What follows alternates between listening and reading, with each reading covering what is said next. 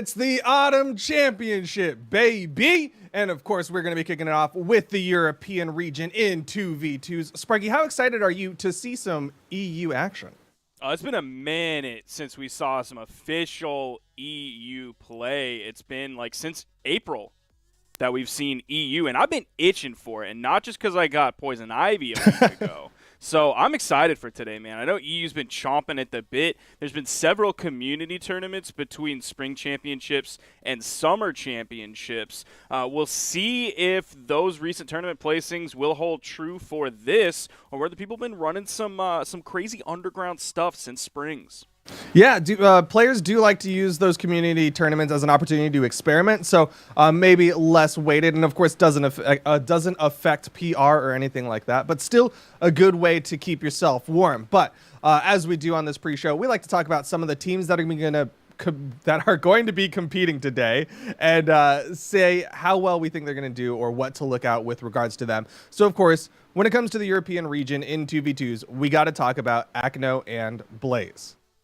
I mean, there's really not much to say about them that we haven't said for week after week, tournament after tournament, because they always seem to come out on top. They're by far probably the most consistent team now. Like, you could maybe say that about Boomy and Sandstorm, but Cody and Phazon kind of work their way in there in terms of the top team in North America. So I think by far Acne and Blaze are the most consistent team in the world, and I know we're all begging for Lance to come back because we want to see how Acne and Blaze match up to the rest of the world.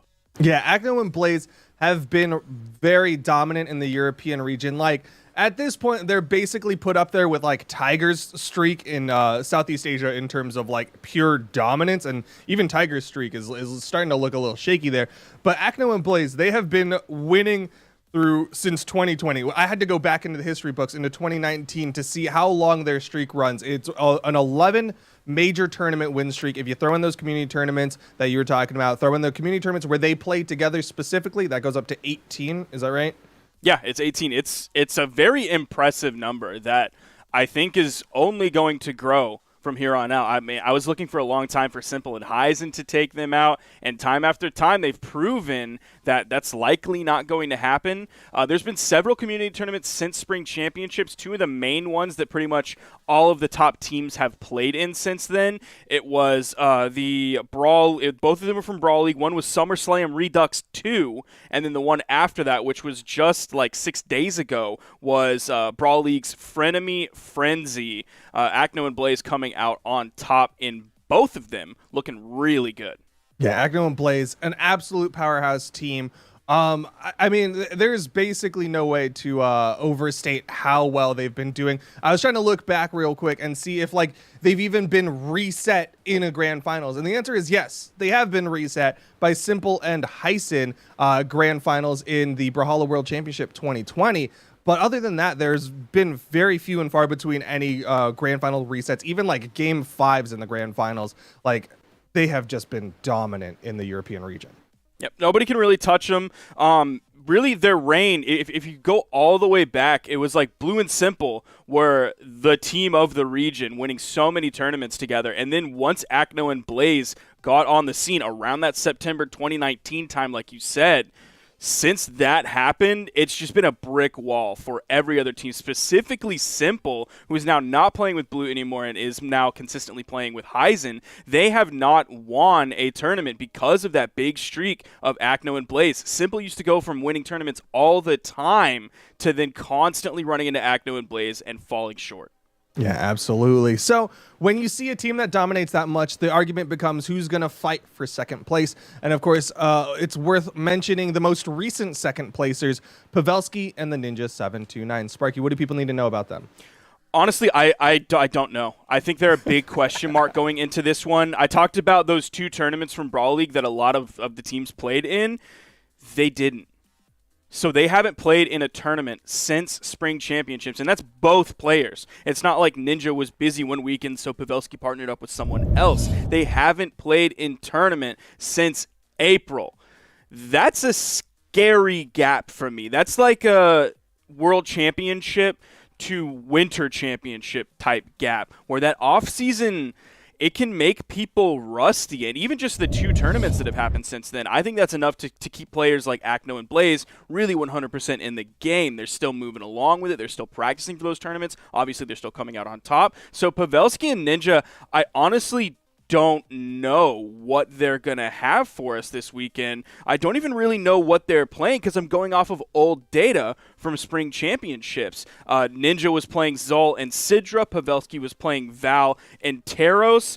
But that's kind of old news at this point. It likely could be that. I expect it to be that. But again, we're going off of old news. So I kind of just have a gut feeling that they're going to play well because they're both incredible players. Yeah, I mean, of course, Pavelski, current EU 1v1 world champion, absolutely powerhouse player. Ninja 729 has been doing great alongside Pavelski. Like, there is kind of, you talked about a lot of shifting in the European region in terms of teammates, and eventually Pavelski and the Ninja 729 wound up together and have been doing really well since they got together. Still haven't taken that gold medal, but still a strong team. And I definitely agree with a lot of the sentiments you put out there, right? Like, it feels like it's been an off season. We haven't seen an EU 2v2 in quite a while. I also agree with the fact that they're kind of a question mark team, even if there wasn't an off season, because if you go back into the books, it's not like they're consistently second place finishing. Instead, if you go back, go to the Winter Championship 2021, you have Heisen and Simple. If you go back to the World Championship, Heisen and Simple. If you go back to the Autumn Championship 2020, Fozy and Machete. If you go back even further, you finally see Pavelski and the Ninja 729 in that silver place spot. But like kind of to your point, it's not like they've been consistently in that second place. Yeah, so we'll see what they have for us this spring championship. Now, one of the teams you did mention that I wanted to move on to was Fozy and Machete. This was a team that has kind of flown under my radar because they've been getting consistently like top 3, but here recently, the storyline that the tournament ultimately boils down to is, can the team in second place beat Acno and Blaze? So personally, for me, that kind of third place finish that Fozy and Machete have gotten now consistently for multiple tournaments in a row, that kind of disappeared from my head because I was more focused on, is somebody going to beat Acno and Blaze? The answer is, so far, no. So Fozy and Machete have played in more tournaments since spring championships than anyone else, and that's one or both of those players have played in more. Now, I think that could be because they're maybe more active in the French Brawlhalla scene, because a lot of the tournament names were like in French, and some of the tournaments were from like the Brawlhalla French League. So I don't know if that's an exclusive group that you need to find your way into, but they have grinded more than any other team since Springs. They have played in 7 tournaments since Springs, and they've gotten top 3 in 6 out of the 8 tournaments that they've played this year together.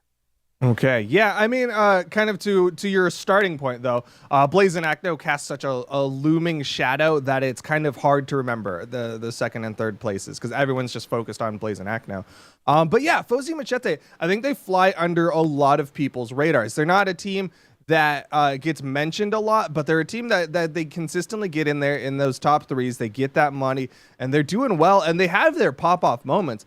But they're not like Pavelski, where it's pop off into a death. It's not like Simple, where it's just like this consistent, just obvious play style that seems to work so incredibly well. It's just like this play style that slips under a lot of people's things. They're also playing not really meta characters, so maybe that's a little bit of it. Like people aren't character identifying with them, but at the same time, you know, Fozy and Machete, like you said, really strong team. Yeah, speaking of their character picks, we're looking at like Machete's pool of Bodvar, Olgrim, Sidra, Koji. You look at one of the common denominators between several of those characters. It's mostly sword, but there is an Olgrim in there, and I'm looking at Fozy to pick likely an Azoth. I think we'll definitely lead with the Azoth, especially now that there's some renewed Azoth fervor from the new skin that's going to be, or that is in the Battle Pass. Yeah. But there's also some Koji in there as well, so we could see the swap to Koji at some point today, but I think we're going to be leading with maybe a Bodvar and Azoth from this team.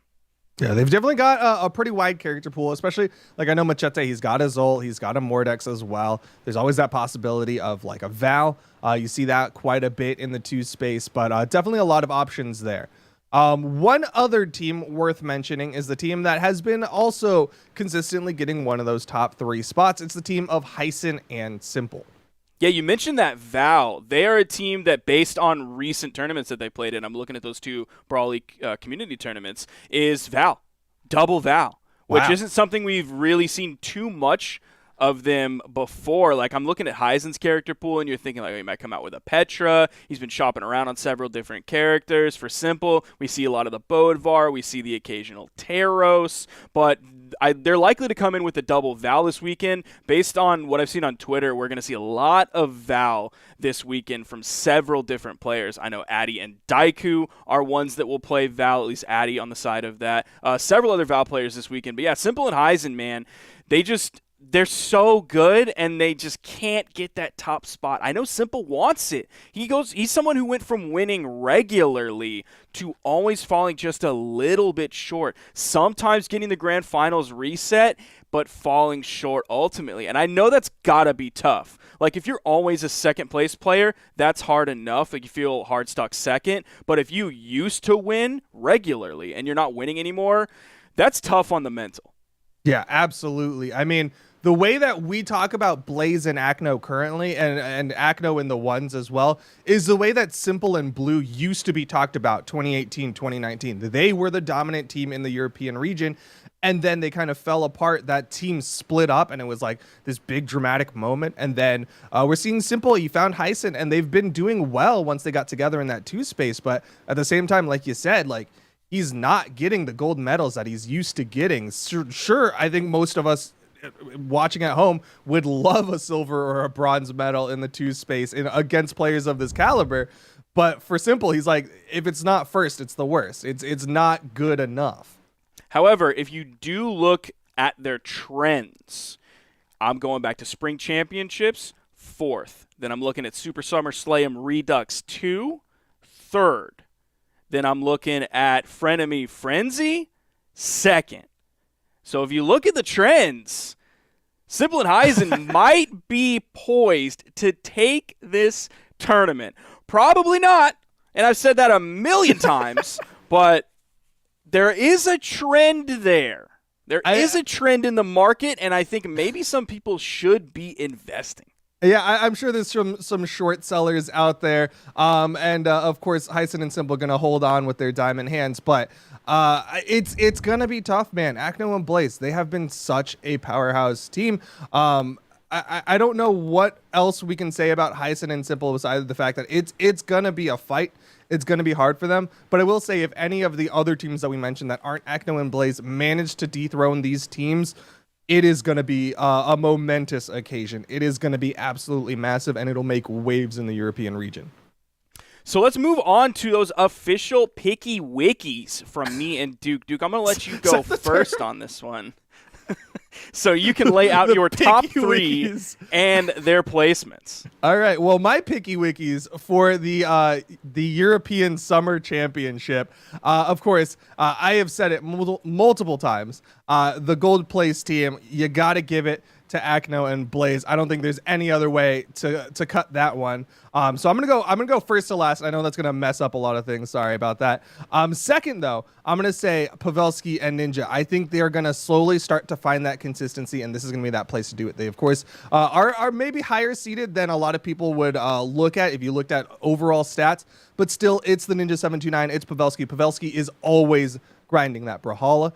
And then in third place, I'm going to give it to Hyson and Simple. I think they're still a really, really strong team, and I think they fly just a little bit higher on the radar than Machete and Fozy for me.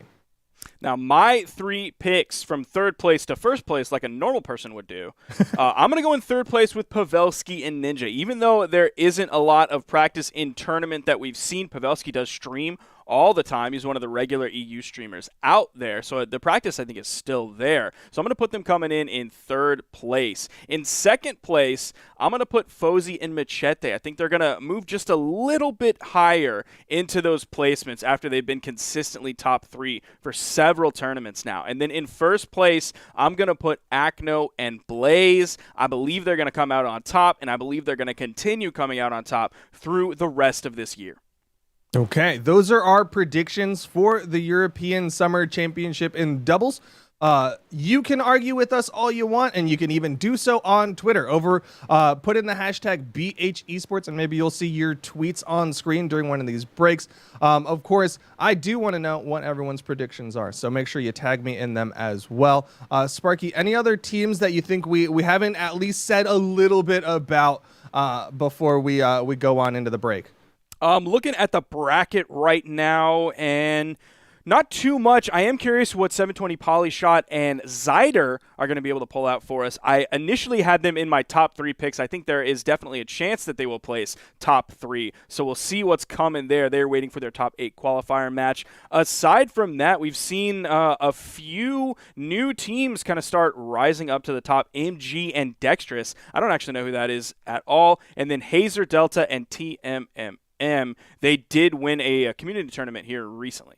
Okay, you can also follow along on that bracket, type !bracket in Twitch chat over at twitch.tv/Brawlhalla. And yeah, kind of to your point, Hazer and Delta and TMM is definitely the standout team so far, considering they got that 3-2 win over Zapapi and Stickia. I'm going to be watching very diligently later on today. But for now, we're going to be taking a short little break, and when we come back, we will be bringing you the Summer Championship for Europe 2v2. Stick around.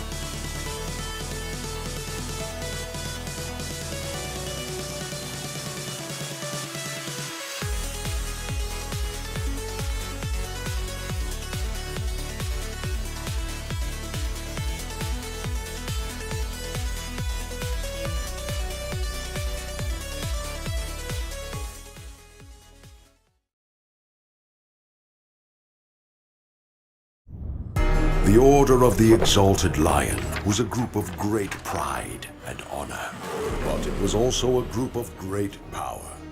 This great power is what caused the fall of the OEL at the hands, well, claws, of Octavius Mordex, thus throwing the world into chaos. Cast into the fires of Helheim, Diana lost herself in the encroaching chaos and was reborn with a fiery vengeance. Monsters are not born, they are created. Octavius Mordex is a self-made man. The silver and red, the last thing many monsters see. What evil has been summoned behind this new form? Azot. It's Azot. On a razor's edge, the Order called upon this infamous hunter. What side of the coin will he end on? And there was a queen who preyed upon the damned. All manner of arcane artifacts came bursting out of the gates of chaos. They weren't very subtle about their headquarters location. Maybe that's why it fell so easily. The pride of the lion roars across the land, even in defeat. The Exalted Lions return in Brawlhalla's Battle Pass Season 4.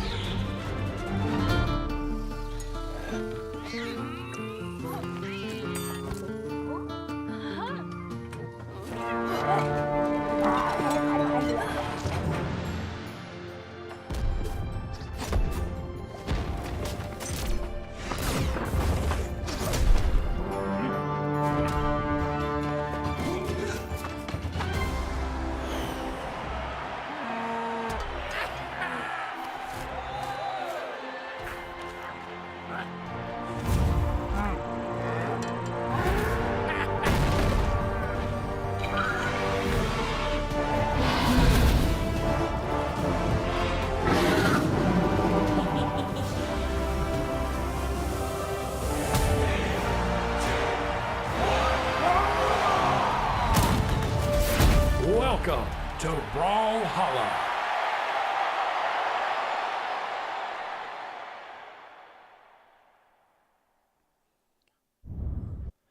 What's up, Brawlhalla? Welcome to the Summer Championship for European doubles. It's going down today. I'm feeling really good about this tournament. Duke, how you feeling about this tournament? You know, I'm excited. I talked a little bit with Sparky earlier. I'm excited just to see some European players. I love some of these European players, so I'm really excited to see what they're going to be doing, who they're going to be playing, because it's been a little while since we've seen some EU too. It's been too long, man, since we've done some competitive European major tournament action, and it's about to go down right now. The battle has been raging on already for like, what, has it been 3 hours, 4 hours now? And we've whittled it down. Thousands of entrants, and now we are down to our top 32 best teams, maybe even a little bit less than that, because some of it has progressed.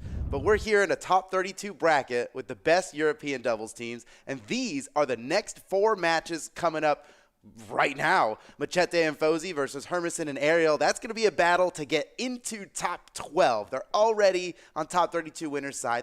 They're top 24 right now already. They'll be battling to get into the top 12. Then Hyson and Simple versus, oh man, Lil Fox and Spyrox. Oh my goodness, that's an old team. Those are some pretty new faces this far down in the bracket. Okay. Yeah. And then Acne and Blaze, the defending champions, the undefeated champs, Can Cheddar and Viper take them down in a huge upset this early on in the bracket? It's not early in the bracket, but I guess for Acne and Blaze, you know, it's pretty much. It's early for them. It's early for them. It's early for them.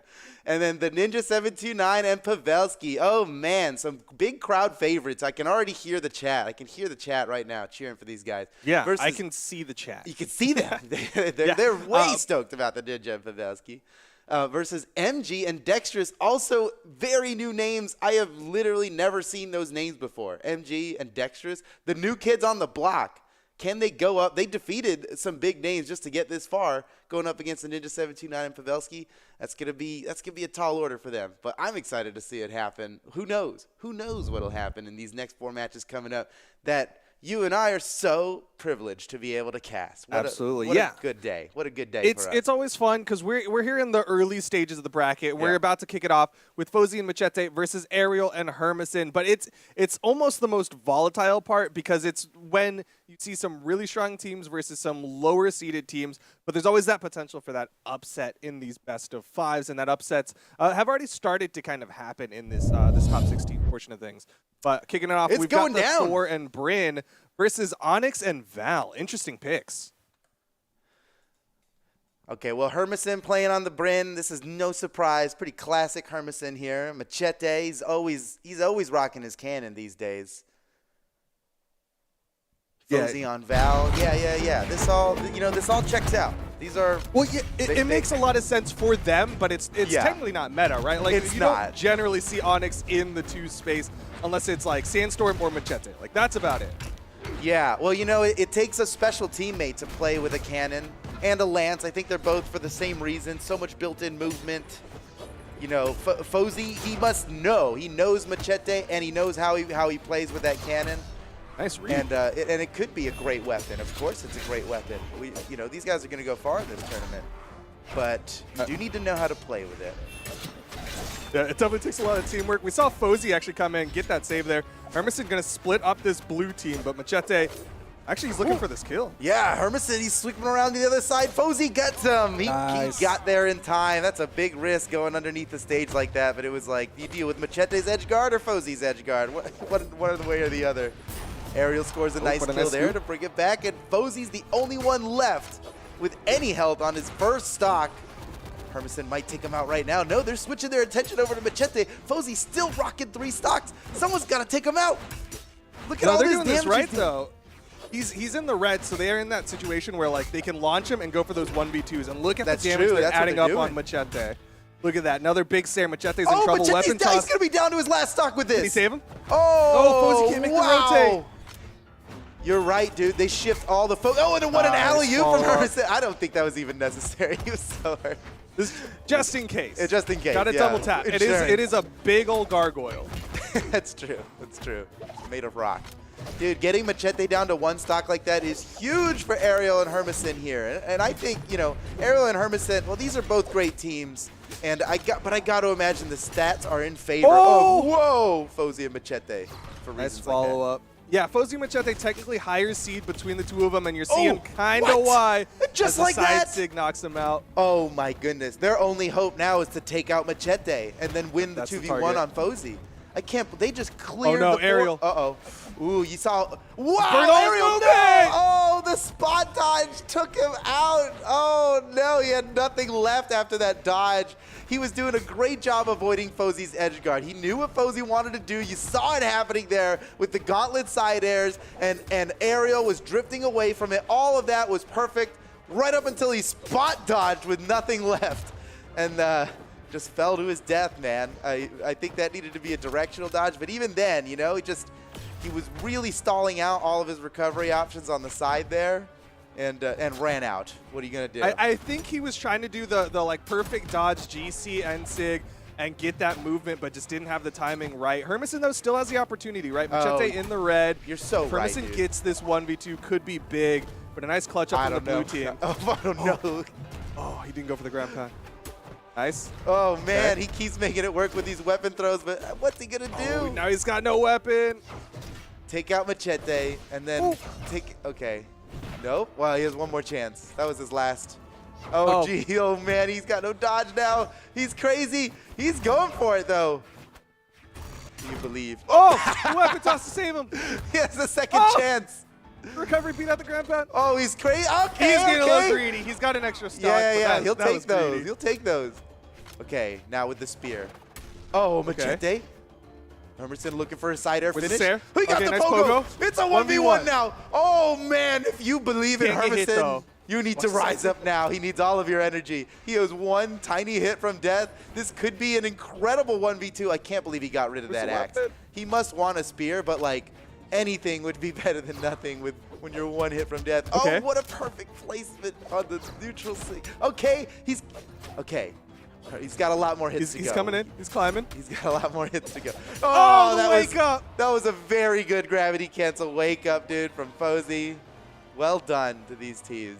Well done to Hermerson. He was trying. Man. He almost yeah, got Hermerson putting out 773 damage. Almost got that 1v2. You got to give credit to the blue team, though, because, like, they got caught in the team combo. You saw, like, there was a moment there where the red team had the lead. Yeah. The blue team was, I like, thought they were stopping donezo. all that. Taking out Machete to his final stock before Fozy even lost one, that's a big deal. But then they equalized, very quickly equalized. That was huge. Wow. And you were totally right about Ariel off stage as the Undertaker, as Thor. That spot dodge, you called it out correctly. That spot dodge was because he was trying to delay that as long as possible and gravity cancel neutral sig because he had the orb. So that's a very Thor play. Yeah, that's classic Thor right Classic there. Thor. But we're into game number 2. A little bit of a character swap coming out from Machete. Wants Yeah. the Bodvar, a little bit more of a standard 2v2 pick. Maybe wasn't really feeling that Cannon Gauntlets. Yeah, maybe not. Although I'm sure the Cannon Gauntlets got him this far. Yeah, I mean, Like, they're that here. wasn't the first time he played Onyx. Oh no! Friendly fire. That actually that's the gonna weapon kill. throw friendly Hermerson, fire. Hermerson. Got the killing blow. And then wait a second. Oh no. This is a tragedy. Okay. Well, a few it's mistakes. still even. Yeah, a little bit of a misstep there, but it's still even. Yeah, they're even on mistakes here. So, okay, nice turnaround from Fozy. He might get the kill on Ariel here. Whoa! Oh, nice fall. Okay, yeah, Slipped that was a underneath pretty it. clever way to avoid it by Ariel. Falling down. Oh, PCM Ariel's in sig. trouble again. What's he gonna do? Oh, you can't No. stall like that. Nope. That was a 2 years ago kind of Yeah. play. You can't stall with the ground pound anymore. Gravity comes in a little earlier. Meanwhile, Hermerson already knocked down to his final stock Yeah. here. Things looking rough for the red team. That swap to the Bodvar, pretty good. Machete and Fozy seem to have total Team control combo. over this, but whoa, a huge team combo from Hermerson and Ariel. They are not done yet. It's time for some big kills on this team. There's the Cider. That might Weapon take him out. tosses. Double weapon throw. He still Oh, he managed to saved him. avoid it. I can't believe it. He was sweat beads, and you gave him just a D-light like a team save. Oh, Nice down man. sig, though. Opportunity here for the red team to go for the power play while Machete's coming back. There's a small glimmer of hope here for Ariel and Hermerson, but it's not looking good, man. Hermerson on his final stock. Fozy's still healthy with all two. Machete. Combo? Might Oh. He just gets back. Yeah, that was kind of an improvised one. They wanted to freestyle a little bit there. Hermerson just read the wrong direction. Still, they're getting good damage. It's just on Hermerson not to fall. Yeah. But he's close to Nice. death here. Weapon throw perfectly placed. Hermerson. That was a beautiful gameplay from Hermerson there. But check this out. Fozy's coming back with a fresh stock. Machete's still living with two. Oh, the spear. And Hermerson, just keep your eye on Hermerson here. He is pivotal to their team's success. Oh, man, and he's doing so well Oh, he went already. for the read. He can make it back. No, he's gone. can't. He's gone. Ariel wasn't there for it. He needed a scoop. He needed a Yeah. down air scoop from Ariel. He didn't. I mean- he didn't know his jumps. He didn't make the call because you I saw didn't- Ariel go for yeah. the neutral light to like lock up Fozy. We but were all still a little opportunity confused about All his right, jumps everyone's on remaining. last stocks. All right, Ariel. This is either play of the game from Ariel or 2-0. Let's see. Uh-oh. Oh, here's the team combo. Oh, Machete jumped a little They too high. expecting DI? No, he just missed the. Okay. Oh, did he? No. Because sometimes people no, do no. that, right? When you get the double. Oh, no, yeah. This time He he's just in jumped too position. high. Ooh, but maybe not geez. practice too much because This Fozy got is caught not by that neutral happening light. here. For Ariel, oh my Oh. goodness. Machete and What? Fozy have the 2v1 gameplay locked down. Did he just GCD light over the sword and light to get the combo? But doesn't matter. Side sig. And that is going to be game number 2, going the way of Fozy and Machete. Game 2. 2-0. Ariel and Hermison need to win 3 games in a row to come away with a W here. I mean, this is the team. Yeah, dude, do you remember BCX 2019? Do you remember how far Ariel and Hermison went at the They time? were like the the biggest surprise tournament? hit. When they had all that pressure on them, they were able to pull it off. I think they can pull it off now. Fozy has also switched his legend now to Koji Bodvar. Still has the sword. I mean, he was having no problems with Val, but I guess Koji, you know? Keep them on their toes. Just when they figured out Val, now I'm Koji. The swap to the Bodvar definitely worked for the blue team, so maybe they're just trying to swap and just win harder. It is weird to swap on win, though. Yeah, yeah. I mean, we've seen good tactical use of that, you know, and you still have to show your, even though you're swapping, since you won, you have to show your legend first, and they get the opportunity to pick off of that. But I think they knew these guys weren't swapping their picks no matter what. Oh, the first kill already for Ariel, and he's barely taking any damage. They might get Hermison right here. Oh, he was in the sweat beads. That was his best chance. Machete's still alive. They got the desync now. Machete's so damaged that just like a stomp Sair puts him off, and then you just go for the team combo, right? And a kill from Hermison. Oh, man. Oh, Hermison's on fire. Oh, my gosh. What a turnaround. These guys have completely turned this around. I'm not ready to call it a win yet, though. We've seen what happens. We've seen Machete make this comeback. Yeah. Red team split. Ariel can't go to save him. Oh, he got the touch. Okay. Ooh, stage spikes. And Ariel might fall here. Yep, that down air will guarantee it. Perfect down air. Still looking all right for the red team. It is looking all right. But that's all right. You got to, yeah, I don't know. It turns around quick. Oh, man. Oh, my goodness. Fozy and Machete are really on their game, dude. Even though they, like, got slapped around in the first few minutes of this game, they have really tightened things up, and they're always looking good, man. Oh, Ariel was going for that follow-up. Oh, that's huge. Oh, my goodness. Nice. And then Hermison comes in with the, oh, my God, they are going off right now. Fozy is almost dead. I think Hermison might be able to take him out right here. Okay. A little bit Ejection seat Ariel out of that one. Nice side air. Puts Fozy off stage. They're looking for the kill. Oh, they really want the kill on Fozy, man. And that is the win condition right here. He's got 1 stock left. Oh, no, Hermison. He'll be fine. He can make it through that. And her Ariel gets away with the sidelight side air. He's still going. Fozy almost down. Hermison's off on the side. Just keep your eye on Fozy here. If he survives, they have a chance. All right, if they take Hermison. him out, there's no way. Fozy Good desperately movement. trying to stay. Oh, look Good at the movement.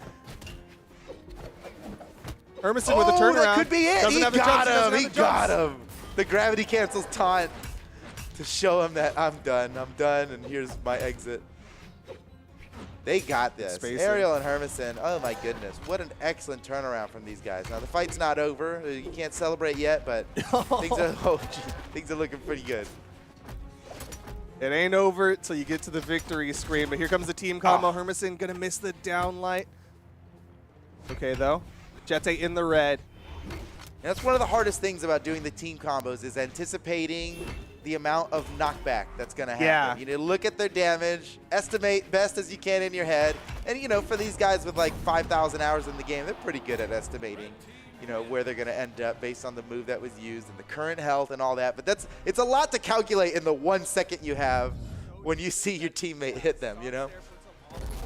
All right, Fozy gonna make the swap over to the Azoth. I definitely expected a swap, considering Fozy put out less than 300 damage on the Koji, but not I to didn't Azoth. expect a swap to Azoth. Yeah, I thought he was gonna just go, all right, you got one. We'll go back to the Val. But I guess Fozy's having a little bit of fun right now. I don't know. He will, if they lose again, he will go back to Val. I think. 100%. That's my prediction. Is that a burrito bet prediction already? What? No, I'm not. I can't put a burrito bet solely on the decision of one. He's gonna collusion. You know, On a Fozy, character he's pick. listening now. He'll sabotage Fozy, my I didn't burrito. eat breakfast. All right, help me out. A breakfast burrito bet. Oh, it's a whole different edition. Georgia, help me out here. Game 4, though. Hermison and Ariel versus Fozy and Machete. Fozy and Machete making a lot of character swaps. Meanwhile, Ariel and Hermison, like, they've got their picks. They're sticking with it, and they're just making game-to-game adjustments. I respect that. They know it's going to work for them. Let's go, You know, and it Hermison. comes Let's go, down to the Hermison. gameplay. Wow! Oh. Hermison got a sweet kill there, but then Machete came back for the vengeance KO. I mean, that was perfect.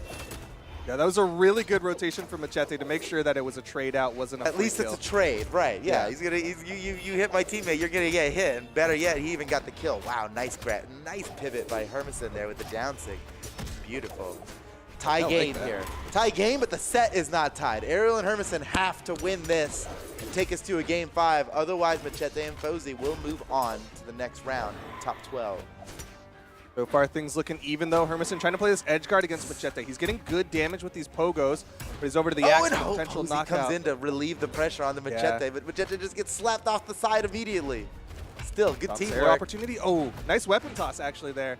Trying to stop the oh launch. no! Oh, he's going to get the team kill. Friendly Weapon fire. toss. Oh, and that leads to a wipe. Uh-oh. Ariel and Hermison now taking the lead, but this is a it's not as obvious of a lead as it might seem, right? Hermison's down there in orange on his second stock. There goes Ariel now on his second stock. If they get a quick turnaround here on Hermison with the power play, it'll just be even, just like that. Yeah, but Hermison is fighting in this power play. Yeah. Ariel's coming back in, finally picks up a weapon. Nice. Hammer in hand. They've got Machete on the launch right. Again, he's in that red position. And Oh, he Hermison got wants him. the kill. Hermison. My goodness, his pogos are so on pogos. point today.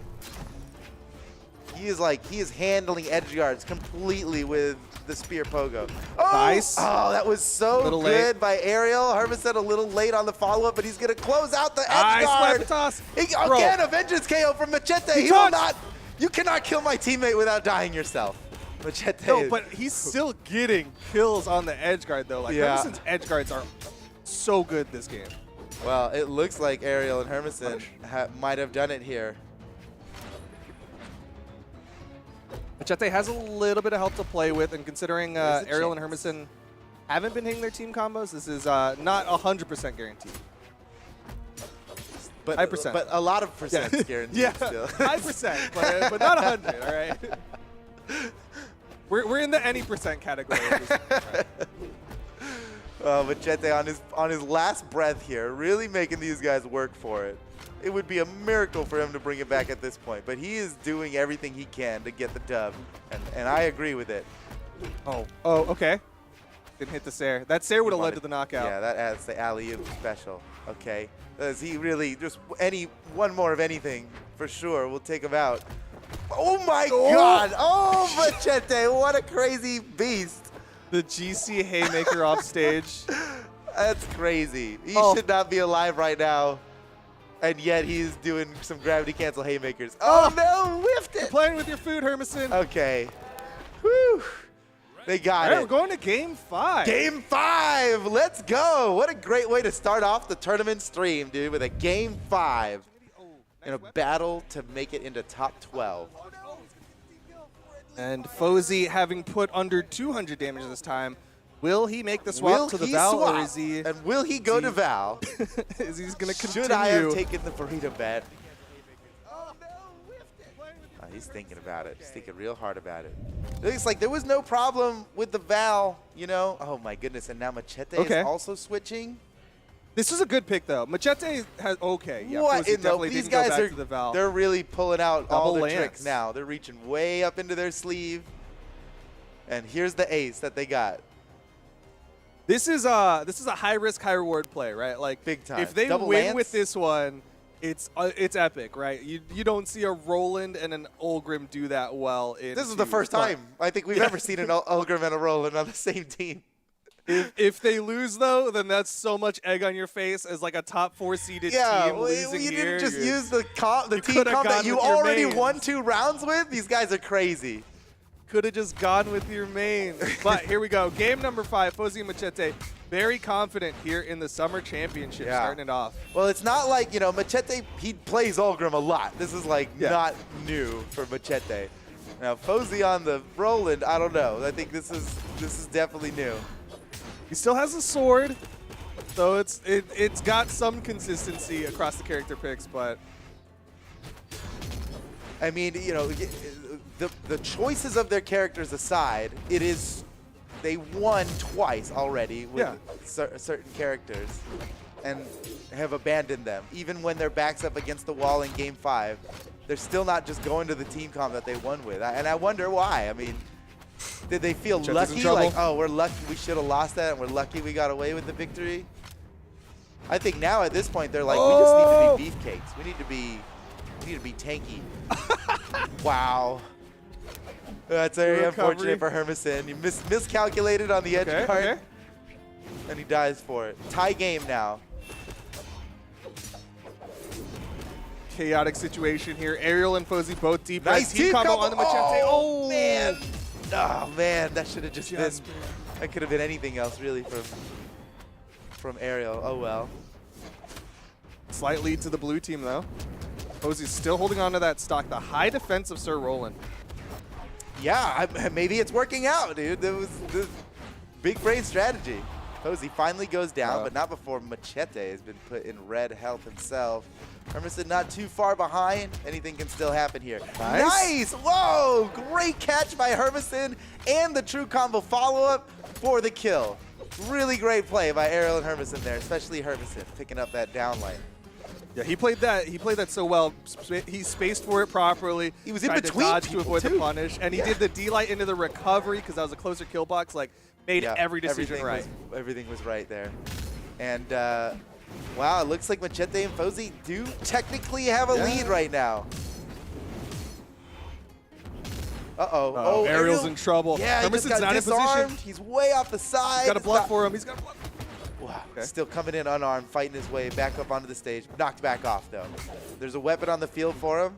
Nobody's grabbing it. Ariel can grab it. There we go. He's got the hammer. N6. It's cider. That's huge. Machete's in trouble. The weapon thrown to finish him off. Weapon toss. Gonna help him. Oh. Okay, just pummeled up. Oh, Machete's out. I thought he had another stock. Oh, man. It's all on Fozy now. We might be seeing the reverse 3-0 from Ariel and Hermison. They heard Sparky put him on his predictions. They knew. Yeah, now they have to Fozy's try. gonna fall. Ariel now has 2 stocks left. Fozy with 1, Hermison with 1, and Fozy on the Sir Roland. He's gonna get a 1. All right. Good start here for Fozy. Then just the take out lanes. Hermison, and it's a simple 1v1. No problem. Uh-oh. Oh, that's going to DI. Yep. Ariel, he ran out of... Okay, they try again. Oh, man. They have not practiced their team combos. Oh, no. Wait a second. Do Hermison's not gotta be count careful. Fozy out, dude. We cannot count Fozy out. Oh, Hermison. Don't let him get it! Wait a second. Okay, it's a 1v1. Ariel does have a health advantage here, but not by that much. It is possible for Fozy to bring this back. What an epic 1v2 it would be. Okay, scoop up. Trying to guard the weapon. Nice neutral light. Okay, Great swap. pivot. Now he steals the weapon after pushing him out. That's so good. Fozy getting closer and closer to red. There's a weapon on the field. Fozy punching him away. Grabs the weapon. What's he going to do now with the sword? Oh, this is getting a little too close for comfort here. Ariel's got to be sweating right now. He's got to be sweating. He's in red. It's anybody's game now. Oh, my goodness. The pressure that Ariel must be feeling right now. They had the game in the bag. Fozy is now bringing it back. Oh, my goodness. No way. Denying weapons. Sword in hand. All right, soft punish. It's going to come down to the last hit. How appropriate. Justicaire. The last hit. Justicaire. Ariel, wait a second. Fozy can still make it move back. it. Don't get too greedy. Oh, Ariel's gonna oh my God, I can't believe it. Fozy and Machete have brought it back. What an insane 1v2 by Fozy. He was down. Oh my gosh, I can't believe it. 1. I can't believe it, Duke. Oh What a my gosh. 300% sale. Fozy gonna get the cleanup and win it out. But what a nail biter. Like, Fozy's probably got a big old goofy smile because he knows he got away with that one. That was a thief in the night. I can't but believe man. it. I can't I it, dude. I am beside myself. You're upset for them. I'm upset for them. Yeah, Ariel and Hermison, they really goofed that one up, dude, at the end. There's no other way to put it. Oh, man. Oh, that's incredible. The plan paid off. We were criticizing the Roland pick, and it turns out that that's what got them the dub. 880 damage from Fozy in that last game. High defense and had a sword. That was basically all Fozy needed. Fozy was always doing great with the sword. Just give him more tank points. Give him more armor. And he got the win. Oh, my goodness. I can't believe it. Down to the last hit in Game 5. What an awesome play. But boy, that's a heartbreaker. You know, my heart goes out to Ariel and Hermison. They're good guys. I wanted to see them win. Yeah, I mean Hermison's great. You know, if you go back and watch some of those videos with them, I love Hermison. But yeah, I mean they're all great guys, and unfortunately, you know, not everyone can win in a tournament.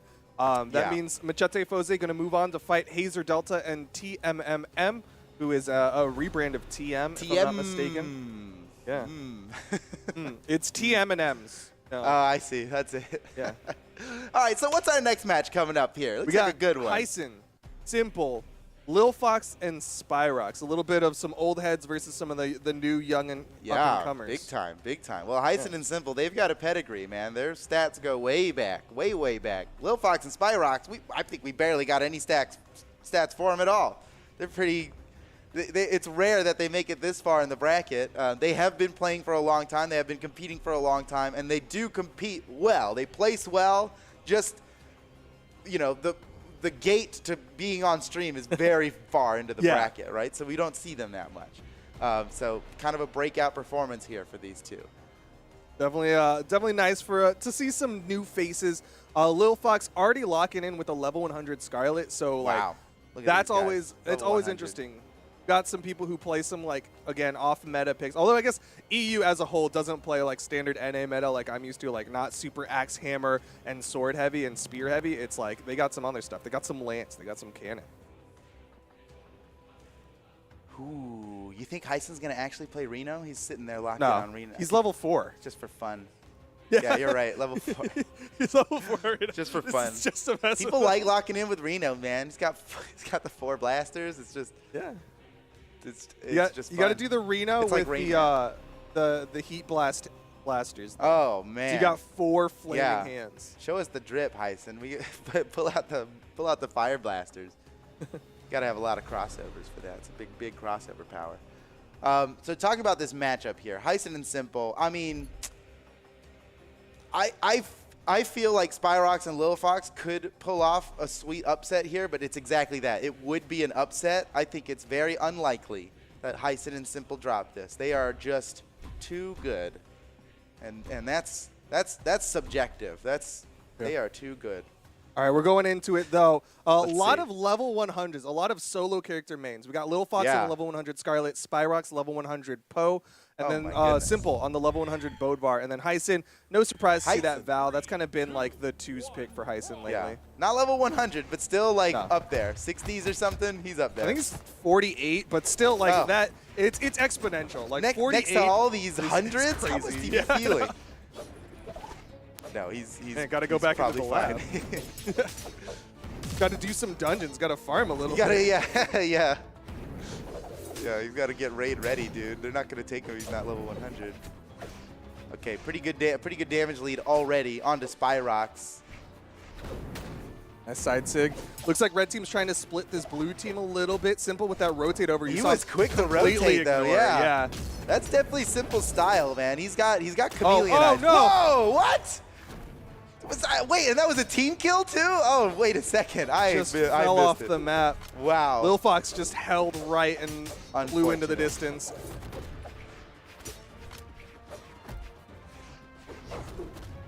All right, though, still have some chances here. Hyson getting close to that kill percent. Oh, but a nice side sig to chase him down. Oh my goodness, Lil Fox is in trouble. That's brutal. He's down. Yeah, oh my goodness, that was so good by Hyson. I mean, those guys were running away, and he used the one signature that like catches people running away. That was the perfect sig for that. They're in trouble, man. Simple barely even been touched. He's gonna get through this match and barely get hurt. Spyrox does get the ground pound on Hyson, so it's not going to be a 6 stock at the very least. But yeah, there's definitely an uphill climb for Spyrox and Lil Fox. Quite the uphill climb. It's like a cliff. They're like, they don't even have gloves or ropes or anything. They're climbing up the side of a cliff right now trying to beat these guys. There are those pictures of people like on the side of a mountain just following a path that's an inch wide. Yeah, that's Spyrox right now. Oh my God. Oh, wow. Woo, okay. I got that team combo practice. This is a good one here. Don't get hit by a neutral light. Simple and Hyson come ready, dude. Don't get hit by a neutral light. Spyrox knows what to be worried about here. The platform came up and screwed him up. Couldn't get in position. That was actually a good, like, he was on the corner, so it was really hard to position for that. That was the neutral light. Simple doesn't want to get hit anymore. He's like, I want this definitely stock. going to have 3 stocks at the end of this, but he doesn't even want to be, like, red. They've done, like, no damage to Spyrox. I'm confused, honestly. It looks like they're desynced the way that they're fighting this right now. They super want the neutral light team combo. Like, they're only going for the I team think combo. you're right, dude. I think you're right. They are actually dragging this out we to have get the 5 combo. stocks to play with. Let's But just get this team combo. Oh, here we go. Here we go. All right, what you got? What's the follow-up? Oh, Simple missed the killing blow. His mom. Oh, they're suiciding out of shame. They're suiciding. Yeah. That's the all right, penance all they have right. to pay. It's time to. Oh, wait a second. Oh, that would have been such justice Letting for him get away Spyrox. with that. All right, he's 2 damage for a crazy combo now. Now they're just looking for the finishing blow. Oh. With Spyrox, he's too slippery. All right, nice hit. Finally, that match was over for a while. It was definitely Simple and Hyson extending that one a little bit. Wanted a highlight play, but unfortunately didn't quite lead to the knockout. We'll see the adjust come out from Lil Fox, though, because Lil Fox got taken out very fast.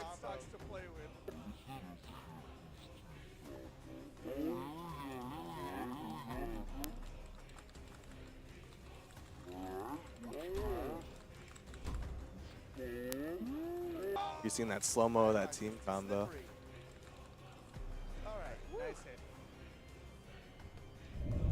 All right, map's getting banned out a little bit here. Shipwreck, Great Hall, and Small Enigma. It's gonna be Shipwreck.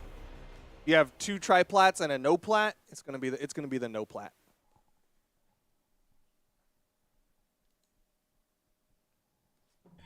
All right, here we go. Game number 2, Hyson and Simple versus Lil Fox and Spyrox. Okay, we got to forget about that last one, right? Lil Fox and Spyrox, they just, something happened, you know, the computer broke, I don't know, you know, the keys got stuck.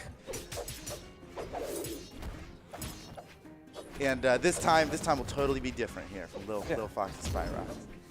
Well, so far not too different. Spyrox taking quite a bit of damage. This Simple is, again. Yeah, Great if rotates. you had any doubts about how good. Oh my god, he's what a dead. D-sig. He's dead. Yep. Oh my god, that was so good. What a trade quick out? kill. Simple. And again, Simple's not even getting hurt. Like he is fighting. He fights in a different weight class than these guys. Holy cow. All right, But now's their Hyson chance. is gonna Oh, get this is here's huge. a team This is combo. huge. What a team combo. Oh, Lil Fox missed the That was a killing blow. misinput. Still great damage. That was a misinput. That should have been an end sig, but the side sig came. Or maybe a down. I don't know. It should have been something other than the side sig there. It was pixels away. Yeah. Okay, they got Spyrox down, and Simple still has all 3 stocks. But I gotta say, Spyrox, Lil Fox doing a great job bringing it back and staying in this match close. here. Still gotta be careful with Lil Fox. They got such an early kill on Lil Fox that even with as good as they're doing, Lil Fox is playing from way behind. And now disarmed. Lil Fox looking for a weapon. There it is, the lance against Simple. Nice. What? Simple. Great pickup. We thought he was unkillable, but even he can lose a stock. Hyson gets the Lil Fox, he's down. He knows it. We couldn't survive the edge guard. Spyrox trying to slide past everything. Oh, but Hyson, didn't get that's the wall pretty. There's no touch. way he makes it back from that. That was so good. Hyson like swooped in there with the side air at just the right time. So Spyrox, he couldn't even touch the wall. He didn't get a wall touch. That's all it took. All right, last stocks here for Spyrox and Lil Fox. Nice big stairs coming out from Lil Fox. Lil Fox, what? Went too but, deep, though. But Posey just, I mean, not Posey, he was playing bad last time. Hyson just comes in and finishes him off. What a really good play from Lil Fox and an overall just much better performance from this team. Still not enough to take these juggernauts out. But they made them hurt, and I think they're going to remember that. The fact that it went from what would have been a 5-stock to what is looking like a 2-stock here is a pretty good switch. Yeah. Yeah, major improvements. for Spyrox and Lil Fox. Still a ways to go. And I don't think Simple and Heisen are going to take it any easier on him. Okay. In fact, it'll just get harder. Yeah.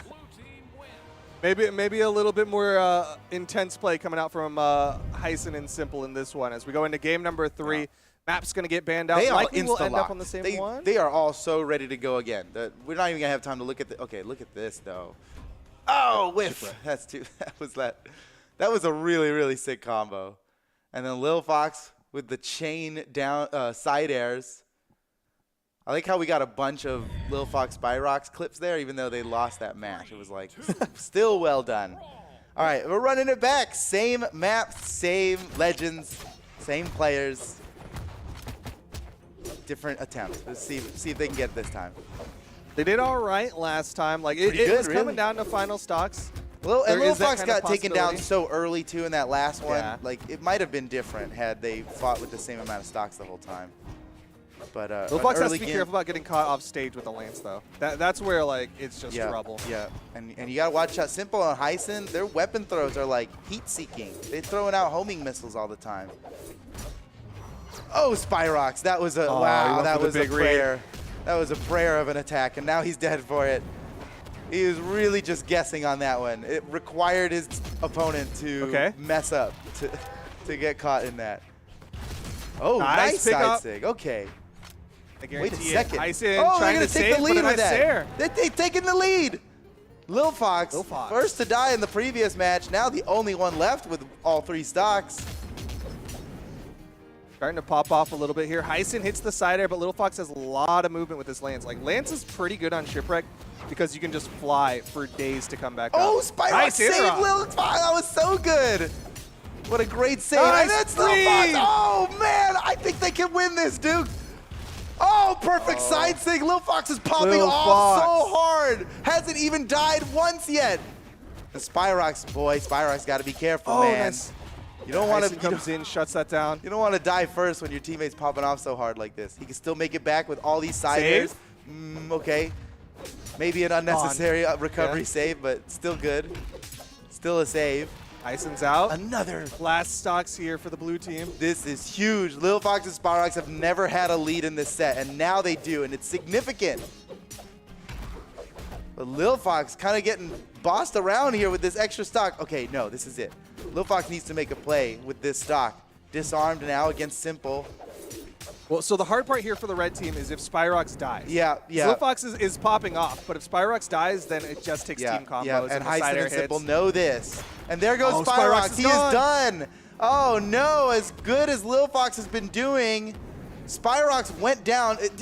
Really didn't do anything on that last stock. I mean, Heisen and Simple, they've barely taken any damage here. We needed more. We needed more from Spyrox there on that last game. But put all your chips on Lil Fox here, maybe. D-Light into the recovery. Lil Fox is going to be down onto the final stock here. This is no bueno, dude. No bueno. Tough. Always tough, especially when you pop off so hard in the first one. Like the first, your first stock, you get 3 kills on Heisen and Simple, and you're like, oh man, now I'm in a 1v2. Oh, he's going. He's going. Oh, what in the world? He took him out, and now it's a 1v1 against Heisen. A difficult 1v1 to win, but definitely possible. Wait a second. He's still got the recovery. Nice. Touched. Woo. Great job holding it to the very end there. Heisen didn't have the weapon. Toss it down. Sick. Lil Fox. They did it. Lil Fox and Spyrox have taken a game off of Heisen and Simple, one of the greatest teams in Europe. GG. GG. That is a good game as it is defined. That is a good game. Holy cow. What a pickup from Lil Fox on that one. Got all 6 Look at this KOs. right here. This is huge. This play with the gravity cancel neutral sig finish, and then he goes on to win. And you know what? This 1v1 could have gone on a lot longer, but that was a sweet play right there by Lil Fox. A great down sig. That was he's playing it so right. And here we are now. Heisen and Simple have banned out all but 3 maps, and Spyrox has chosen to go on Mammoth Fortress with what was remaining. Game 4 now? Yeah, game 4. Yep, Heisen game and 4. Simple are up by 2, which means they just need to win 1 more to take the set. Lil Fox and Spyrox, can they win 2 more times? 2 more times. Let's get that, but 2 more times. Well, it's going to be tough. Lil Fox, I don't know if he can do another 6 stock off this blue team. Spyrox might have to put a little bit more, but man, Lil Fox already starting off big. Got a nice ground pound on a Hyson. And Didn't Spyrox quite got lead to the knockout. This is looking good, man. Okay, let's not get too excited now. This is Hyson and simple, you know. We can't Count him out. Oh, no, Lil Fox. Oh, Lil Fox is in trouble. Whoa, Oh, good okay. movement. That could have been the end. Uh-oh. Oh, in trouble Again? once again.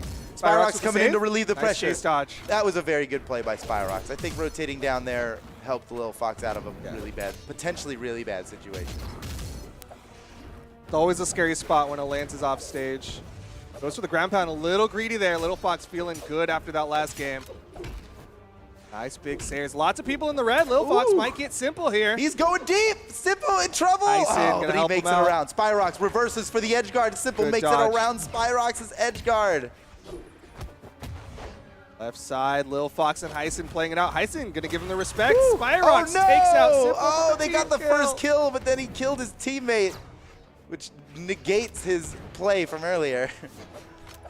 Still tie game. Lil Fox and Spyrox have got a chance here.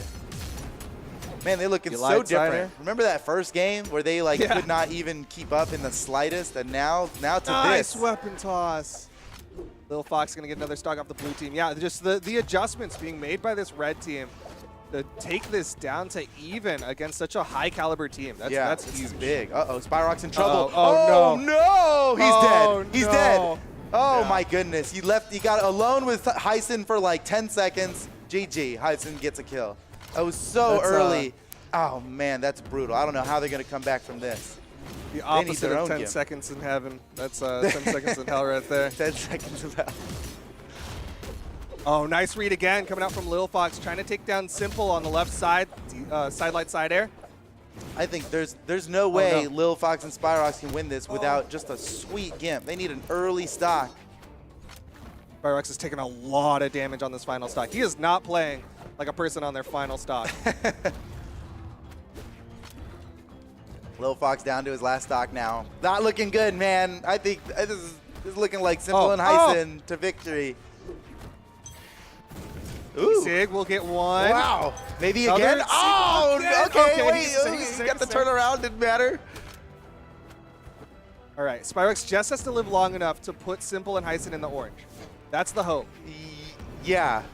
Like that's Yeah. bare It minimum really for, requires a good this option. requires Spyrox to play just not. I don't know. It's not enough to make no mistakes. We need no mistakes plus epic pop off.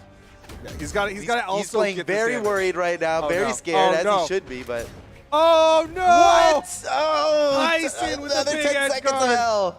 You just can't leave Hyson alone with your buddy edge guarded. Don't leave your teammate alone with Hyson in the room. Yeah, it's not going to work out not well. Worth it.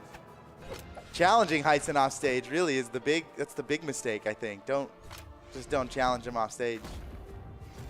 Nice recovery. GG, Hyson and Simple take the victory, take the whole set away from Spyrox and Lil Fox, but we gotta say, well fought by Spyrox and Lil Fox. I think they popped off, and definitely Lil Fox had some pretty glorious moments, some clippable moments.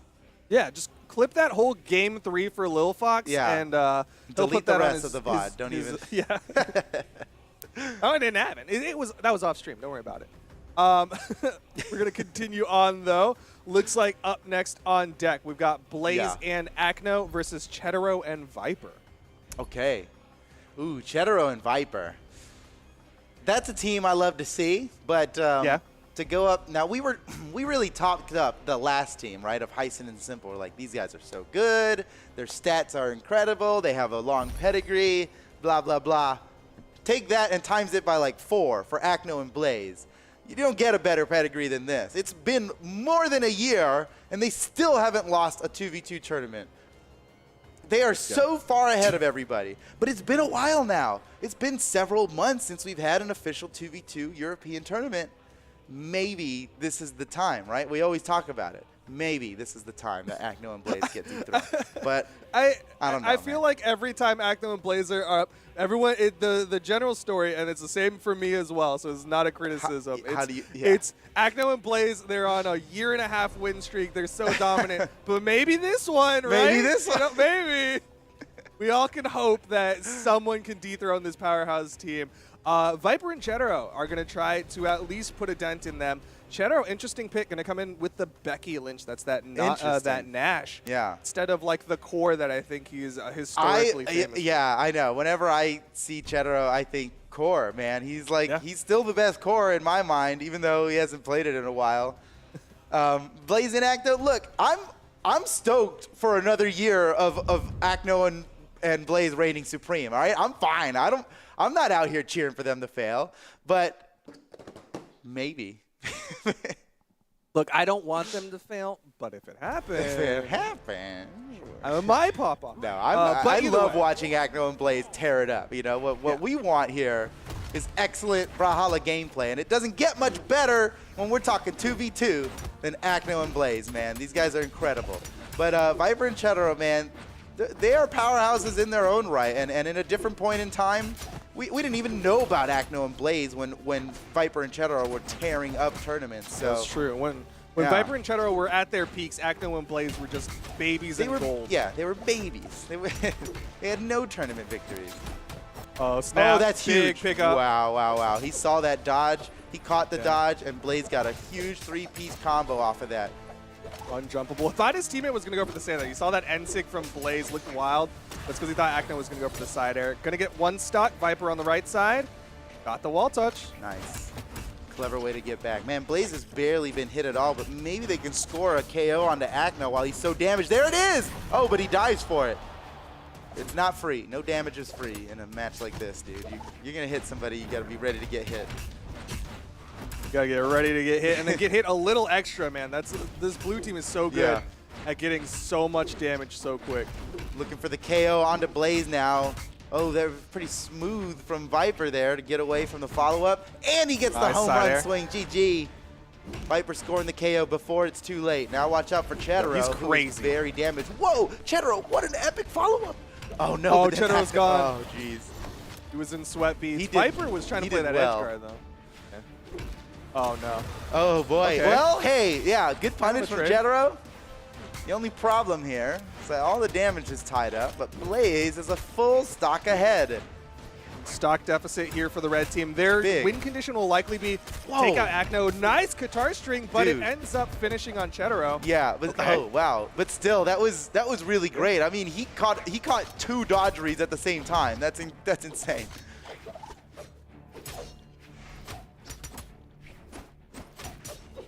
Not Blaze looking trying good. to keep them away from Acno. Red team knows they need to get Woo! Acno off. Oh, Nice what a side punish. sig. Big punish from Cheddar, man. He comes in with the SIGs when it is appropriate, and it Oh, was no. certainly appropriate. Now down to Cheddar low. Oh, before I could even say it, the match is over. GG. Blaze and Acno win. Well, the match isn't over. That was just game 1, and this is the Game 1. best of 5. Definitely closer than a lot of people would have expected, given the pedigree of Blaze and Acno. Dude, that was crazy. I mean, it is Blaze and Acno. You know, what do you expect? But that play from Acno right there to take out Viper early with the gravity cancel downlight recovery way up in the sky, that was pro. That was pro and really, I mean, the tide was already in their favor, so it didn't turn the tides, but it really amplified the tides. Like the moon got lower to the ocean and it started crashing. It All made, right. it made sure that the tides didn't go the other direction. Yeah. It was just, it stayed high tide. But here we go. Cheddar going to make the swap over to the Bryn. Yeah. A little bit more standard pick for Cheddar in this 2 space alongside Viper. They like the double axe. Yeah, I mean, it's good. It's always good. Cannot deny. Still, I'll pop off when Cheddar swaps the core, man. I don't. I think he's probably like, stop talking about. I haven't played core in like 2 years. played Shut it like up. years. Oh, nice what edge early guard, though. He's actually KO. gonna Okay, take out Cheddar, Acno. you play whatever you want, bro. You're just gimping Acno like that. Oh my goodness. He got such an early stock on the Acno. Cheddar's a beast. Oh, and he's still going. The double downlight. Blaze had to come in and save Acno. Oh, but Cheddar ate that He grab, can make but he it. still got jumps. Nice. He not only did he make it back, he got nice. away from an imminent edge guard, and he's still going. Oh, whoa, whoa, Uh-oh. what? Oh my gosh, so they had good. everything going for them. And then Psych Acno takes both of them out with 2 perfectly placed down sigs. Unbelievable.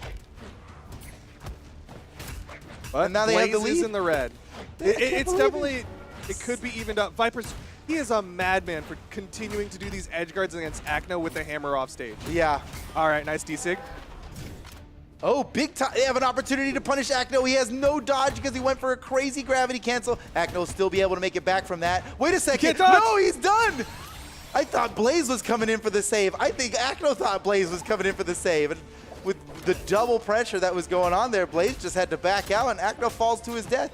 Even with the huge turnaround from Acno before, once again, Viper and Cheddar have a lead. They might be able to push this into a dub. They got to hold these stocks. Oh, Oh, no. and that Friendly recovery fire. was a little bit scary. Good dodge No! through. Oh, again, my, the friendly they keep fire. messing up. They keep getting the lead and then messing up. Okay. It's Not over okay. yet. You're right. Acno It is getting into okay. that kill percent. Nice end sig. That's how far ahead they are. Is that even that team Okay. kill? It's going to be a Acno's nice out. alley-oop. Oh! GG. Okay, wait, no, it's not over yet. Watch out for the Blaze This is 1v2, Blaze. but really good job by Viper and Cheddar.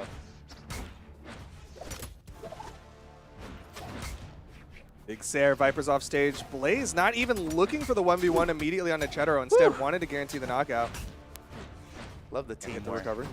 Viper and Cheddar, this is great. We've seen Blaze come away with some big 2v1 Okay, victories. nice stare. So we cannot celebrate here. And Cheddar Ain't and over Viper, till it's they're over. not playing like it's over either. I think you gotta respect what Blaze is capable of. Nice. Whoa, going up there for it. GG. Tying up the set now, 1-1. We're going right on into game number 3. Blaze and Acno. Didn't quite see if Acno made the character swap, but he didn't do that much damage. Might just try to ban out Apocalypse or just play a little bit safer in this one. Yeah. Oh no, they're leaving Apocalypse.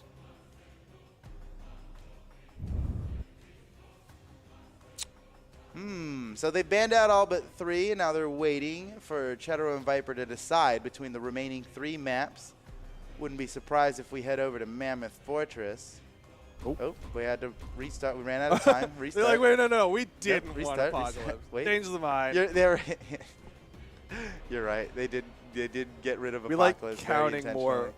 1 platform, 2 platform, 3 platforms. Miami Dome. Okay. All right. I think this is a really good play here.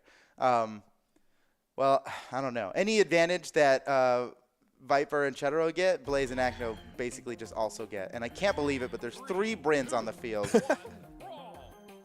Yeah, I was like, I feel like Acno wouldn't make the swap, but also, I mean, he's level 100 on the Bodvar. It wouldn't be that crazy to stick with it. Yeah, dude, Acno can play anything. I think it is not fair to ever criticize Acno's decision to play a legend because he's so good on he's proven it. He's won tournaments on all kinds of legends. He's swapped around all over the place, taking out the best players. So, you know, yeah, if you're thinking Bryn Acno, let's see it. Let's see Bryn. But yeah. I gotta say, Viper Nice. has got Good the rotate. best side sig for this map. He could take somebody out at yellow if he finds it, if he lands it in the right place. They did get the stock off of Blaze, but man, Acno's playing this edge guard really well. Acno with a swap to the Bryn is taking so much less damage. Yeah, and Blaze is already down a stock. This is big. Oh, Well, it nice could still pick up go with the either side way. sig. Yeah, good side Definitely sig, not not upper. enough for the kill. Oh, edge guard. Wow. Viper hitting those stairs. He's really giving it to him down there. All right, this could turn around in a second, though. With Viper and Cheddar both deep in the red, they could just get knocked out by the same move or immediately after each other. And then what looks like a lead turns into a deficit once again. But check this out, man. Blaze is in red now on the second side. Nice I think they're going to take him out. Oh, my gosh. Look at the score. Okay, Blaze down to his final stock. This is unusual. Acno's going to get taken out. There's still 5 stocks left on this red team. Cheddar still on the first one. You see Blaze running to the edge, wants to make sure he doesn't get Yeah. caught because he knows he's on his final stock. All right, Acne slaps Cheddar off, and now Cheddar Oh my is God, down to his Viper. second stock finally. Still a one-stock lead in favor of Viper and Cheddar. And maybe they can take Blaze out early here. Like, Cheddar has no fear fighting against Acne, man. Doesn't care about his 20 billion tournament victories. Yeah. He's just diving in on him, and he's winning the engagements a lot. That's Cheddar, man. He's always been top tier. Oh, snap. Whoa, Acne. he was one hit away. Oh, man, he good avoids dodge through the dare. that would have been death, Acne's but it was a trouble. perfect dodge. He's got no weapon. He's still playing this out. Went for Wow, a dare there. Cheddar. What? Oh, Blaze! The team hit, but Acno's got movement. Oh, Top of the Blaze! map. Oh, my God. That was so close. What? Oh! Still not a kill? Okay, got Oh, one. my goodness. If they Not manage to count turn as this around, even. there's no way, right? They can't turn this around right now. Nice pickup from Acno. Read the dodge. Acno's popping off. Team combo with the axes.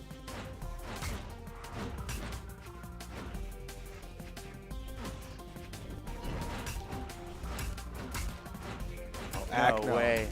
Blaze is playing this so right. Oh, watch out, Blaze. Watch out, Blaze. Dodge, dodge, dodge, dodge. good dodge, Avoid, good avoid. dodge. Evasion, evasion. Oh, man. big He dare. can't run anymore. But Acno comes in and Oh! relieves the pressure. Blaze still tied. Mispositioned. Just missed that recovery. Okay, Okay, 2v1. now this is a- Viper in the red. Yeah, this is a 1v2 Acno could certainly win. And I think Viper and Cheddar will know it. They are very much respecting what Acno is capable of right now. Get I like the hits in. positioning for that one. It's all the way Cheddar was playing on the soft platform, Viper on the ground, but Yeah. further back. Like they're just trying to cover. Yeah. Go for the safe hits. They're covering lanes. I go top, you go bot. Yeah. Uh-oh. Playing it like a MOBA. Nice big Sair. Viper and GG. Cheddar gonna go up on the World Championship EU team. Like Yep. that is nice. Yep, that's really big. Up in the set, dude. Like, it's 2-1. Like, Cheddar and Viper just need to win one more game, Look at the swap. and they'll take the set. They'll send Acno and Blaze down to losers. Might be the earliest they've ever been to losers. No. I think it's happened once before, and I said the same thing. Going right back to Miami Dome, except this time Blaze is playing Taros, which is Yeah, a he's making very the swap. Miami Dome. That's a great pick for Miami Dome, I think. I mean, you got the both neutral SIGs are going to score you early kills if you can land it in the right place.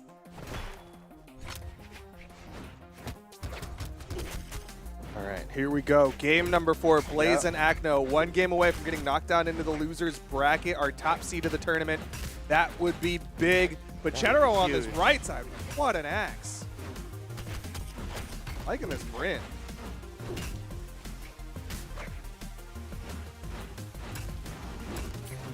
Uh-oh. Acno disarmed off the side. Oh! Early kill. Cheddar, what a beast. Oh, my goodness. Oh, and he gets Blaze is the in ground pound. He's trouble. going to finish off Blaze. No way. Touch? Dude, Cheddar's the MVP, man. Oh, my goodness. He has made so many Nice. game-changing plays. But wait a Oh! second. Just like that, What a they're down. D-line. Just like that. Oh, my goodness. With such an amazing opener against Acno, Viper and Cheddar are now down a stock. Somehow. I can't believe I it. mean, it's still very easy to even up if Yeah. they get Blaze. Blaze deep red. Viper just needed that one dodge read, but Blaze went high Look at instead of this. low. I mean, Acno, he's getting away with all kinds of damage, and Blaze is still alive. Oh, never mind. There, Cheddar got him. GG. Oh, no. little bit of team Man, damage, Viper that's has trouble. landed that side sig more than a couple times on his teammate now. And it is the dodge. a mighty what a side ground sig. pound. Cheddar's down to his final stock. Uh-oh. It's not Oh. looking good.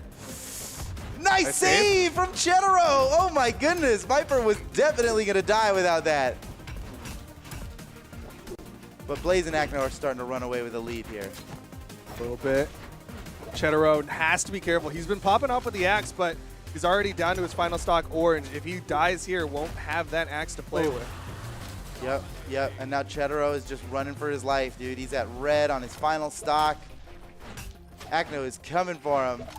He is not going to let him touch the ground, man. Is there a weapon Cheddar can grab? No. Oh, slick. Oh, my Okay. goodness. Cheddar Slipped in there, got one. unarmed, deep in the red. He still finds his kills. Let's pick up.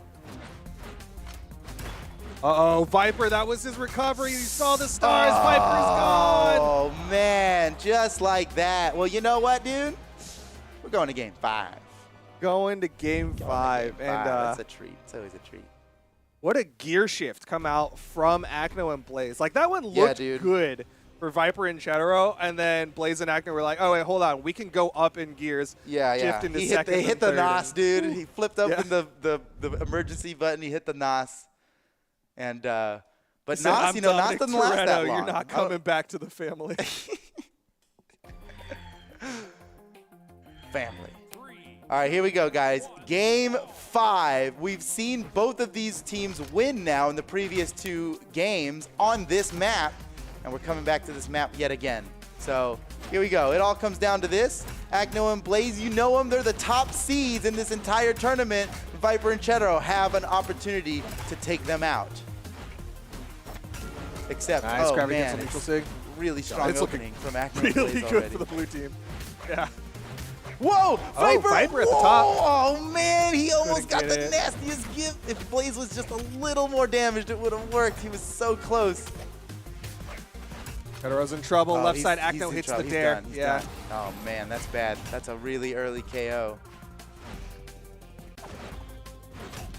Viper Recover dealing from with Viper. both of these guys off the stage. Not easy. Can't be easy. Man.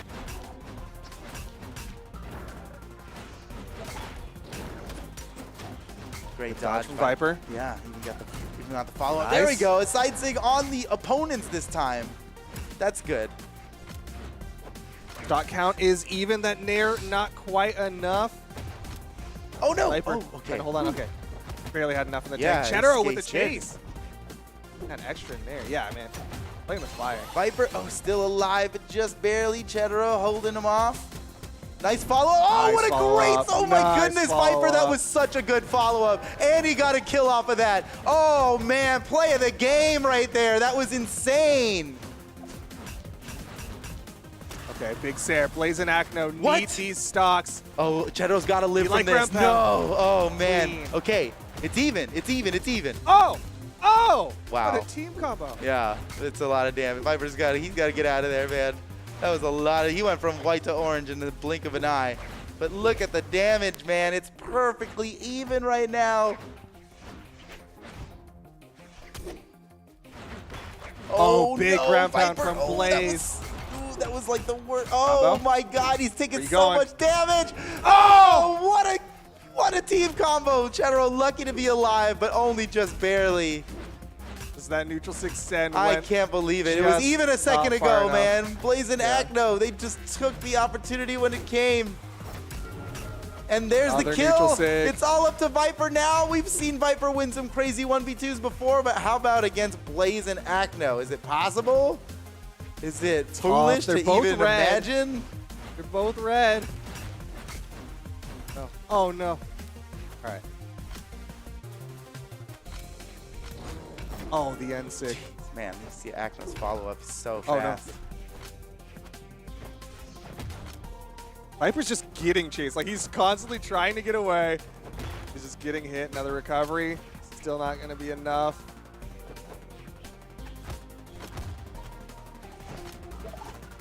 Recovery's just coming out. Viper looks like he's playing bubble tag right now. Just unarmed, trying to get a quick hit in. That's the best he could do, I think. Okay, Axe, this is what he's been waiting for. Just looking for some siders, because both of these guys will die to a side air right now. And Acno, he's on his final stock. So take out Acno, then take out Blaze, and then win a really hard Nice. 1v1 against Blaze. Oh no, that's not even enough. Holy cow. Viper Okay, wants this. there's Okay, one. that's one. Quickly kill Acno before Blaze gets back. Quick.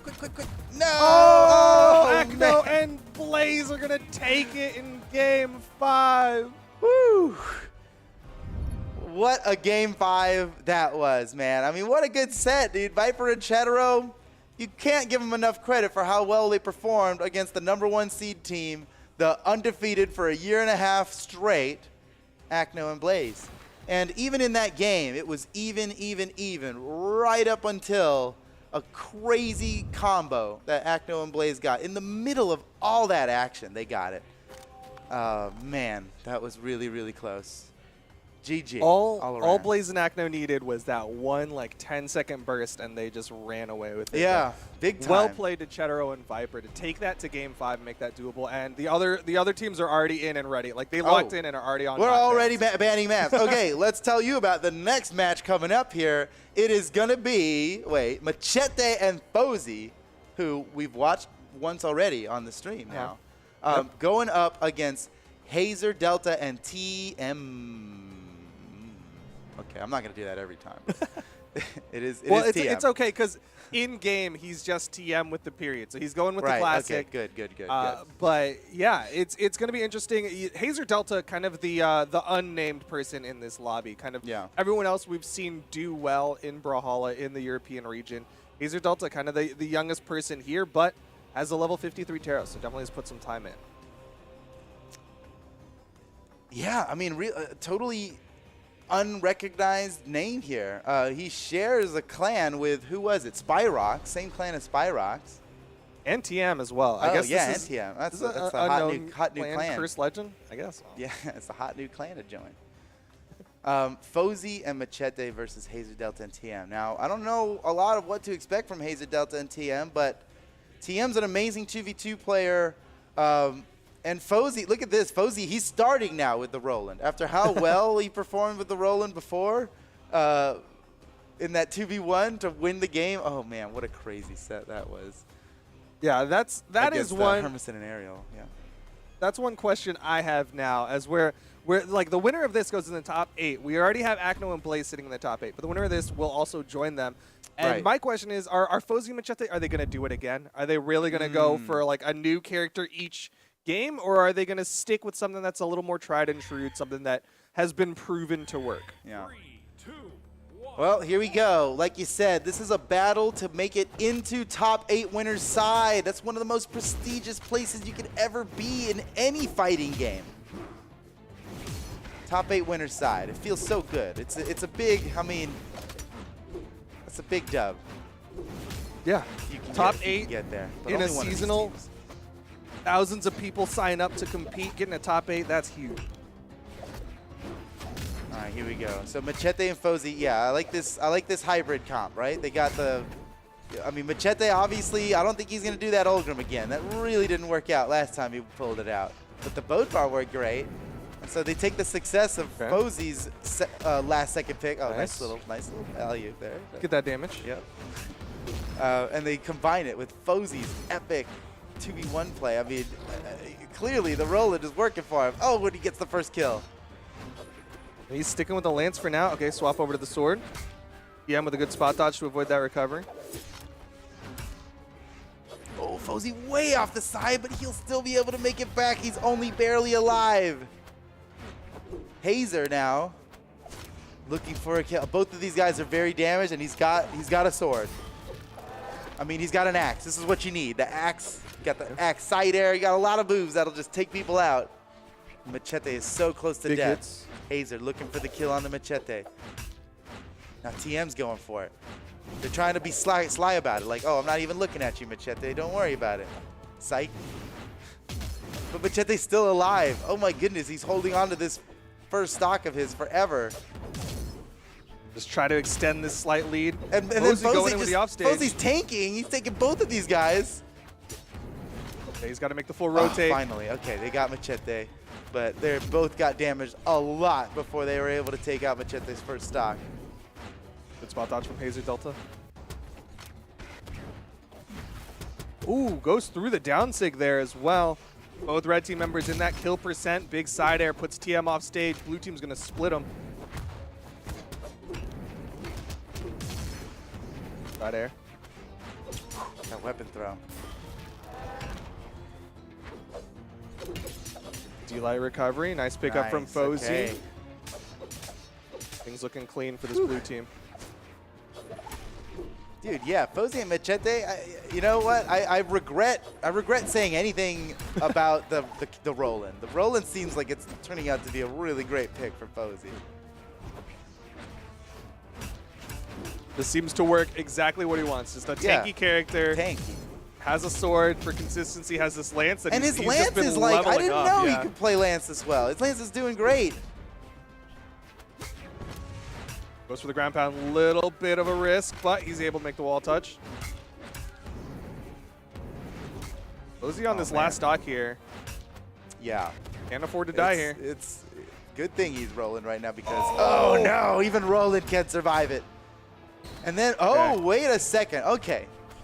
This could still go either way. I don't know what Hazer and TM's team combo game looks like, but Machete, you know, on a fresh stock has TM very close to death. Maybe if he sneaks a kill onto TM, and with sword, you know, all it takes is a good downlight. Downlight, recovery will get it done right now. Yeah. And then it's a 1v1 against Hazer, and even without the 1v1, I mean, Machete's getting all kinds of damage out on these guys. They're scared of him. Nice dare. Oh, he got it. It's a 1v1, and he's got the health advantage. Now he's got a lead. Oh, what a perfect weapon throw. Oh my goodness, Machete's so good. Hazer. He's like, Fozy, you got your 1v2. I need a 1v2 That's as well. true, yeah. He's like, go ahead and just die early so I can have my moment, please. Trying to get on the highlight reel over here.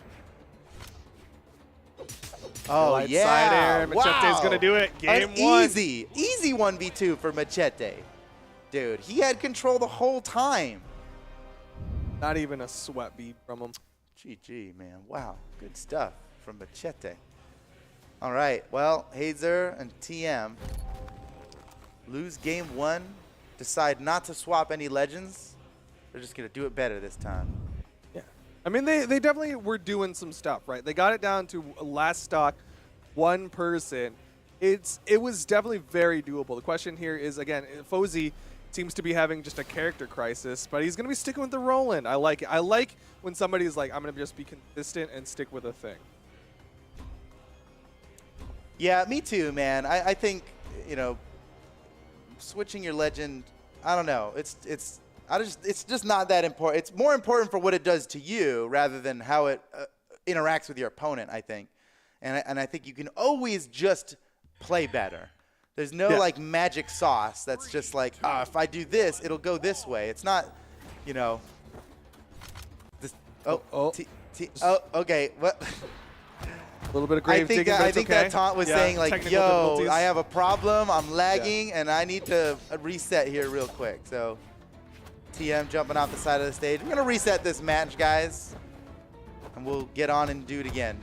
Machete and Fozy are ground pound battling. They're just keeping their hands warm by practicing down like ground you know, pound. that's good. It's good to do. So, okay, small technical issue. Yeah.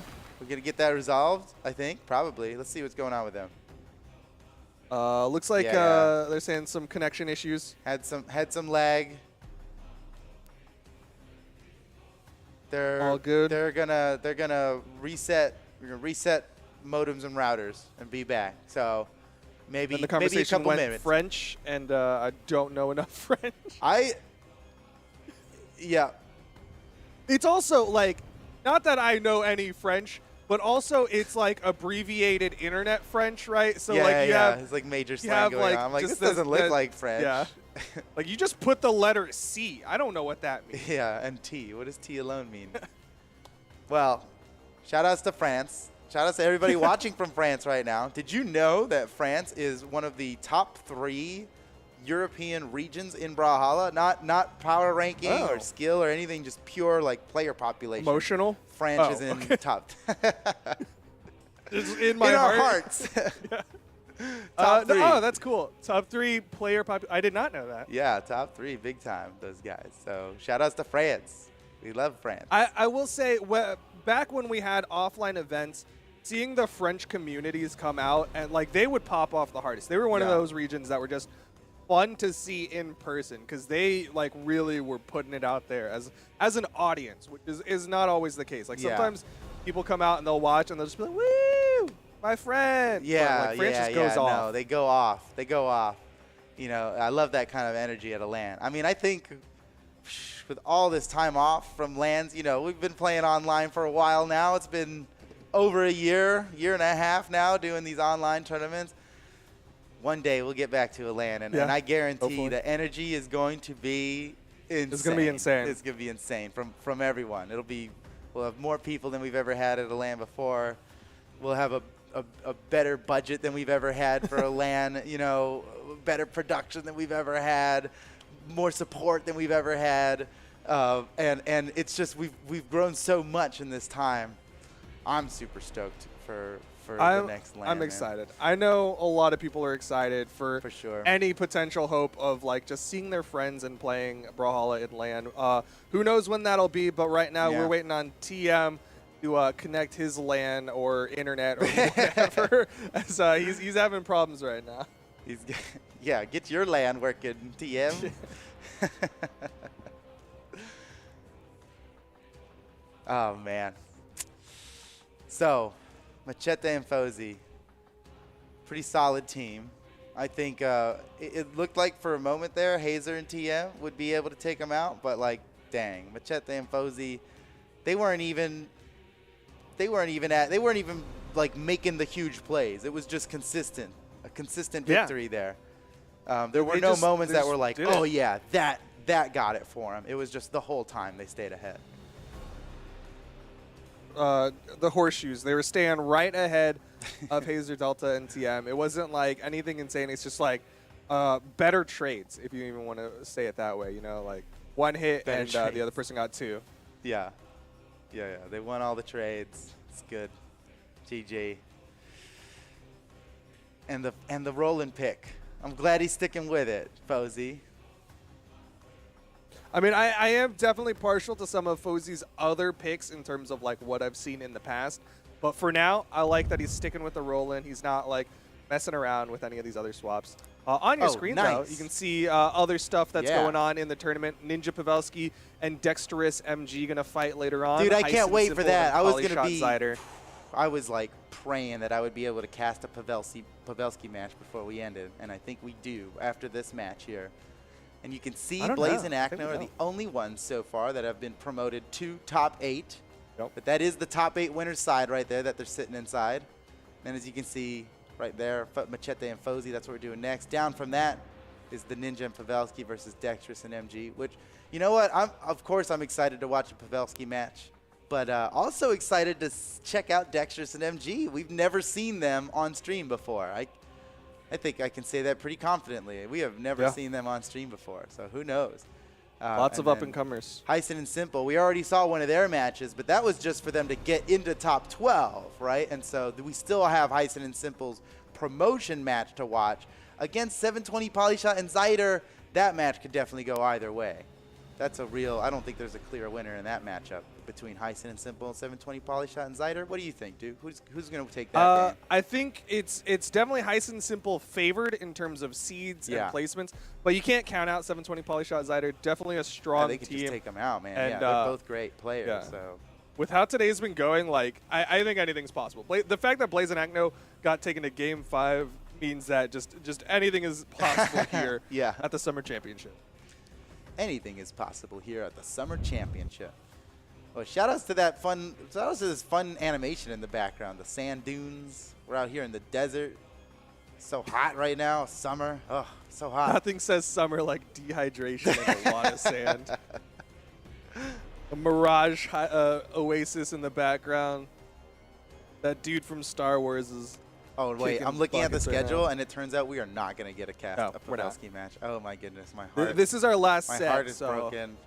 Okay, well, now you get to scream from your couch and eat popcorn. That's true. Honestly, yeah, I do have a lot of fun watching the matches without casting, but I do feel like I need to be responsible with how I scream when I'm not even screaming into a microphone. Like, that's just wasted screaming, right? Oh, yeah. Oh, man. TM's internet. We are all waiting. Fozy's trying to get out of here. I don't know French internet providers, but French Comcast, where you at? I don't French Comcast. Le Comcast. AT&T France is out there. Okay, guys, we are receiving word now that we're going to go to a quick 3-minute break. Look, guys, we want to see this match happen. We're going to give TM a little bit of time to figure his stuff out so we can make this match happen. Quick 3-minute break, and we'll be right back. Don't go anywhere.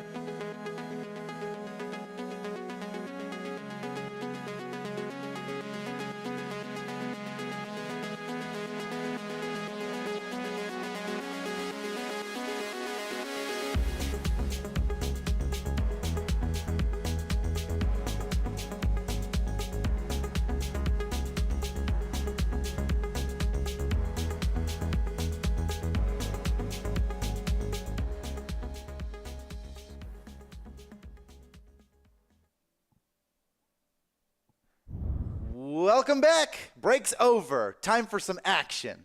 Let's get back into it. TM's all good now. We waited as long as we needed to get the internet back up and running for TM, and I think we are ready to fight. These guys look ready to fight. Let's do this. They're definitely ready. If you'll recall, it was Fozy and Machete versus Hazer and TM, and Fozy and Machete are up by 1 in the set. Correct. We are. So this set has been happening a little bit. TM gonna ice him out with some internet connections. Definitely unintentional ice out. But he solved it. He's back, and we're banning out maps. We're going to Mammoth Fortress for game number 2. TM and Hazer Delta versus Fozy and Machete. All right, here we go. Fozy and Machete. They got a pretty convincing victory in the last game. See how this one goes. Different map now. Mammoth Fortress. All right, here we go. It's good to be playing again. Good to see some gameplay. Yeah. I know chat always loves to see gameplay. Hazer Delta currently unarmed, but he's still putting out some good damage over on that left side. And nice pickup from TM, but Hazer Delta was just not quite in position for the extra damage. Left side, TM playing this edge guard against Fozy. Oh man, these guys are getting so wild off stage there. Oh, and Fozy. Right side though. Dude, the exhausted recovery on Lance is a powerful tool. Hazer goes down. Machete scoring a pretty early KO there, but look how damaged he is. He could also go out at any moment here. What? Oh, friendly fire. That's okay. That okay. You know what? That wasn't even that bad. It's a rolling. Pretty tanky he's rolling. He wasn't like that damaged. It's all good. Sent off the side. TM gets disarmed as well. Team combo. They have what? a Lance team combo? I don't think so. I think that was freestyle, man, and they killed it there. Oh man, and then Fozy with the gravity cancel neutralize. That's so good. Sidearm off the stage. Fozy comes in with the weapon throw. Oh my gosh. Oh my gosh, this is huge. Machete and Fozy are coming in so strong. Nice big recovery though. Machete and Fozy still sitting on those first stocks, but Machete gonna fall. Fozy on the right side. There's the recovery, but TM doesn't punish it. Fozy still has all 3 stocks. He's literally tanking. That was a pretty clever follow-up by TM there, man. Wow. Nice. Wait a second. Oh man, he almost got a real early kill on Machete there. Did a really good job dodging that hammer recovery as well. Oh, but he's burned his movement. Ooh, he barely touched the wall. Wow. And he gets the dodge perfect. TM, he's willing to fight off stage, dude. I mean, he's got the health advantage. That's a win in my book. Whoa. Oh, Hazer's in trouble. Oh, my goodness. Wait a second. Nah, he got him. Nice. He got him. I saw that dodge off stage there, and it's like, 3 seconds of no dodge against Fozy doing his best to edgeguard you. That's rough. You need to save your dodge for the last possible second against these guys. He was going for like if Fozy overcommitted and held it right, then he gets that ground pound from above. But okay. Crazy pivot downlight on Lance to stop the combo or to keep him in place and continue the combo.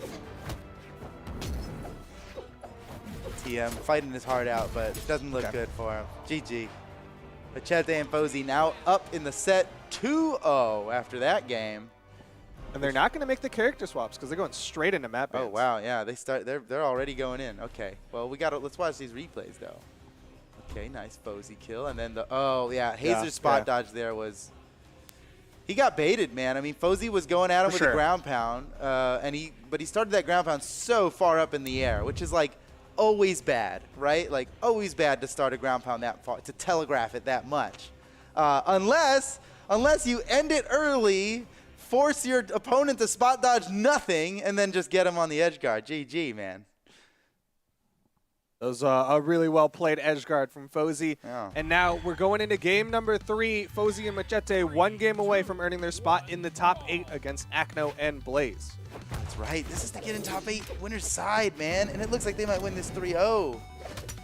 What a power play. What a Chad move by this team.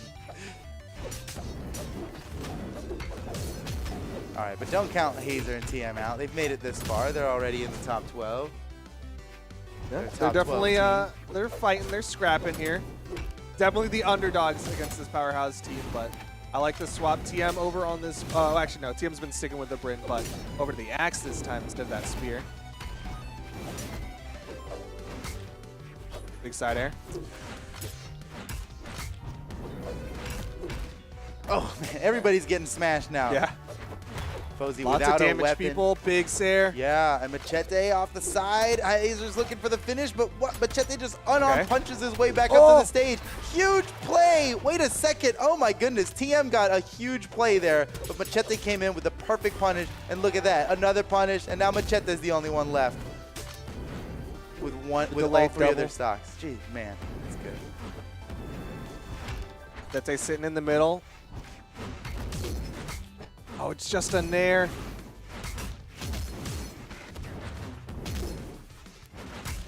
Okay, down air puts Machete off stage, but they're still looking at him. Didn't even look for the 1v2. Okay, there's the side air. 1v2 opportunity for TM and Hazer. Uh-oh. That's the recovery. Okay, all right. I mean, he got punished for that recovery, but he didn't take too much damage as a result.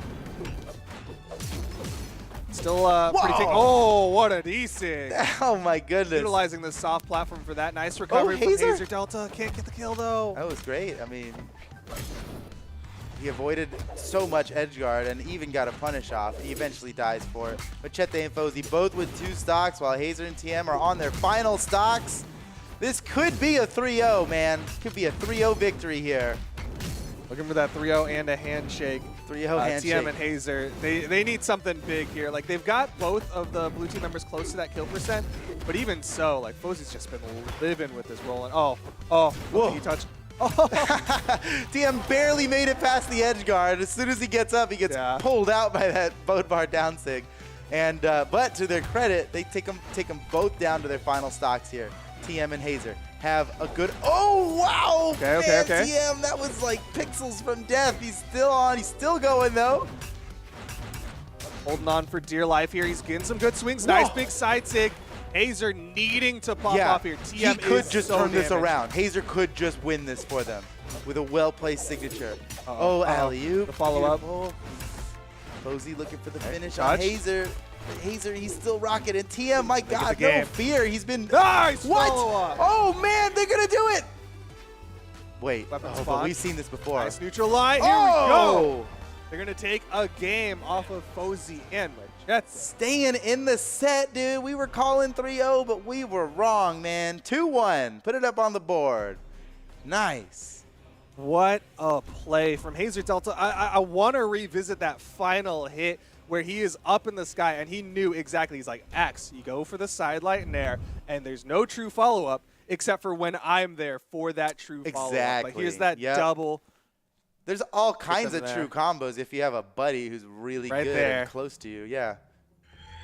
3, 2. Here we go. Game number 4. Hazer Delta and TM trying to take this to game number 5. They want that top 8 spot. Well, if they've proven that they can do it now. Now it's a matter of execution. They got to get it done 2 more times, 2 more victories in a row for Hazer and TM, and they'll make it into top 8 winner side. So far, some pretty decent damage being put out on all sides. Oh! There it is again. Hazer Delta. You were just talking about that move. That's a sweet move. And TM knows, you know, he gets the side light neutral air, and he does not go for a recovery. He does not try to follow up. He just backs off and lets Hazer finish the combo with the side air. In his head, that's so good.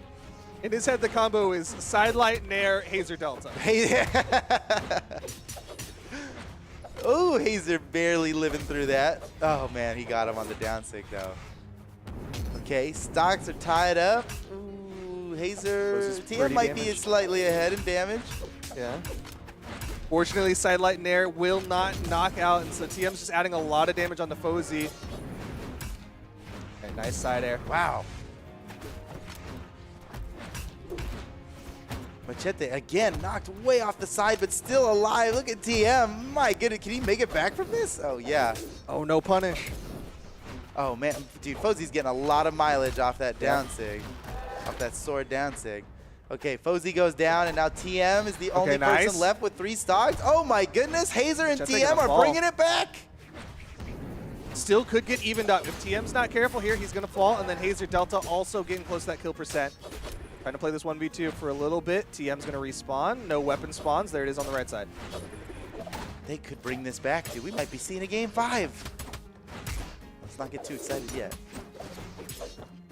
Still got to get it. Wow, Fozy. He touched, Oh he my, touched. look at this. The Fozy edge guard. They're both dealing with it. Oh my goodness. Fozy.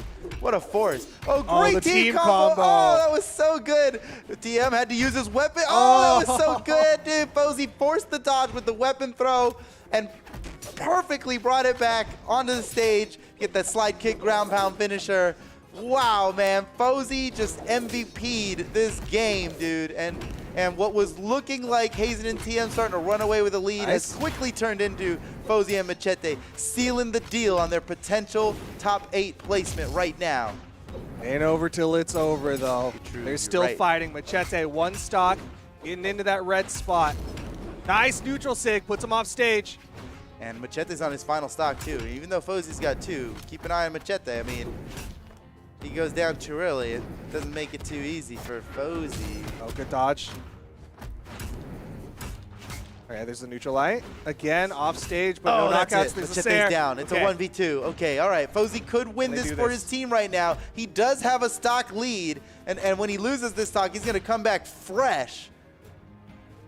They don't And- really have team combos. Yeah, Hazer and TM, they actually, this is not an Okay. advantageous position for them. I mean, it looks good because there's 2 of red and 1 of blue, but look at the health on Hazer and TM. I mean, they could go down to a lot here. They're just trying to deny weapons. Starve out his weapons. That's a good start here. TM's grabbing that one. Fozy trying to figure out how he's going to play Deny. this. Just Nope, deny. still no weapon. TM making sure that Fozy cannot grab a weapon. But, I mean, even unarmed, you know, he can win this with recovery. He's already Yeah, doing it. his unarmed recoveries are gonna do it Uppercut eventually. them to death. Oh, there's a weapon. He can grab it. He can grab it. Oh, he's being so tricky about it. Denial. Oh, these what? recoveries, Fozy. Oh, he's going to do it all Is with he just unarmed gonna recovery. recover? Wait. Oh, he's got the lance now. He's got the advantage now. Oh, no. Fozy again, another 2v1 for the game, for the victory. Dodge the D-light. He has Still needs more damage. Wow. Hazer. Oh! How is Hazer? How is he going to do this? Oh, he's getting the hits. He's getting the Okay, hits. he's got him in red now. Wait a second. Oh, those This are could be stars. anybody's game. Oh, went for that. Doesn't hit that Two, close. two, Okay. yep, he was Fozy's disjointed. disarmed. There's the weapon spawn.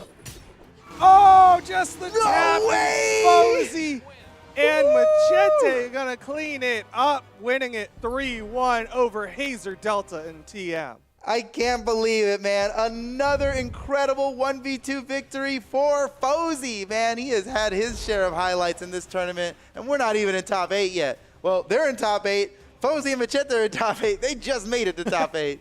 Congratulations to them.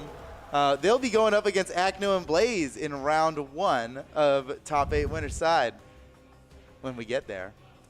Wow. That's going to be interesting when we get to the top 8 of things. There's still 2 more spots in the winner side of top 8. Yep. Ninja Pavelski, MG Dexterous are going to be fighting for one of them, and Heisen Simple, 720 Poly, and Zyder are going to be fighting for the other one. Down in the losers bracket, lower bracket, The still a loser lot bracket. happening. Actually, it looks like Spectre and So Larson have earned a spot in the top 8, beating out Cheddar and Viper. Whoa! Whoa, okay. Yeah, Spectre and Solar Sun. Oh my goodness. I can't Yeah. believe it. Oh, my heart is broken. Cheddar and Viper are out of the tournament, guys. They're out of the They tournament. played so well, too. Oh, but okay. So actually, so Hazer and TM, now they're going down to fight Swada and Daz. Ooh, okay. Whoever wins that, top 8 lower side is going to be real spicy. Zapapi and Stickia also still in this tournament. The France friends? No, the Baguette Bros. Because they're actually brothers. We know that now. Okay, yeah. So they're the Baguette Bros. And they wear baguettes in their backpack. It's not a generalization. It's very specific to Yeah. them. They It's not walk stereotyping, I around with promise. baguettes on their backs. They are the Baguette Bros. And then then also Addy in the Messick and bracket, Daiku yeah. are sitting at the very end in top 12, lower side, and they're waiting do for it? their opponent, which is going to be the loser of one of these matches coming up right now. So lots of spicy action coming in for you guys here.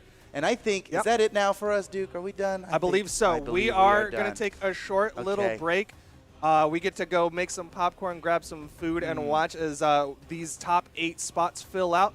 But for now, that's it for Foda and I. We will be taking a short little break, and when we come back, it'll be Sparky and TK Nice. to bring y'all the next part of the top 12. Stick around. Don't go anywhere.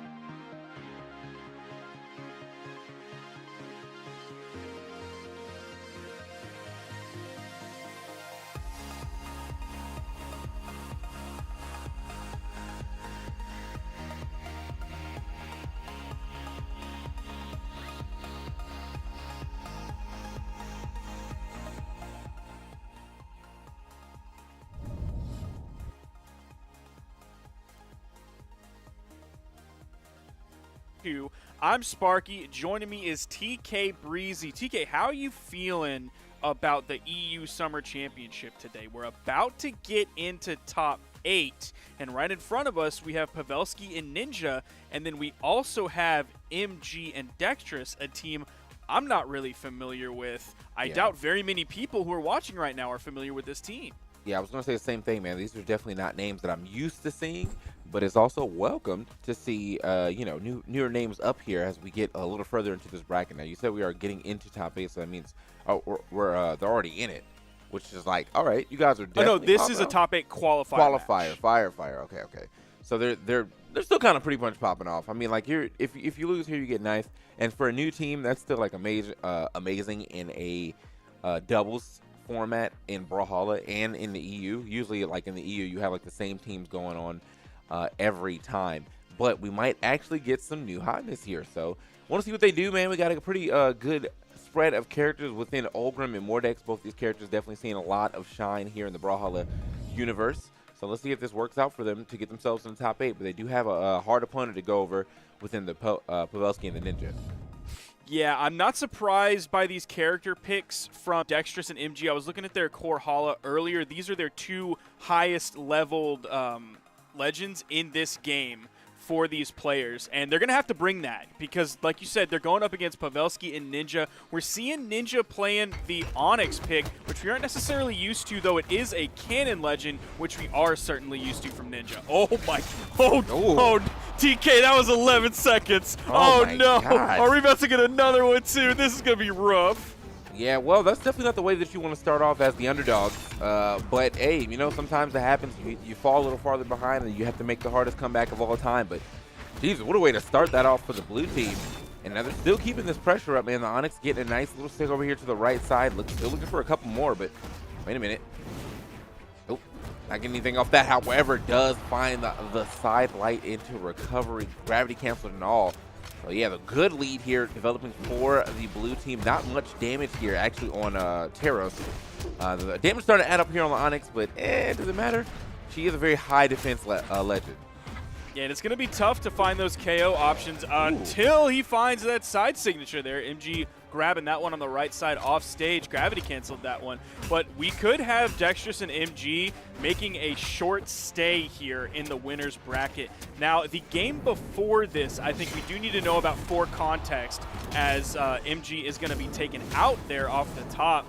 Their game before this was against Rico Del Pablo and Vibes, 2 names that I have no idea who that is. So their winners round 1 match is kind of the easiest one as I'm looking through this entire side of the winner's bracket. So that could be partially the reason we see them this deep, but they are definitely fighting back here. It's 3 stocks against 4. They almost had that second stock of Ninja taken away. If they can grab that one, MG's showing us some good stuff on the right side. Dexterous is going to fall here. Sweatbead's coming out. See if they clean this one up on MG. He's staying wide. One person falls. He had a nice handle on his own movement. Pavelski didn't quite keep track of everything, and MG's going to survive that one. Yeah, man, that was actually a great great option to go wide. It was a little more risky, obviously. He went wide, so if someone had stayed a little further up, would have been an easy catch for them. But they both committed, and only one of them was able to make it back. So this is pretty much, well, could be an even game if he's able to get this stock here. Oh, no, the down air not going to hit, and now great recovery. Well, it was a great recovery. I'm not going to lie about that. Still lose the stock, but the Ninja and now the Pavelski with the 2v1 going, and some pretty decent damage here on Dexter, so he has to play out of his mind to go ahead and get this win.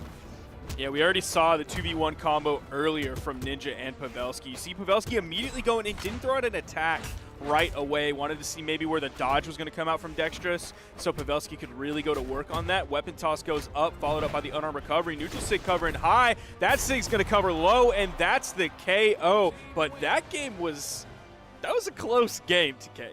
Yeah, I mean, like, it was a lot closer than what it looked like when it started, for sure. So, not going to count them out by any means right now off this first game. Yeah, it was a rough start, but they managed to bring that back in to a respectable game. So, without the rough start, we might see something even better.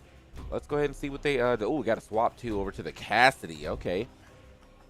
That is not going to be one of MG's top 3 legends. His first one is Mordex, his second one is Fate, and his third one is Nyx. You can find the common denominator there. All of those legends are Scythe legends. Now, he does have the Blasters carryover from his level 40 Nyx, but we don't see a Hammer legend among his top 3. Oh, is there a Hammer legend in his top 5, maybe? Let me Outside of get that Cassidy? answer for you.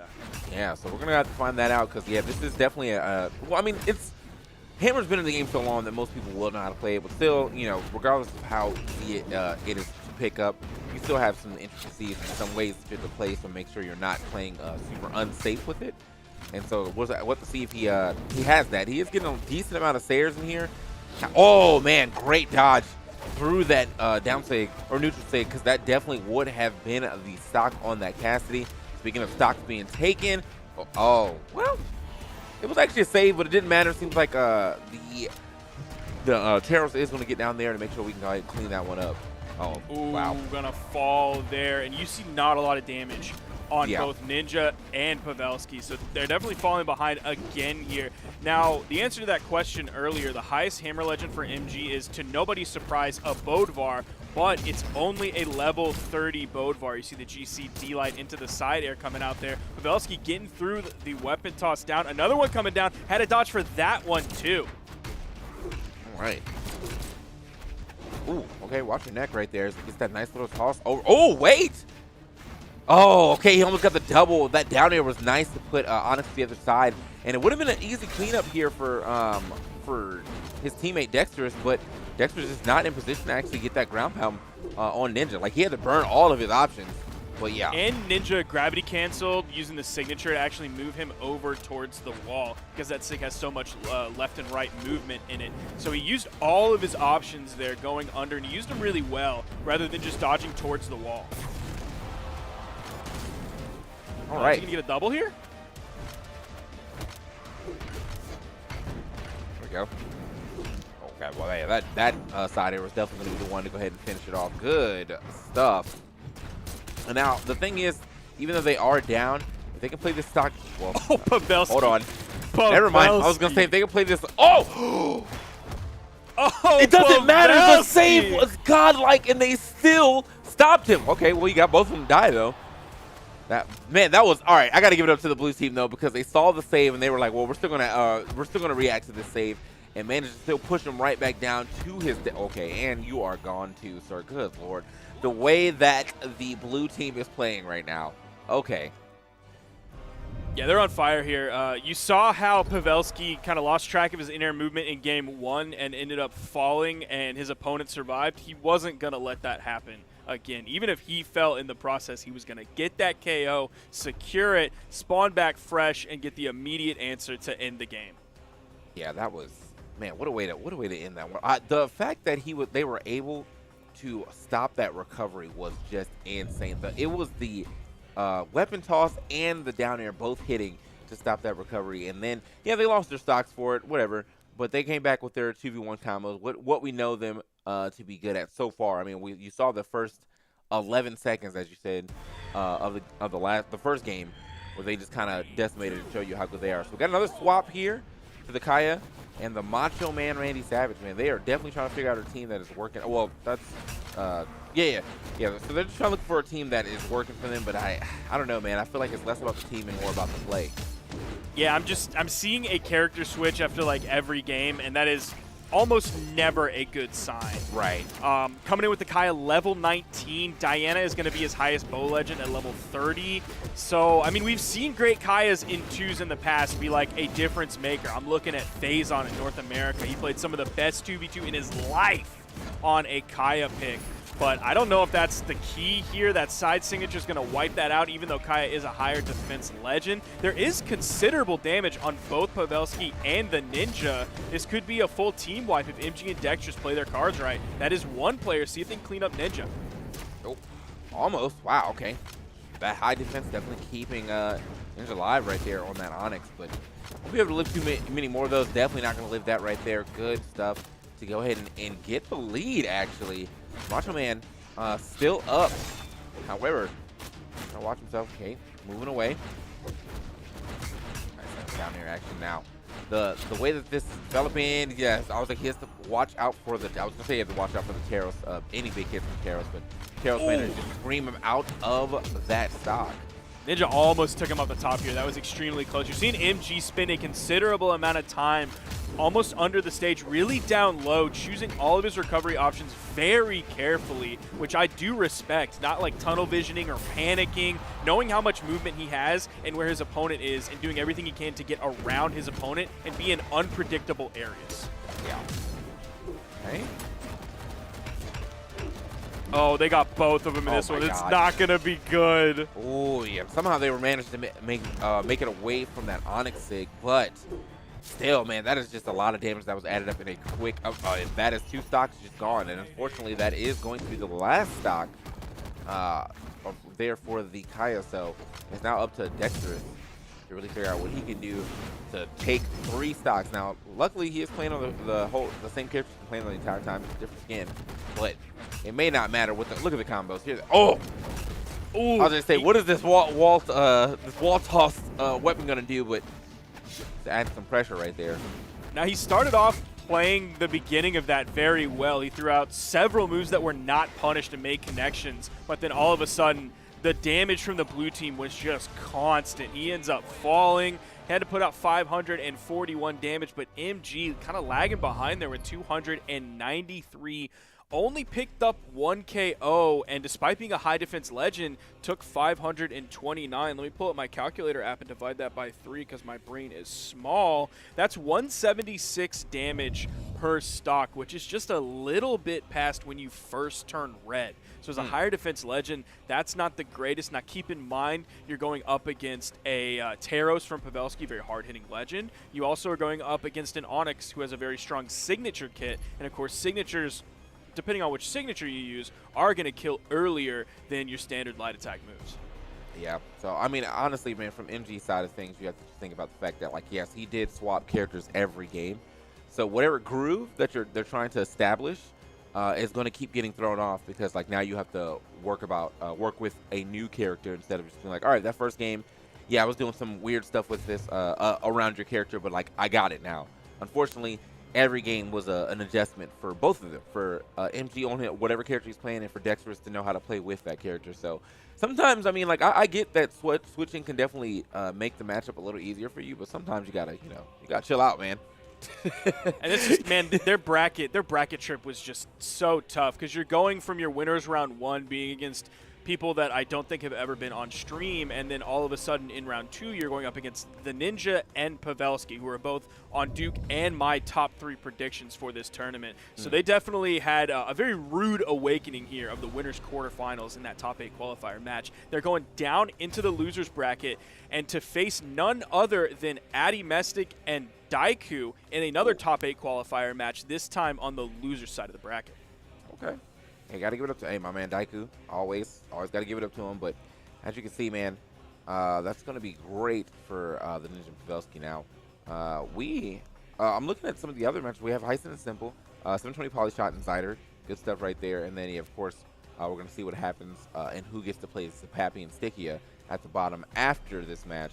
But yeah, man, we do have some definitely good matches stepping up and ready to go. I can see already in winners finals, Blaze and Acne are there, a team that you're used to seeing up this far up. So, you know, no change for them. They did have a pretty close game with Cheddar and Viper, or set with Cheddar and Viper, but they managed to overcome them, and now they're sitting pretty in winners semifinals. Now we're gonna get the rest of these people caught up so we can get into our top 8. But yeah, let's see what happens between Heisen and Simple and 720 and Polyshot. Yeah, that Cheddar and Viper set going all the way to Game 5, and then Cheddar and Viper going down and losing to Spectre and Solarson in Game 5. Definitely surprising. I would not have predicted either of those sets going that way after seeing the first one. So they didn't end up making it to top 8, but Spectre and Solarson did on the loser side of the bracket. But we do have this next one ready to go, and I am very curious to see this one. It is Heisen and Simple versus 720 Polyshot and Zyder. You're seeing the stats for Machete up there, or Machette if you want to say it properly as a Frenchman would say. Not sure why those stats are on screen, but hey, knowledge is power. We do love knowledge. We love statistics. No gold medals yet. Still chasing that gold medal after all this time. Machette, a really long-time player. Fozy, sort of a newish player, or at least was new all of a sudden on the scene. I think it was DreamHack Summer that Fozy really came out and made a big splash in EU. Now we're looking at those stats for Polyshot. PR10. No golds, no silvers, and 1 bronze. Though his teammate, Zyder, was loudly proclaiming on Twitter today that they're going to win this one. Okay, wait, that's the type of confidence we like to see, man. And even with no golds, no silvers, and 1 bronze, I mean, like, you can still see that he makes it pretty high up most of the time with his 4 placements of top 8, 15 placements of top 32. Got to give it up to him as well. But on the same side of things, man, you know, we just saw that Zyder also has the 1 medal. So they're fighting on the real big underdog part of this bracket. But if they're able to get this win, hey, man, that's going to look good for them to be able to go from 1 bronze to now 1 gold. We'll see what happens, though. Meanwhile, on the other side of this, Simple and Heisen, no major questionability here in these character picks. Simple coming in with the Bodvar in game 1. Heisen coming in with the Val on game 1. We have seen them play double Val recently in Brawl League's Frenemy Frenzy here just a few days ago, about a week ago. Of course, it was not an official tournament, but it was a community tournament. But they're starting with the Bodvar and Val this time. You're seeing Polyshot actually downlight dare his own teammate. Damage definitely in favor of Simple and Heisen, though Heisen might fall here. Sweat beats coming out. Simple was there, but couldn't get down quickly enough. If he did, he risked both of them being knocked out by the blue team. Yeah, man. So, like, with that being said, I mean, like, look, sometimes you got to give it up to make sure that you keep some type of, well, I'll say advantage here, but making sure the advantage doesn't stack up on you too much. They are getting the stock right here, so yeah, the advantage doesn't stack up too much because now we are pretty much even, not too much damage here on to, oh, wow, actually, that was great, on to Heisen, but they managed to even that up, and now it is just an even game straight up by stock, so this is a very good start for both teams, to be honest. Polyshot and Zyder, obviously the underdogs here, but not falling behind by any means. And then Simple and Heisen not allowing them to get too much of an advantage. Yeah, they're just kind of trading hit for hit now. You see in the top right corner, everything is extremely even now that we're about over a minute and a half into this game. Heisen looking for those neutral signatures. The Val Classic, when they have a sword in their hand. Ooh, back-to-back neutral lights, just kind of ping-ponging both members of the blue team in opposite directions. We're still seeing a very separate gameplay. Now Simple's rotating over to Heisen, but it's been a lot of just 2 separate 1v1s so far in this game. Yeah. I mean, honestly, sometimes that's just how it goes. You know, in teams, that was actually something that, like, we had talked about, like Smash, where it's like you have 2 top players team, and they just kind of do like 2 1v1s, and then against a team that teams all the time, and now they have like synergy and team combos, and it's like almost like the same level. Not to say that this is what's happening right now, but you do see these 2 1v1s pretty much happening, and well, the way that it is going for the blue team, it does not seem like it's favoring them. However, that was an easy KO right there. From Nash, and now maybe they're able to get the second KO. Go ahead and keep it, well, I'll say keep it simple. Keep it even here, and maybe even catch himself a come from behind win. Yeah, that high strength that Zyder brings to the table with this Nash pick. You saw that hammer side air from the center of the stage, killing off the left in the very beginning of the game for the first KO for the blue team. That was due largely in part to that high strength that Nash brings to the game. Right. Yeah, Nash, man, that's definitely one of the characters I really like. I feel like he wasn't getting too much shine like near the beginning of this game, but it seems like I'm starting to see a lot more Nash later, or now in the current meta. So that's super nice to see. Oh no, that could have been a huge combo, but for some reason Zyder jumping up and like he just did not continue that. So man, that would have been great for them to at least. That could have been stock for sure if they had done that one correctly, and that would have started a 2v1 right at the end. Now they're both in high damage, so that 2v1 would have been a little scary, but still, a 2v1 is a great advantage. 2v1 definitely better than a 2v2. I don't think anybody would argue against that. And that's interesting that that combo is sort of dropped between these two players because they've played together so long. Like, you notice their stats. No golds, no silvers, and 1 bronze. The reason those match is because these two players have played together for definitely the better part of their career, if not their entire 2v2 career. Yeah. Okay. He's moving. And that's it. They still end up still getting the 2v1, but oh wow at that, what a pickup, and the oh my god, that was so good. I was like, and the hammer though, making it even easier to make sure that that down light recovery linked on Zyder, yeah. So I mean, good stuff. Or Polyshot, sorry, that he hit Polyshot first, but yeah, I mean, good stuff regardless. Too simple. What a way to clean that up. Everybody at high damage, and he is the one to come out victorious. And I think Zyder was maybe too nervous, or maybe he was at the weapon disadvantage, so he didn't feel careful enough or safe enough going to punish Simple in that moment when he was taking Polyshot off the top first. So that's a tough place for this team. We've already saw that one major drop follow-up that you mentioned earlier, and then that dropped follow-up that Zyder could have taken, could have led to him winning the game for his team. So that's sort of a tough spot for this blue team to be in, despite teaming together for so long. Stage banning coming through. We're not going back to Shipwreck. This time we're going to Mammoth Fortress. All right. Yeah, so no swaps here of the characters, which is, you know, definitely what I like to see when the match was that close. Obviously, it was less about the characters and more about just not being able to clean it up right at the end. But, you know, hopefully they realize they're in their ways, at least that for that late game, and they fix it so they can get themselves a W here. Now, one thing I did notice is Polyshot is on deck stance going into 8 decks, and I'm not sure why he does that. I know like Lin Fei players will put an extra point into decks to go to 9 decks, because that gives you Dare In-Light and Dare D-Light true on Katars, but I'm not sure exactly what he's going for here with this 8 decks of Surrey. All right.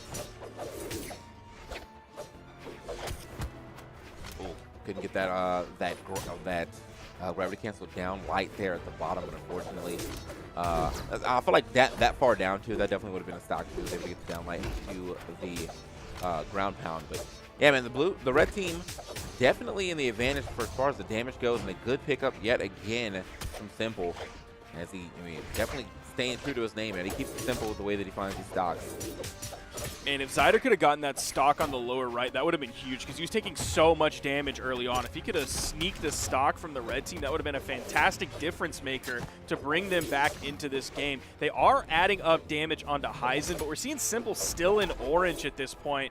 Man, Polyshot is so red. That down air that bounced him off the platform almost sent him off screen. So he's doing a good job surviving on this first stock. We're about 1 minute and 24 seconds into the game by the time he loses that one. Heisen, the neutral light, is going to take him out. If you were on a lower strength character, even just 1 point lower, I don't know if that neutral light would have KO'd. That was sort of on the right third of the stage, sending to the left. All right.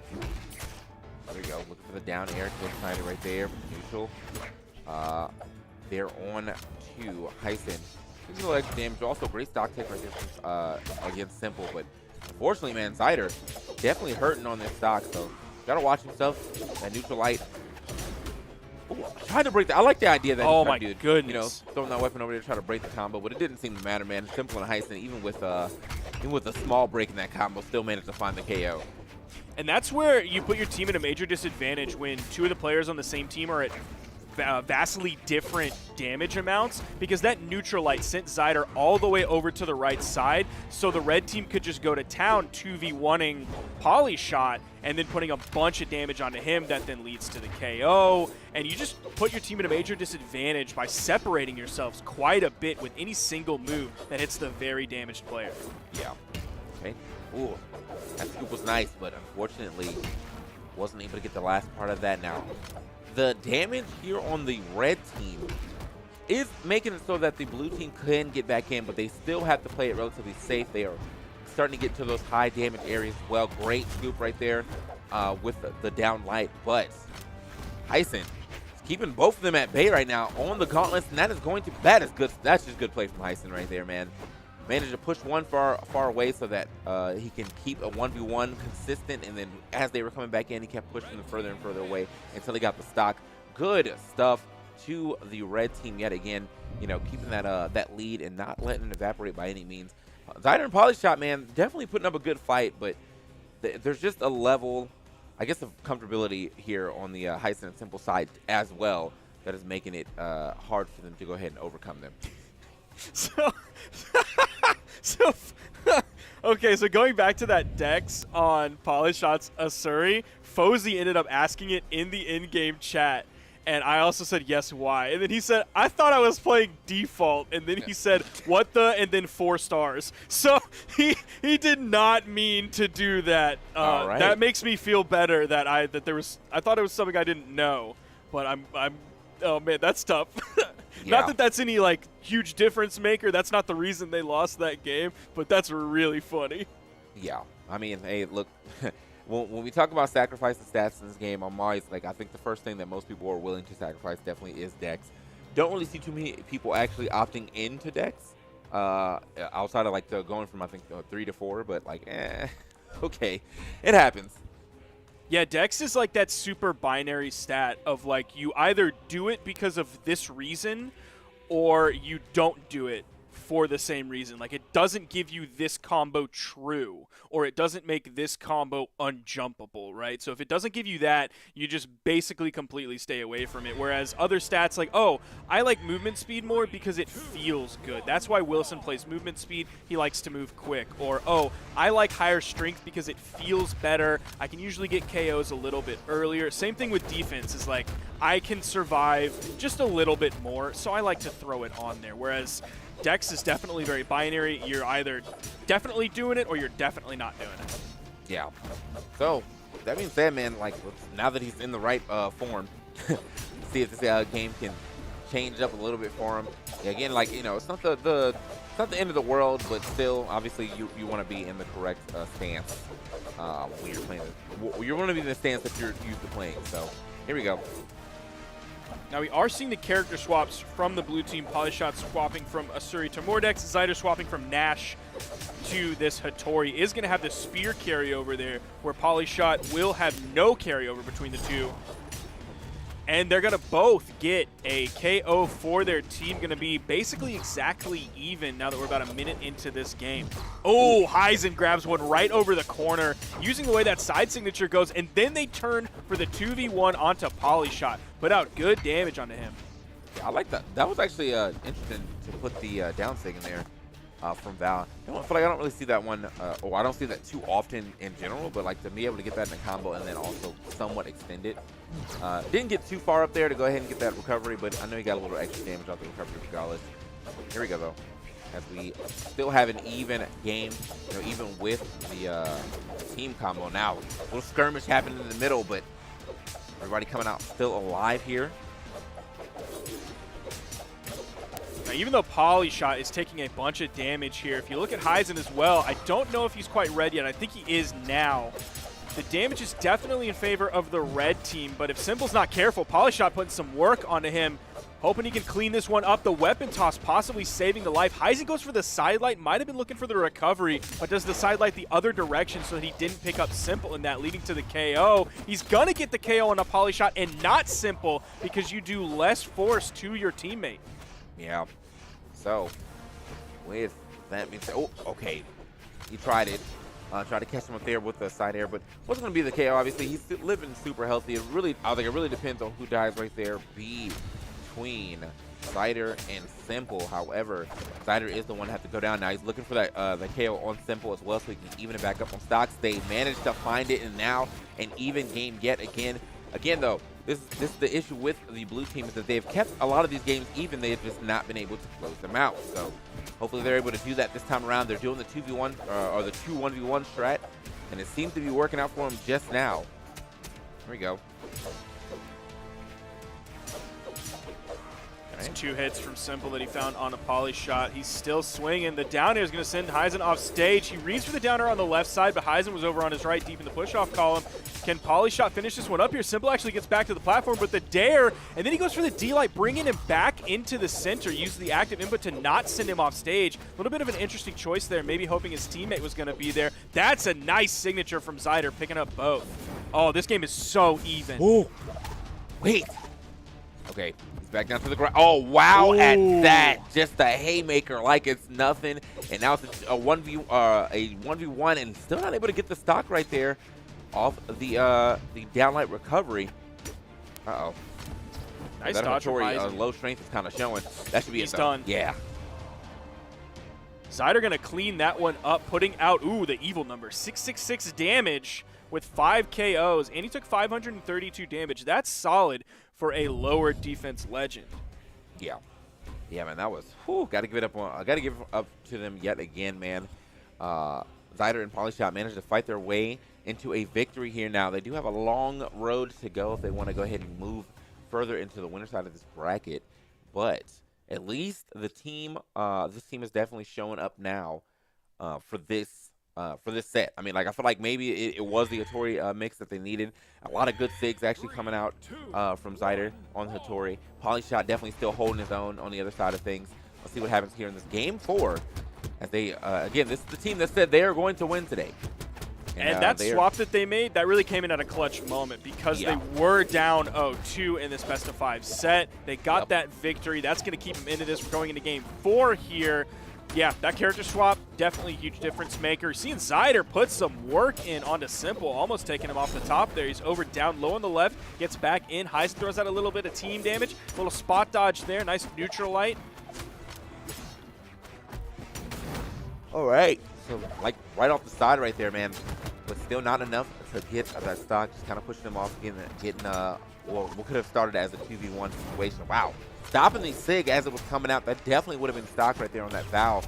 So lucky, well, not lucky, but just great timing there on that side air. And for some reason, happened to Simple. I hope we get to see a replay of that because he was in the air for a long time. I feel like maybe he might have had a dodge, but I'll give him benefit of the doubt that he didn't have one to his name, and the red team's going to fall behind here. Zyder looking great right now, just in orange. We know he's already put out a ton of damage, almost got the early KO onto Simple. That's going to be a KO onto Polyshot.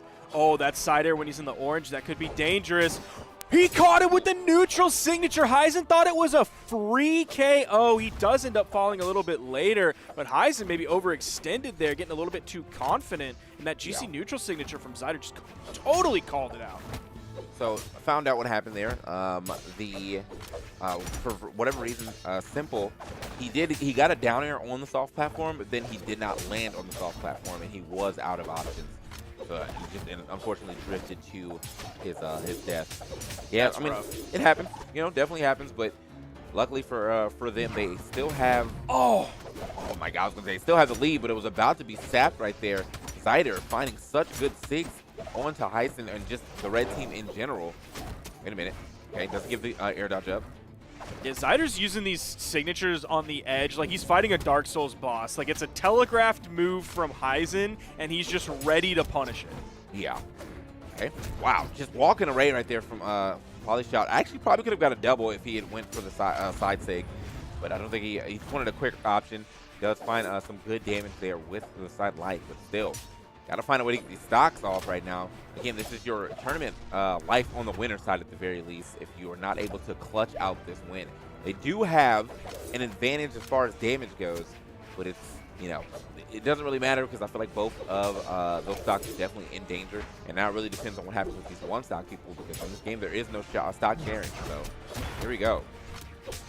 One thing that Polyshot did really well is when Zyder got knocked onto his final stock, Polyshot took basically one hit, which kept him in orange. He didn't take a huge 2v1 team combo. He didn't get sent off stage for 100 years. He was just in a good spot avoiding basically everything. And now it's definitely going to be in the favor of blue team in terms of stocks and damage. If Zyder can be careful here in his final stock, which he's been doing a pretty good job this entire game so far of not taking a lot of damage, Heisen with the neutral sig does not get punished.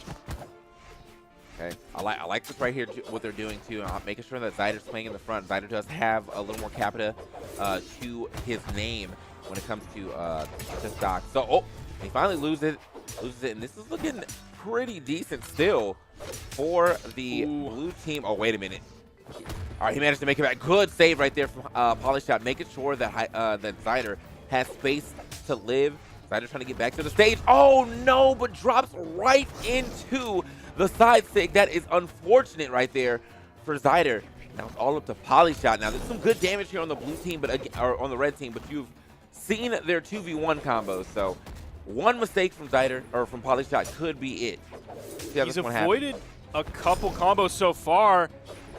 They're both so damaged that any major hit that Polyshot gets splits the red team up so much, it just completely shuts down the potential for that combo. He's doing a good job staying on like the far left side of both of them or the far right side rather than being stuck between them. He's looking. It's still extremely winnable for Polyshot.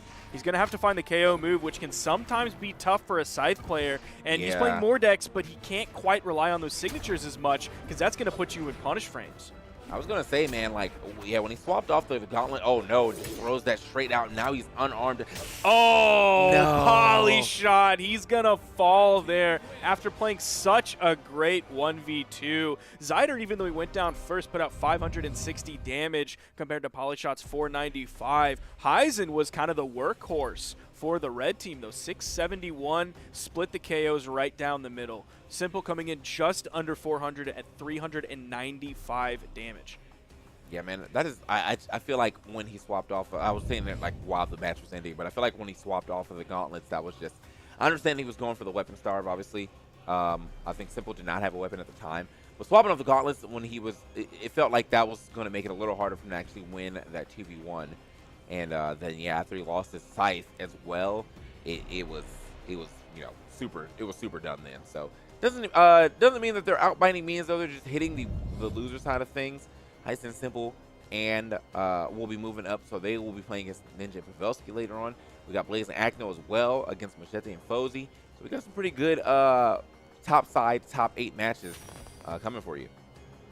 Hazer and Delta did make it into top 8 on the loser side in Game 5 over Swada and Daz. Just a quick bracket update here. Nothing has been reported yet from MG and Dextrous versus Addy Mestic and Daiku. So it's going to be Polyshot and Zyder against Zapapi and Stickia for that loser side qualifier. So we do have our top 8 winners side, ladies and gentlemen. It's going to be Acno and Blaze versus Machette and Fozy, Ninja and Pavelski versus Heisen and Simple. Down on the lower side, Spectre and Solarson versus Hazer, Delta, and TM. And then the result of Daiku and Addy versus MG Dextrous and Zapapi and Stickia versus 720 Polyshot and Zyder. That is the bracket as it stands right now, and we are going to be moving on to our next game. Yeah, man, we got Fozy and Machete in here going up against Blaze and Acno. A bunch of names that you definitely know here in the EU side of things, but we'll see how this match unfolds. We got Machete already on the Bodvar. I saw Fozy, well, he did pick the Jaehyun, but actually swaps over to Lin Fei, which is a character that I really did like. I mean, I like what she can bring to the table. It's just like I'm not used to playing low force champions, so that was a short-lived time for me. So now we did see some Lin Fei in Pro Series. So I don't think Fozy is going to be coming out with that. It was like a level 30, but then again, Machette is playing a level 40 Bodvar. Right. But I don't think we're going to see that just kind of more wild pick from Fozy. Some of the other characters that Fozy was playing today is playing a really good Roland. Yeah, that Roland is going to be what he's locking in here. That was a swap out of that Roland, and then it just started working. Comparing the levels, he had a level 30 Lin Fei, he has a level 33 Roland, so he's not necessarily playing Legends that he has hours and hours and hours grinded on. yeah, honestly, none of these people really are. I mean, like, outside of this Koji at level 61, which is still a pretty decent and high level, like these are some pretty low level characters right here, all things considered for the Pro Series. So let us see what happens here with, I guess, some newfound teams, some newfound plays going on between Acno and Blaze, and then Machete and Fozy. Now he's swapping onto this Koji, and this is usually who we see Acno finish tournaments with. We've seen a lot of the Koji from him lately. Then Blaze will be kind of the one that mainly switches. We'll occasionally see like a double Bren from them. We saw that earlier today. He started off with the Bodvar, but he might finish this tournament on the Koji like we've seen him do so many times in the past. Yeah. So, I mean, that's what we're waiting out to see, and okay, great start right here. For the red team, just a little bit of an advantage here. But I mean, these stocks for the blue team are definitely in danger. And just like that, a quick ground pound does find the first stock off of Acno. Fozy was really careful on that dash jump ground pound. He didn't want to fall into that neutral signature. He made sure that it was completely done before he went in with the ground pound. He knew the dodge was burned, didn't want to get caught in any lingering frames. That's going to be a KO on Blaze as well. Red team looking solid so far in this. It's going to take maybe one more recovery to take out Machette's first stock. He's staying grounded, eats a side air, but is going to bounce off the stage a little bit, and it's a team hit, so it's not going to send him too far.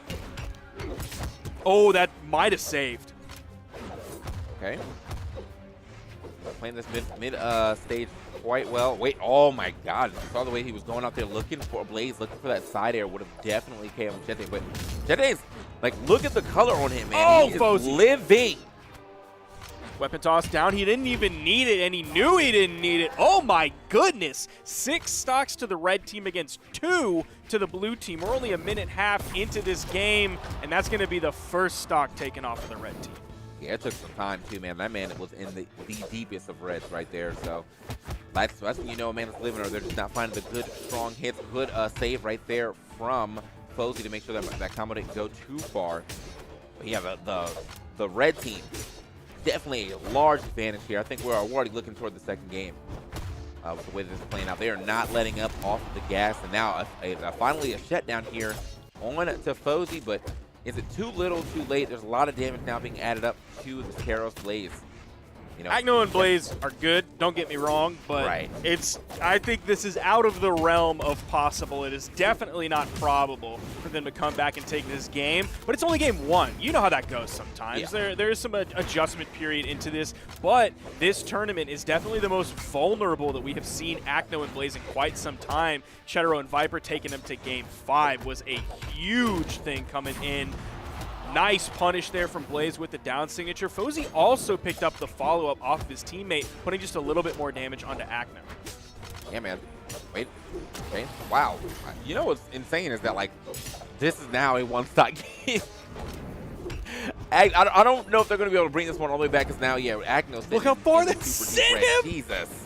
Oh my goodness, the side air from the left Goodbye. side sending all the way to the right. The neutral light is going to KO him with a little bit of the help of that soft platform. Blaze in the 1v2, weapon toss sending him flying. Another weapon toss that gets the dodge. Machette and Fozy being very careful. They know this is a one-stock game. Yeah. So, regardless of the other one side, and they are playing against the Keros, but wow, just kind of zooms in, finds that recovery directly over the down sig. So, hey, good stuff to the blue team, honestly, to bring that one all the way back, because they were getting absolutely decimated at the first part of that game, and they managed to bring that back. So that's got to be good for the confidence, for sure. You know, you didn't end getting 6 stocks. You actually ended with only 1 stock on both of your opponents. That's when you know you managed to make that one back. 3, 2, 1. Now, they did roll on to the next game super quickly, so I didn't even really get to see many of the stats. I saw that Machette did like 546 damage, and I think Fozy did somewhere in the 400s. That sword for Machette was specifically going to work. I think it was on like the second stocks of the blue team last game that he was just target swapping left and right, going between Acno and Blaze, putting out so much damage. Meanwhile, while I was talking about that, Blaze is just going to solo Fozy on the right side less than 30 seconds into this game. Yeah, much different of a start right here for the blue team, but definitely a welcome start indeed. As they, oh, okay, good save right there from Blaze, definitely keeping his Acno quite alive, and he's finding a lot of punishes here on the red team anytime they do overextend or do get a hit onto Acno as well. So, oh. Yep. Are they going to get the stock here onto Acno? Blaze did start this game off really well. Of course, he soloed Fozy on the right side. Then he gave some good relief to Acno to recover back onto the main platform. And he also punished several attempts and hits that were made onto Acno. So Blaze doing really good, basically doing everything that you could ask of a 2v2 teammate so far in this game. Yeah. Okay. Wait a minute. All right, so we're trying to get the stocks off. We're at least trying to get the stock off of Cheddar. He's been living, again, quite long on this Bodvar stock. A little longer. Oh, obviously a little longer than Roland this time around, but finally they do find the stock and some good damage here on both of the red teams as well. All together, but see what they can. Oh, there it is. An easy stock taken from Fozy as well. And so now, blue team definitely cleaning it up for the second game. Fozy definitely has to be careful. He may turn his sights onto Acne because he's not taking like big chunks from Blaze, just to make things a little bit more survivable for him. Though, of course, I mean, you have to fight Acne, so it's not like, oh, gee, golly, I'm so happy I get to fight Acne right now. No one has ever said those words. Especially when you're on the edge. Fozy might get beaten on the edge again. Does have the possibility to get this stock. Goes for the spot dodge into the down air rather than a D-light option. Does get a little bit of a punish there, but he is unarmed, so it's not going to be a huge punish. Fozy could be taken out of this game very quickly. Go. Yeah, Fozy, man. Definitely got to stay way far back. Manages to find a good stick right there. But still. Okay, so, you know what? Honestly, he's doing a good job of fighting on this Roland.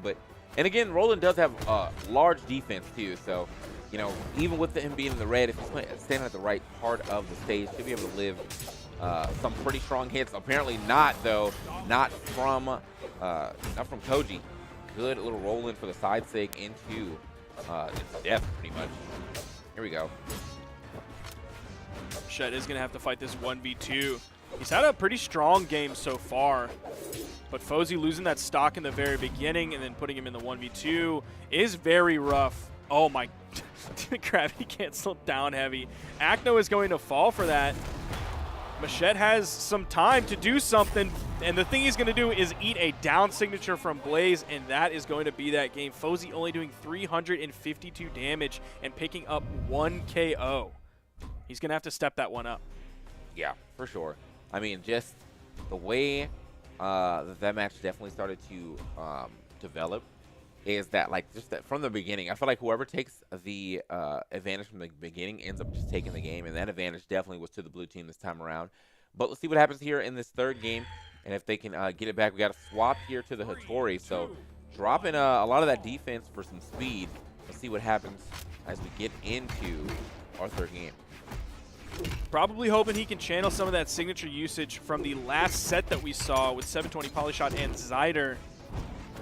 Weapon toss going to come in, and he's swapping over to the sword. Going to have that crossover between the last character that he played on Roland. Okay. Looking. There it is. Double tap. Make it back to the stage.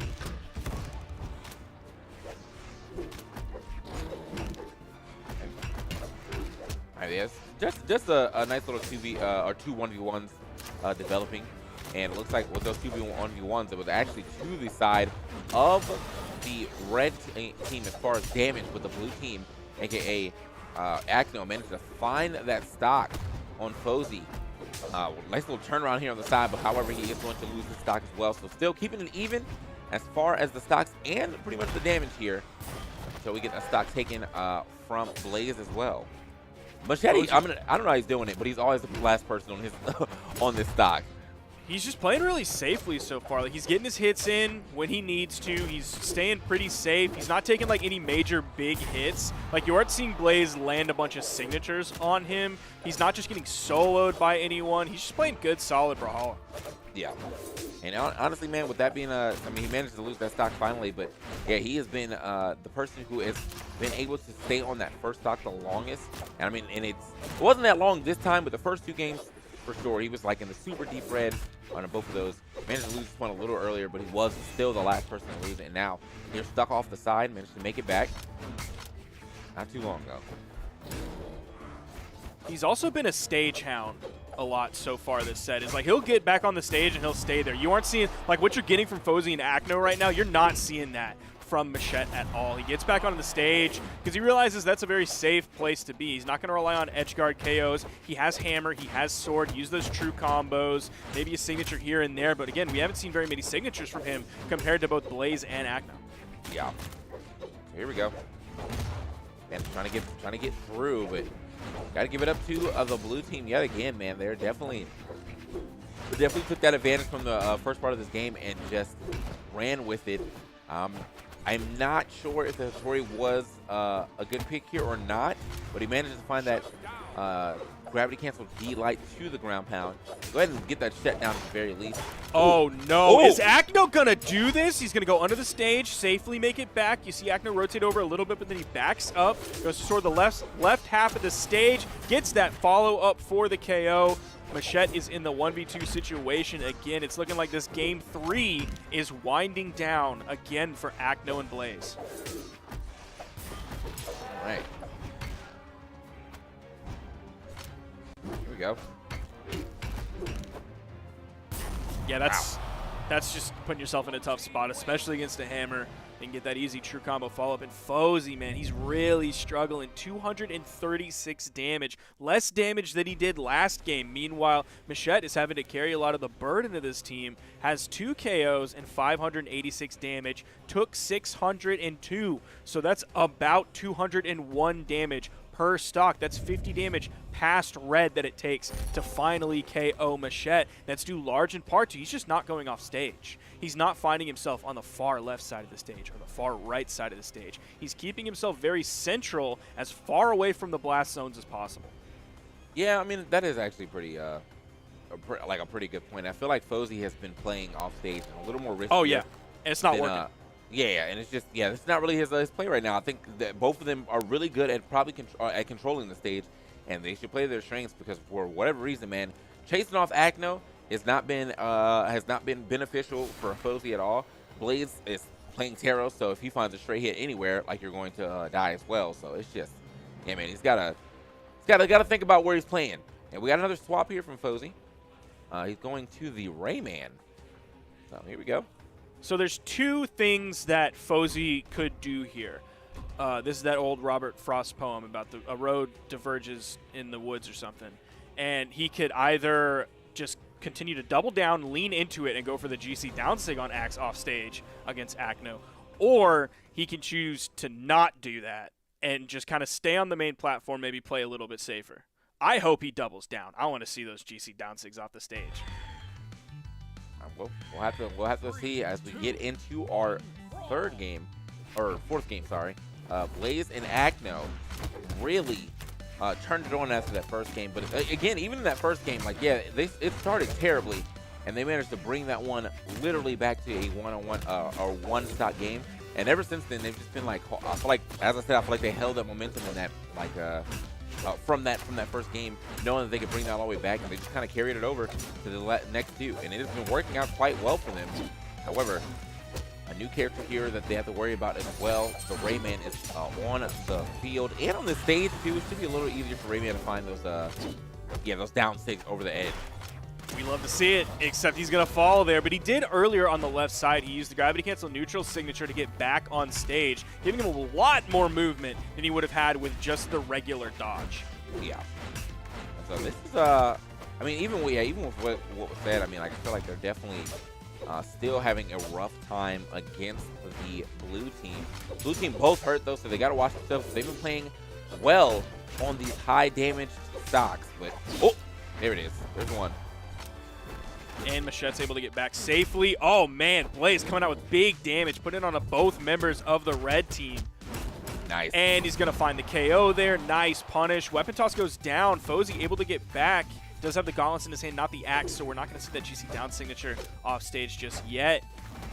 Gets the nice recovery. Caught Blaze kind of floating really high above the stage. Found the single KO that he needed. It's 4 stocks to 3. Could likely be 4 stocks to 2.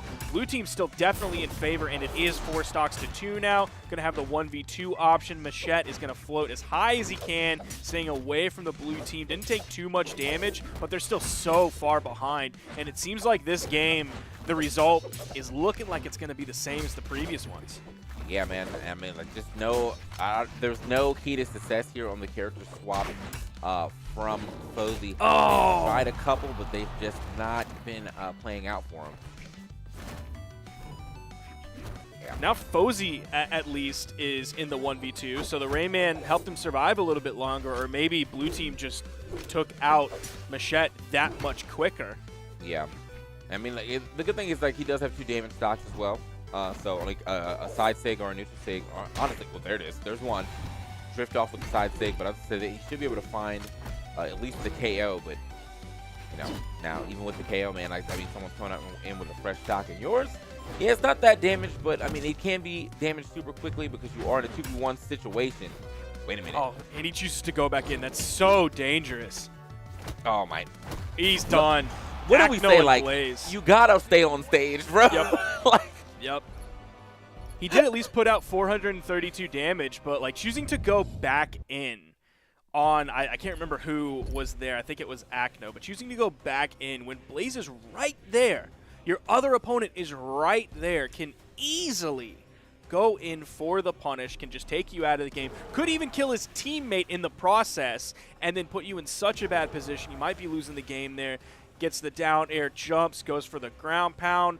Easy cleanup there for Blaze, and they're going to take that one. yeah, man, I feel like, obviously, you know, Fozy, maybe this is just his play style, like he loves to play off stage, but sometimes, like, you got to realize, like, hey, man, I think I'm getting outplayed out here, and you just got to play a little safer. That's mostly what Machete was doing most of the game. Was he was like, you know, he was sitting around, he was chilling, he was making sure that he didn't put himself in disadvantageous situations off stage. He was playing center stage. But Fozy was definitely down to like take those risks, take those gambles, and unfortunately, like, yeah, he was not betting on the right color when it came to that off-stage play. And that mindset of like one player being the stage hound, the other one being like, I'm the off-stage guy, I'm going to go in off-stage, continue these interactions, that's not necessarily a bad thing. Like, it's not a bad mindset to have.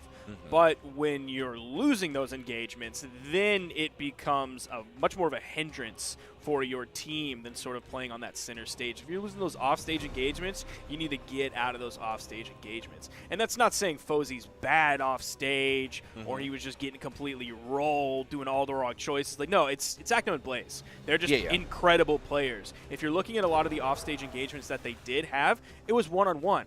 Acno, one of the best 1v1 players in all of EU.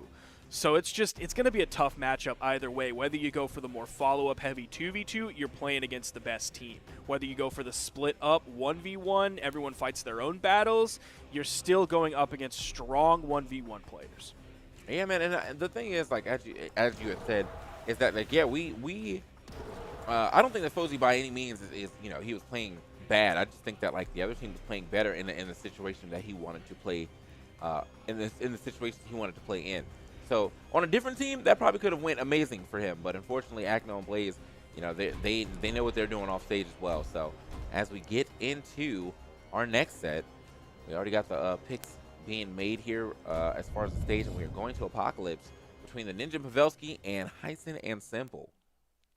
Now we're coming in with this Pavelski Val and this Ninja Onyx that we saw earlier. Meanwhile, same picks for Hyson and Simple that we saw earlier. We're going to have a Val v Val in Hyson versus Pavelski, and Simple's coming in with this Bodvar. He does have a couple other characters that he could switch to. We have seen Simple swap his characters late in tournament in the past. We also could see Ninja do that as well over onto other canon legends like the Sidra, like the Zol. Oh, man. Is he going to get that early? 15 seconds. Gets the easy KO onto Pavelski. Yeah, that's got to feel good, dude.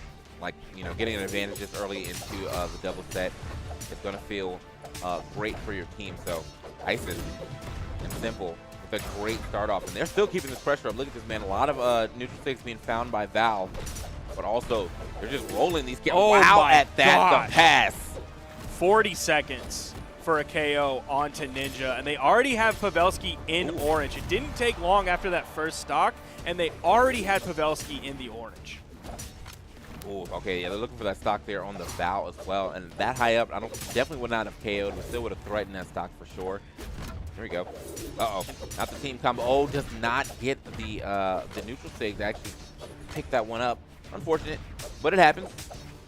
Pavelski's just getting red so hard. He got KO'd super early. Then on the right side, when he was like in the later stages of orange, beginning stages of red, Simple just hit a sidelight. Red Pavelski jumping right out of that, picked up the side air. If he hit that side air in the middle of the stage, it wasn't going to KO. It was extended on the right side. Simple just read him and got the KO on a higher defense legend with something as simple as a sword side air. Right. Oh. Nice little combo right there. And the pickup is up and out of there. Easy stuff with the downlight into the recovery. So now the red team full on advantage. And that was amazing. Dude, way Pavelski. out there. Pavelski got rolled that entire game, dude. Oh, 156 damage. You look at Ninja and you're like, wow, 256 damage? Not great. And then you look 4 inches to the right and you see Pavelski did 156. He took 402. I'm going to divide that by 3. And we're going to see the result. That is 134 damage on average per stock. That's getting KO'd in orange on average on every stock. Oh, man. And yeah, I mean, you saw it the way that it started off early, too, man. He lost that first stock in 15 seconds to a ground pound in a situation where if he was just a little high, if he had his jumps, he would have made it back. But unfortunately, now it just got gimped out of there, and he is gone. So we're going to see a swap over to the Sidra from the Ninja, and let's see if this one pays out. But yeah, Pavelski also going to swap as well to the Taros, man. That first game not going well for him at all. So like the entire thing too, that's the craziest part of it, is like the beginning gimp, yeah, that's brutal, and then he continued to get clapped the rest of the entire game. He could not escape, TK. It was so brutal. Oh man, so yeah, unfortunately that is what happens. Sometimes you gotta just call it like you see it. But here we are, though. He's looking a little better in this game, and he's playing a very high force character. So these stocks could be flying.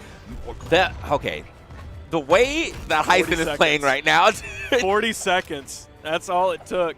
I mean, that's a significant increase in time since last game, but still, 40 seconds is not great. If they take him out of this game that quickly, he's not able to make those big Taros plays. He's not able to do that big damage. Man, that was, dude, the way that Heisen played that, like, he pretty much forced Pavelski to jump. He was just, like, dancing around him. He's like, as soon as you jump, I'm blowing that up, and that's exactly what he did with that neutral sig. Off the top as well, but look at this, man. Like, it's not too far away from them to be able to get this stock, man, and he's holding the hammer too. There it is. Just a easy stomp side air to go ahead and keep it even on the stocks. But still a lot of damage here on Pavelski already on his second stock. Yeah, I've just been watching Pavelski for a long time now, and other than getting that stock on simple, Pavelski really hasn't done too much this match. Like, it doesn't look like I'm watching Pavelski play. He's, like, whiffing a lot of moves. It's just extended periods of time that he's not doing any damage. He's on his final stock. Same thing for Ninja as well. This is just Simple and Heisen destroying this team. And the fact that we're seeing it again in Game 2 does not bode well for Blue. Okay. Ooh. Right, man, so this is, as you say, yeah, not boding well for Blue yet again. And yeah, I mean, these 1v1s aren't really boding well for them either. But managed to go ahead and stay alive for a little longer. That could have definitely been the stock there on Pavelski, but wait a minute. Oh no, the overextension, and he is going to die for that. No, actually manages to make it back. Good stuff. They're all off on this left side. It's a little hectic over there, but luckily everyone was able to make it back to stage. A little bit surprised that side air, even with the bounce off the wall, didn't KO Heisen. He's so damaged on this stock. Basically, everybody in this game is extremely damaged.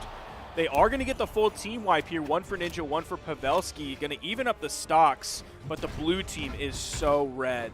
Yeah, this is definitely not the damage that you want to have going into the last stock when it's not even a 2v1 situation. That's one stock gone. That should be the second one with the sliding off neutral sig, but it is enough. Man, Pavelski did only 282 damage. It's over 100 damage increase from his previous game, but still low numbers for him. That's what I was talking about. He's just kind of floating around. Most of the moves he threw out didn't connect. A lot of them he got punished for. He just kind of wasn't present in that game, and he survived a reasonably long time compared to the first game, which almost is even worse because he's in the game longer, but he's not working on that time. That time he's in there, he's not putting out damage. He's not finding KOs. He's just sort of a non-issue for the other team. Simple and Heisen are just completely rolling over everything that the blue team has. Yeah, man. So this is, I'm not sure what is going on with Pavelski, but he is definitely looking quite lost in this set specifically. So the Ninja, I mean, unfortunately, it does seem like he has to put on a little more when it comes to trying to get these W's here. But hopefully Pavelski can clean it up now. They're on Miami Dome here, and he has another swap character to a very popular character, Ulgrim. So this, see where this goes. They do have a slight lead in damage right now, but that can get sapped away immediately if the 2v1 combo happens. Ooh, they're going to get the first stock there. That's nice. Less than 40 seconds into this game. This Ulgrim swap might have given them what they need, sort of a palate cleanser as they come into this game. They're less damaged than Heisen is. We'll see if Pavelski can continue to live that recovery. Not immediately going to send him into the blast zone, but Heisen is going to bounce him off of that post that's holding up the billboard. That's going to be the KO. Much better this game. Oh, for sure. They actually still have the lead. Well, not too much anymore. The damage on the Ulgrim is definitely starting to stack up. But there it is. Now we are securing a lead for sure when you get that stock on. Okay. Oh, I thought he was going to go for that a little earlier on the left to the left side. I think he was looking for a air dodge. Just a little extra power for the charge as well. That is going to be the stock off of the Ninja. Not much he can do about that, but still a good lead being developed here for the blue team, hoping that they can keep this lead alive. And stuff for Pavelski from avoiding the 2v1 while a Ninja was responding. Now he goes for the D-like ground pound onto Heisen. A little bit of an interesting choice because he was so far on the right side. He could have gone for the D-like Sarah. I don't think it would have KO'd, but it would have put his opponent at a much longer time to get back to the main platform. Could have put him in a serious power position, but he did go for the D-like ground pound as the option, which wasn't going to be the KO because he wasn't super damaged. All right. So yeah, man, even so, the red team or the blue team did have the advantage here at the beginning, but now the red team is being able to sap it back. That's the thing, man. Like, I feel like Heisen and Simple, even from behind, they're still playing with some level of confidence or sureness in their gameplay. Yeah. That they don't really ever fall too far behind. There's definitely some sauce that Ninja and Pavelski are missing that we normally see from them. And again, we see it this game. We're only 2.5 minutes in. Look at everyone's stocks. They all have 2 stocks, except for Pavelski, who is not just 1 stock behind, but completely taken out of this game. Now, I'm wondering why we're seeing this from them. One thing that I mentioned in the pre-show is that since Spring Championships, they have not played in a 2v2 tournament. Neither of them have since all the way back in April. Look at all the other 2v2 teams. They've played in at least 2 tournaments since then, with the most recent one being about 6 days ago. So this is Pavelski and Ninja looking like they're rusty coming into this. It looks like they didn't practice in off-season and we're coming into winter championships and they're getting destroyed. Yeah, and I mean, that's to say it lightly because they are definitely still in the winter side of things. But yes, very true. When it comes to this team that is, obviously they have been teaming for quite some time, and you can see it in their gameplay. Like, you can see the clear difference in the teams right here. 200 damage from Pavelski. Are you good, bro? Like, I hate to keep harping on this because they did make it this far into winter semifinals. But if you looked at all of the names in this game, and then you looked at the gameplay without the names attached to it, you would not think that that's Simple and Heisen versus the Ninja 729 and Pavelski. You would look at the blue team and be like, okay, this is just like a good team. This is a top 16 team, maybe a top 12 team. You wouldn't expect it to be Ninja and Pavelski.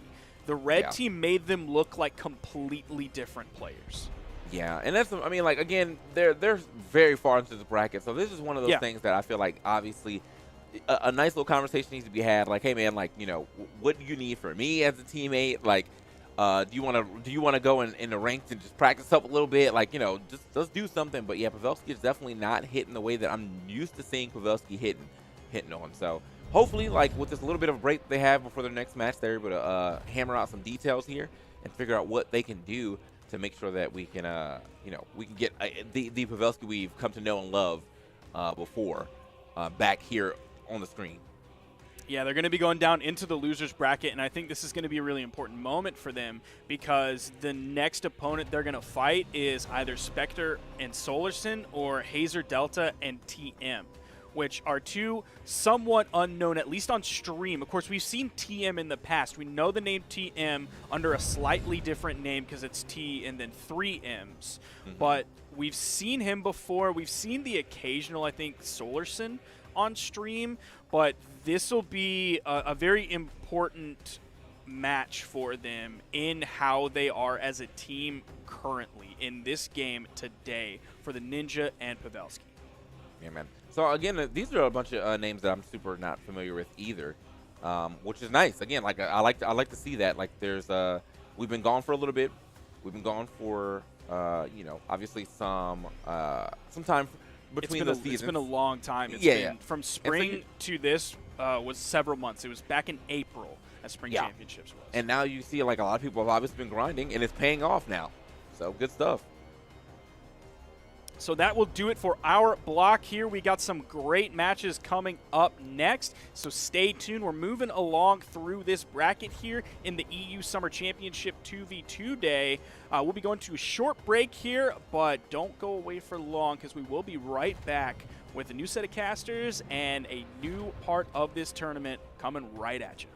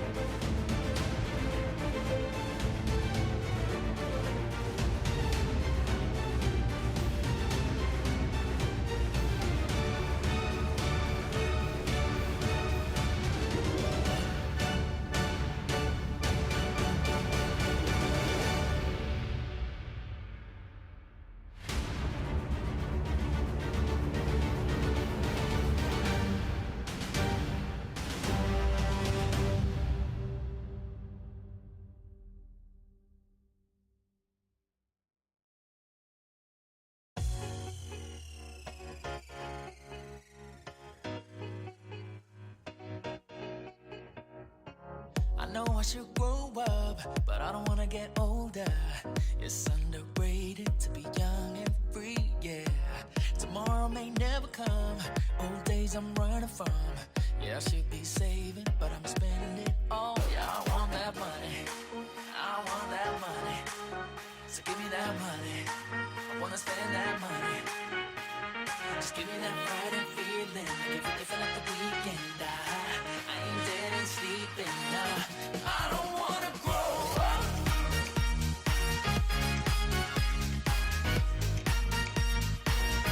I don't wanna grow up.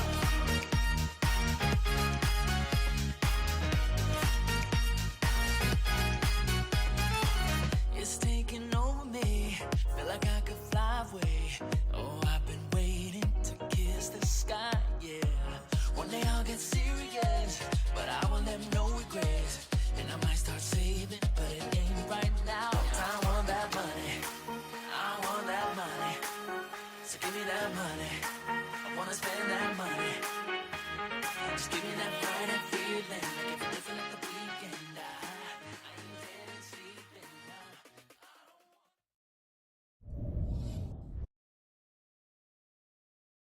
The Brawlhalla Summer Championship for Europe doubles. Woo! Got Steven here with me. We're gonna rock, dude. This is gonna be a really good set of matches. We've got 4 matches that we're gonna cast here, Steven. Okay. And they're all lower bracket top 8. So every match we're watching is like the ultimate stakes. You've been watching matches before that are like, well, the loser, they're not out yet. They go down to the lower bracket. Maybe they'll get knocked out. Maybe they'll come back up.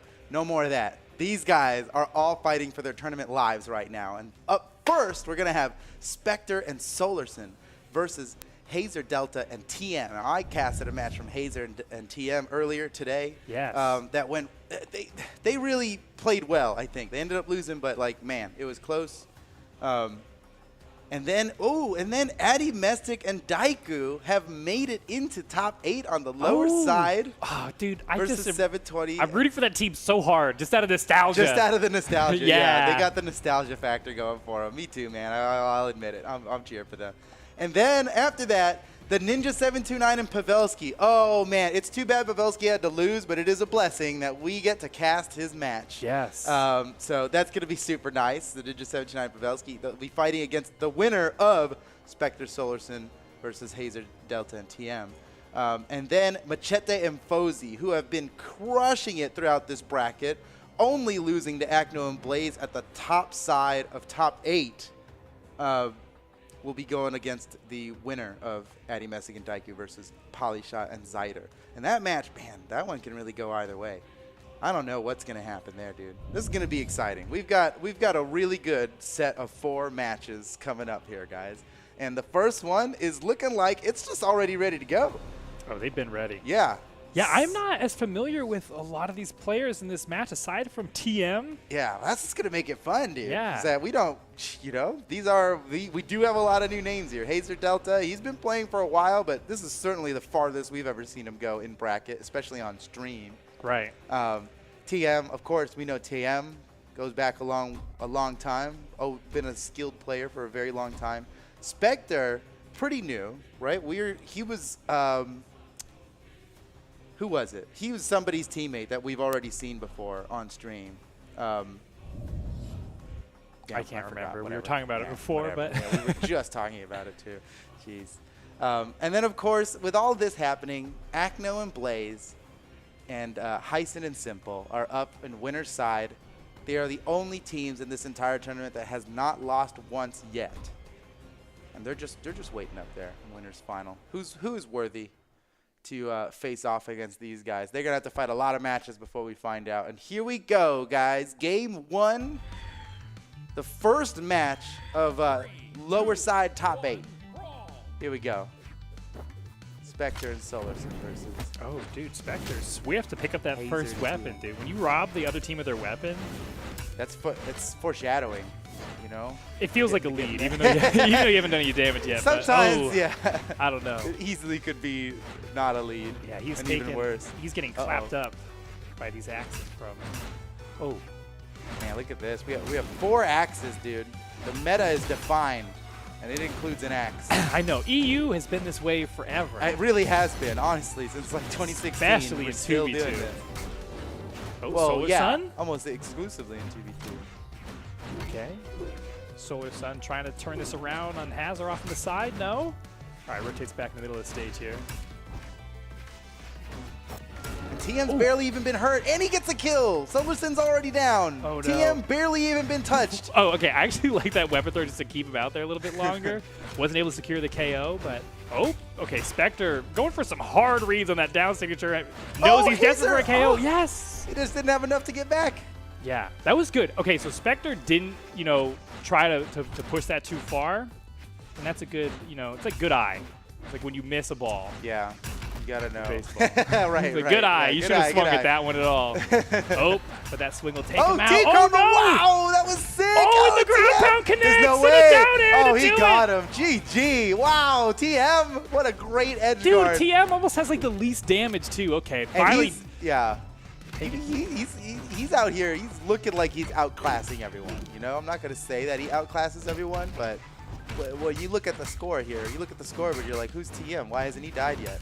Yeah. And how many kills is he? He's gotten almost all the kills, too. Oh, I think that soft platform actually kind of messed up his down air and a ground pound attempt. That was kind of swifty on the axe. Oh, what? The little team combo there? Yeah, the Unarmed? recovery into the axe down air. What's fun about that is TM could have just gone for the weapon for Oh, free. no, Oh, no. wait, he's can still he make alive. it back? He's still alive. Oh. Just barely was sweating at the Okay. end. Didn't have the dodge to make it back. And now, oh, no. They've got Solarson like one hit from death just from being out of this game completely. That's crazy. When TM has only lost his first stock, they're about to finish off one of these guys. Oh my gosh, and they'll have 2 opportunities for a sweet 2v1 combo on a Spectre. Not that that's what I'm rooting for, but I want to see what they have cooked up, yeah, baby. yeah. Have they practiced it up?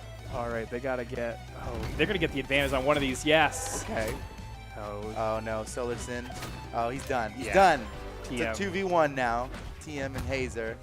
I mean, Let's see what they got cooked up, dude. yeah, I'm excited. Let's see. Maybe nothing. Maybe nothing. I mean, Just solid especially play. Hazer's playing a different legend than he was before. So like Oh, they might right. not even if they had one, it might be that their legend swap is. Oh, Oh, here we go. Here we go. Okay. Oh, wait, Oh, what? that was kind of freestyle. That was kind of That freestyle. was a little. I mean, that should have triggered DI, and then Spectre didn't DI. Well, he's probably expecting to not have to DI. Maybe Yeah, that's these guys the real are so read. good. I shouldn't need to DI. Oh wait, why What? did you do that? That was such a weird. Like of all the, is that the? Okay, He's okay, just okay, like okay, trying to okay. get a hit off. What's fast Okay, enough to yeah, land yeah. it? I think if he did anything, it probably wouldn't have landed. Right, right. But maybe no hit would have been fine because he like stopped him in his tracks with that sideline. Well, it clearly did not hurt their chance of winning that game because they came away the victors. Yeah, there. they were fine. Hold on, we might get to see that fun little sidelight here. Oh yeah, here it comes. Here it comes. Oh no, no. Oh no, this is the okay. So yeah, gravity that cancel he sidelight definitely could have there. been DIing like crazy. It looks like he actually was DIing. And then the big finish. Oh, we didn't get to see the silly side. Okay, Oh, okay. dang. All right, now on All the right, back Miami into Dome it. for Game 2. Okay. Miami Dome. I like this. I mean, we didn't see a Settling in the lot of plays off stage that extended so long that somebody had to like bail and go to the other side, but this map Yeah. will prevent that. That's true. It's going to change the dynamic of this match. And oh my goodness, Hazer almost took out Solarson already.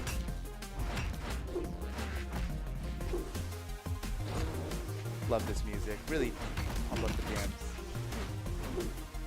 I know, this is a pretty classic tune. It's like Lee's song. Oh, Solarson, just like in the first game, is trailing behind the most when it comes to damage. But now everybody's kind of catching up. And It's once really- again, TM is like relatively untouched, and he's gonna take somebody out. He's not even gonna be orange by the time he takes somebody out.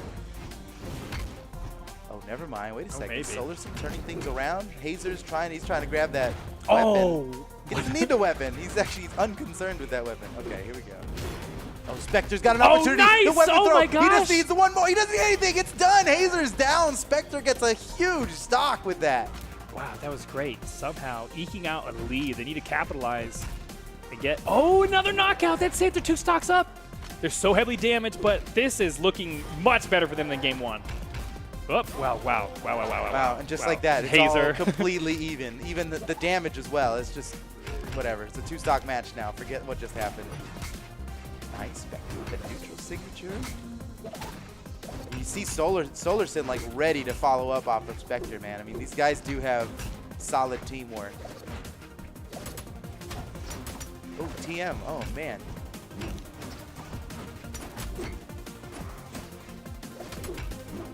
The only person who's hit TM is his teammate. He's been untouched by opponents. He's very okay. Now finally get clapped up a Yeah, couple yeah. times, but whoa, believe in the ground pound. Whoa. Oh, he believed in it. He really, he committed to that for a very long time. I mean, you It have was to spicy. sometimes. You would look foolish not to. We've Ooh, seen it almost. work out nearly with the alley-oop. I don't think he was even meaning to hit him with that. Yeah, that would have been icing on the cake there. Okay, everybody. This is a volatile situation right here. We got everybody in red, and Yeah, there oh, Spectre there goes goes down. one. Solarson. TM Oh goes- my okay. gosh, dude! That like pivot, jump off, ground pound, so Yep. good, so good. And that puts him ahead in the stocks here. Solarson and Spectre, they could turn this around. I mean, both Hazer and TM are very, very close to death. There goes Hazer. Maybe they get TM right Oh, here. they Boom! do, yes. Equalized. Oh, nice, Just nice, like nice. that, equalized. And now it's a 1-stock game, guys. Yeah. Anything could happen. And TM knew he was done for. He as quickly as he could dispatched that stock, so he's lined right up with Hazer. So you wouldn't they wouldn't stagger their respawns, which is usually bad. Hazer has the chance to finish off Solarson right Oh, he now. takes it! What, dude? Fades back to the stage, side signature, takes him out. Now in the 1v2, Spectre. Can he handle the pressure? There's a lot of pressure here. Combo What time. do they Wait, got? Oh, nope. whoa! No. Little whiffsky. Good damage, though. Yeah, just by a hair, really. The damage was done, though. Still big damage. And Spectre's Ooh. so close to death. Here Yep. comes TM for the finish. GG. TM and Hazer taking game 2 now. 2 in a row. Man, okay. This could be a Staring quick down- set. Yeah, staring down the barrel of a 3-0 here. What's it gonna be, Spectre and Solarson? Can they bring it back?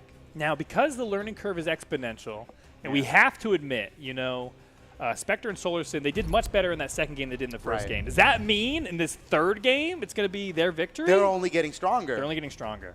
And then after they win, well, then they just keep getting stronger. It's the reverse 3-0. That's I how know. it happens. It'll be like Acura, and we'll just have to like, somehow get the military And then involved. We got to take them out. really need to take them out after that. They'll get too powerful. All right, let's see. They've already eliminated every match they've played, or every map they've played on so far. We got to try someplace we new. gotta do something Apocalypse.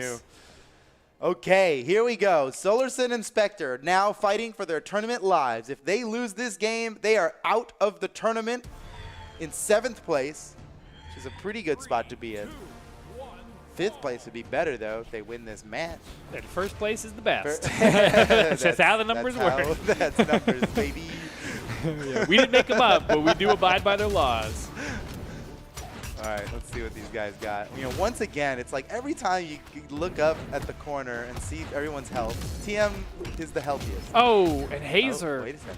is in a little bit of trouble. Nice dodge Yeah. there, but oh, gets no, knocked in off a lot again. of trouble. Ooh. Wow, that's an early stock. TM already used everything. Oh, luckily gets back, uses a side air to get the chase dodge, fight his way back up to the stage. Okay, see, in this time, and I'm correct here. They weren't in the red by the time they got that first stock. Oh, so. this is the first time I think SolarSyn and Spectre had a lead ever. So. Well, they had a 2-stock lead for 3 seconds last game. Oh, but okay.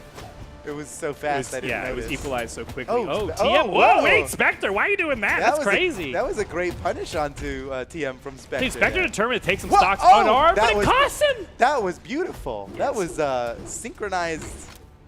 That was choreographed. That's Yeah. what it was. That was choreographed. They were looking Well for an done, Olympic guys. medal, but this is not that This competition. Is, yeah, This that's is a whole different That's competition the style there. competition.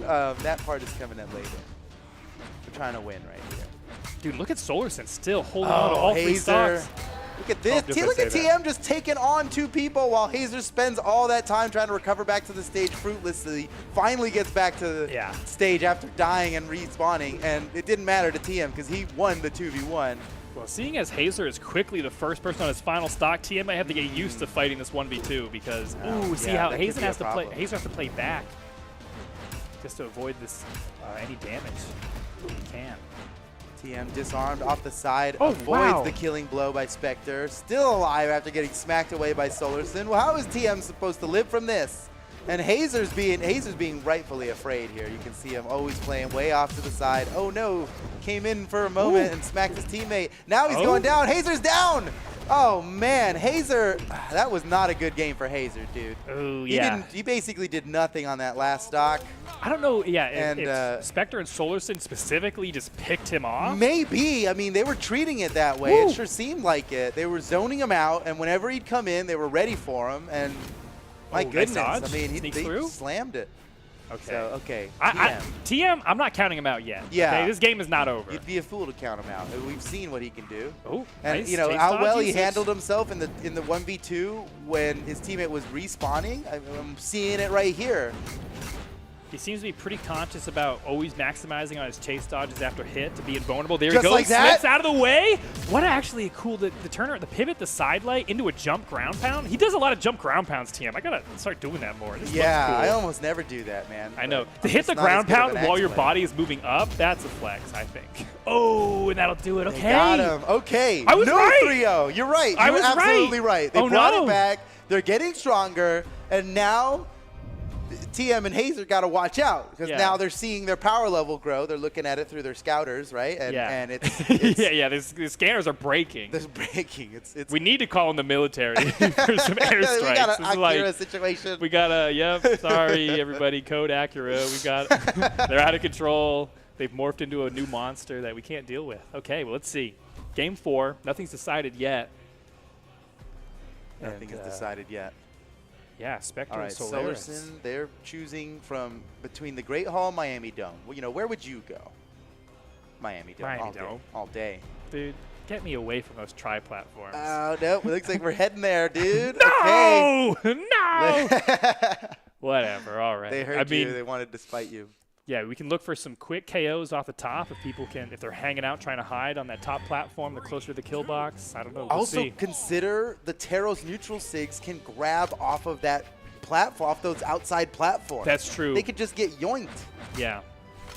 The Axe neutral SIG, that'll just kill them from up there. Oh, TM was so ready to combo off of Hazer there, but it got interrupted.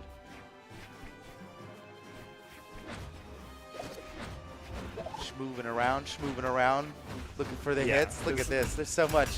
Oh, nice punish from TM. Oh, big time. Oh, my goodness. Spectre. He's like, it wasn't even worth attacking Hazer for that. Yeah, that was hit so much. That was like the beginning of like a boxing match where they're just like feeling at each other's movement, and now it's just like everyone's got a black eye, bloody, and Hazer down again. No. The first to lose a stock. And look at every game, Spectre. dude. He's the first to lose his stock every game. Oh, and TM is gonna be close to fall. Oh, wow, what a nice Spectre. dude. Good That drop off down air is enough to do it. You know, I would probably go for a jump ground pound and look like a fool twisting in the wind, but Spectre knows what to do, and now they're full 2-stock lead. These are juicy stocks. They're yellow. And on a large map where you can extend a stock forever, dude. Yeah, this is like Miami Dome. It's like, well, a lead doesn't mean too much because you can just get deleted. But dude, that sidelight follow up by Solarson, just this jump recovery, that was actually pretty slick. Oh, the alley-oop, dude. Solarson and Spectre are popping off right now. They're getting better and better. Yeah. You totally called it.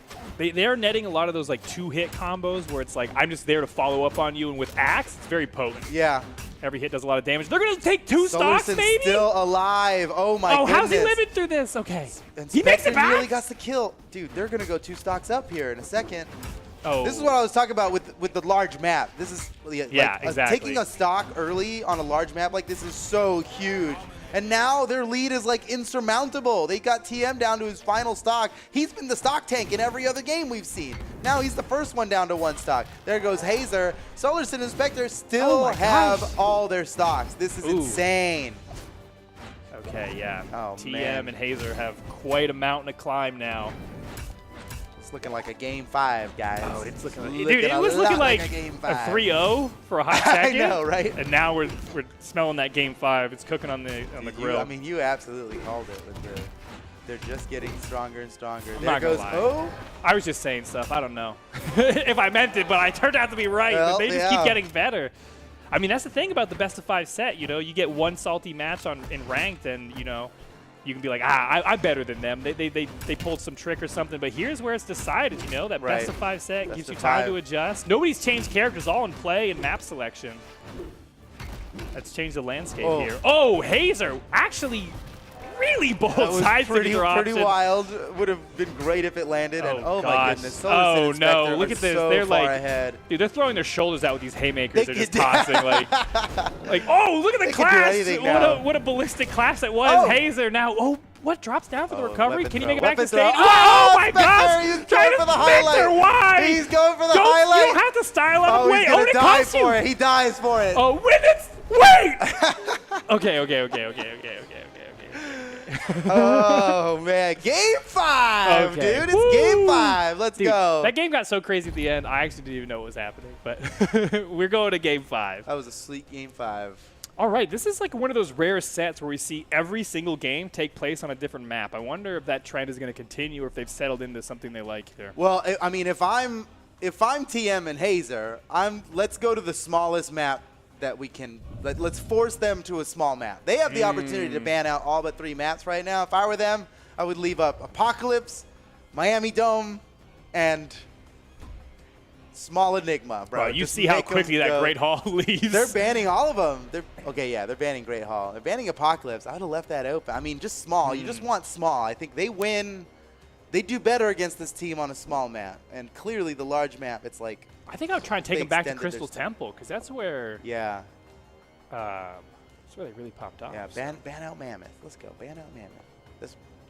That's what I'd do. Just ban out Mammoth. Force them somewhere small. They were winning. They were winning on the small maps. Gosh. Oh yeah. All right. So now what are they going to pick? Now we got Crystal Temple, come on. Oh, they're banning out Miami. Okay. So Solarson deciding between Enigma and Crystal Temple. Get me away from those tri-platforms. Hey, let's go to Crystal Temple. Let's go to Crystal Temple. Well, who knows? Who knows what they're going to pick? Oh, well. Retry. Ran out of time. Dang. We should probably increase the timer on this. Maybe, or shorten it. Or no, you know what would be better? Have, when it switches turns, like Team 1 do your banning, they get 60 seconds. Team 2 do your banning, they get another 60 seconds after the bans are done. Yeah, that's what we should do. I'll write it down. Somebody write that down for me. We'll forget. All right. Game 5 on Small Enigma. And this is an elimination match. Whichever team loses here is out of the tournament. Yeah, this is big. So And this is it exciting. was looking so guaranteed for Hazer at TM Oh, a the minute first two ago, games, right? it was a bop. like, I thought this was a 3-0 easy. But here we go. Small Enigma.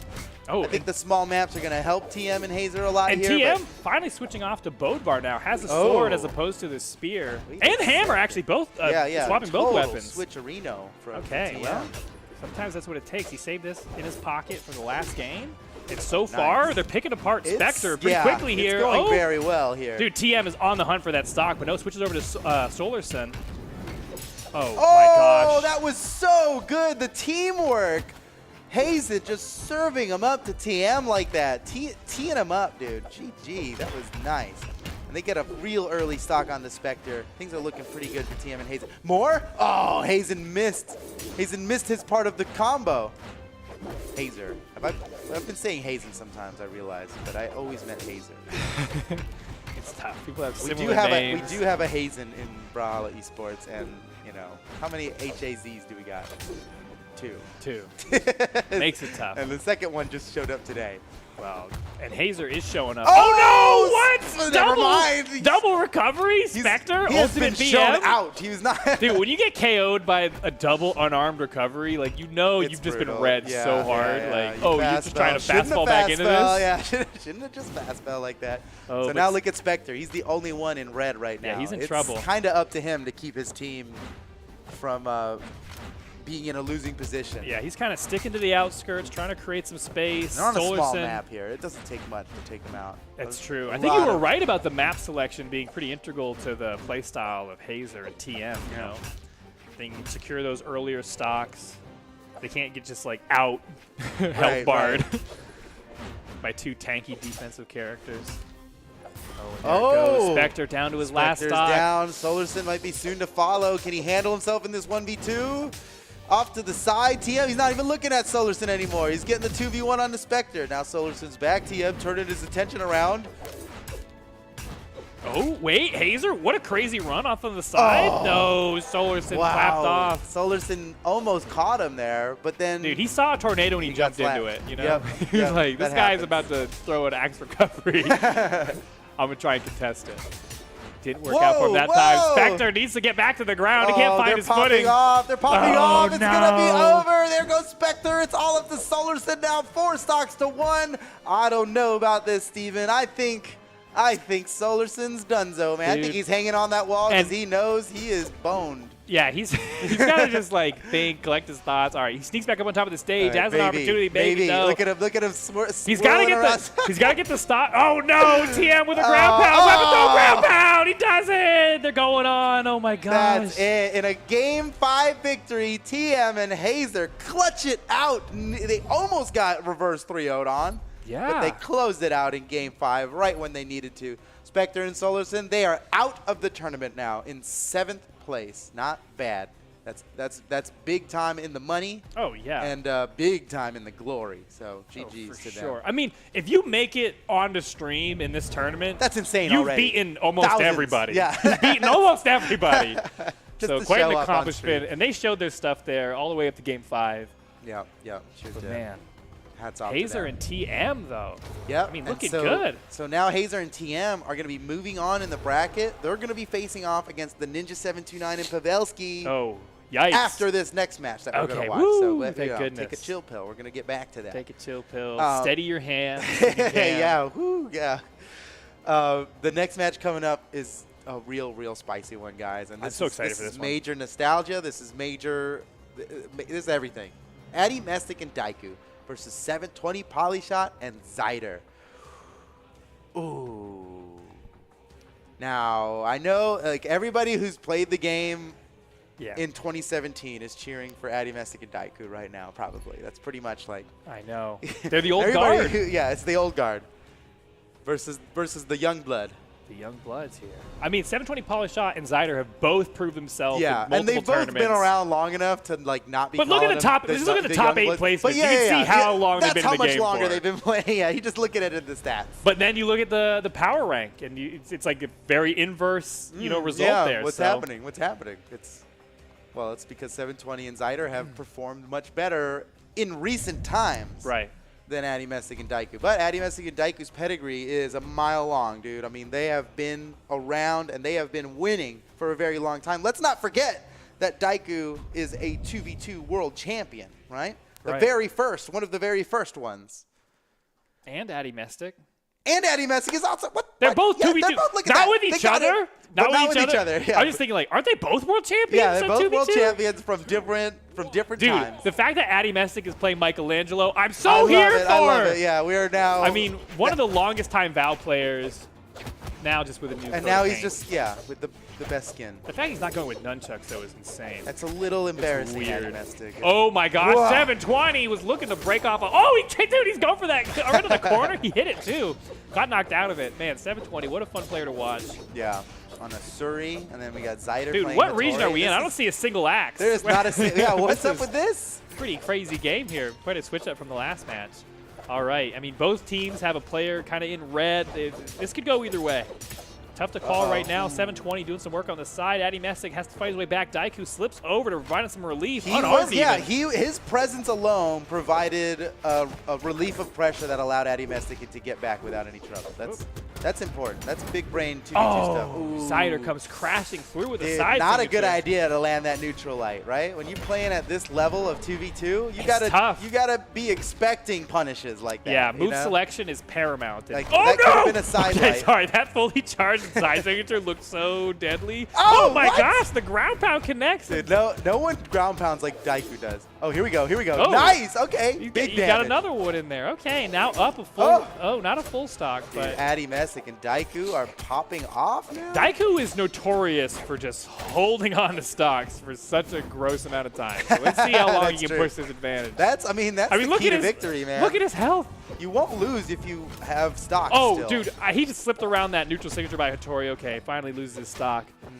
And Addy Messick's Messick in trouble. Yeah, he game got is- disarmed too, way off the side. Zyder going for an epic What? edge guard here. That Oh, was dude, weird. Addy Messick somehow freaked his brain. Yeah. Like Yeah. Zyder did 2 inputs and Addy Messick did 10, and he just freaked his brain out. But finally, there he goes, loses his Oh second no, stock. Addy Messick, the first one to go down, and you look at 720. Oh, Polyshots held. not quite enough damage to get that neutral signature to work. And Oh, Daiku, though. Daiku. He's on the ground pounds. He would Oh, ground Addy pound right Messick, now what are if you Addy doing? wasn't in the way. oh my gosh, Chase dodges his way back up. Daiku going low to try to secure this KO on a 720 polish shot. 720 fights his way back up to the top Oh, of the great stage. punish from Addy. Somehow, everybody's still in this. I mean, Addy Messick is Uh-oh. the lowest Daiku person, but he triple. hasn't taken a lot of damage on that final stock. Yeah, this that's- could be. and that's Oh good. no, he's got to get back. Okay, he was sweating there. You see those stars come out, and you're like, uh-oh. You're like, oh, you only have a dodge left. Okay, almost knocks out his teammate. This is Addy very Messick. good that Addy Oh, what a still nice is dude! holding on to Now all that this neutral health. light by 720 to shut down what could have been a Oh, KO. there we go.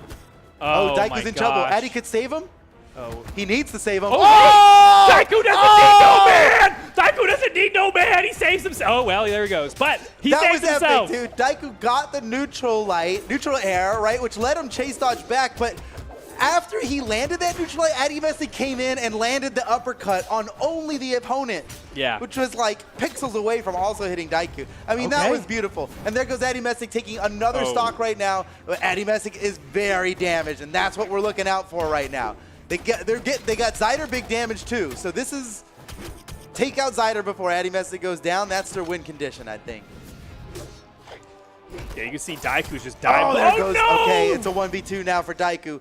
We've seen him win 1v2s before, and Zyder is very damaged. So if he can just manage one hammer side air or something Oh, on the Zyder, He other might way, need other way. We two- need to go yeah, the other he way. needs to be close to the kill box.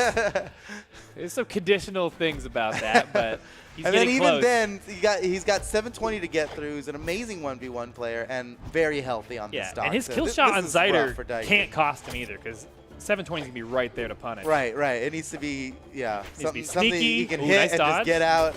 Okay, wait. Oh, man. It's getting more and more difficult He's for Daiku. he's just like, someone make a mistake. Someone run into my hammer, he's going right to please. wall slip here. No, he slips back on top. Oh, my gosh. No, the dribble. The flashy finish. That was a 720 nice closes it three-piece. out. Game 1 going the way of 720 Polyshot and Zyder.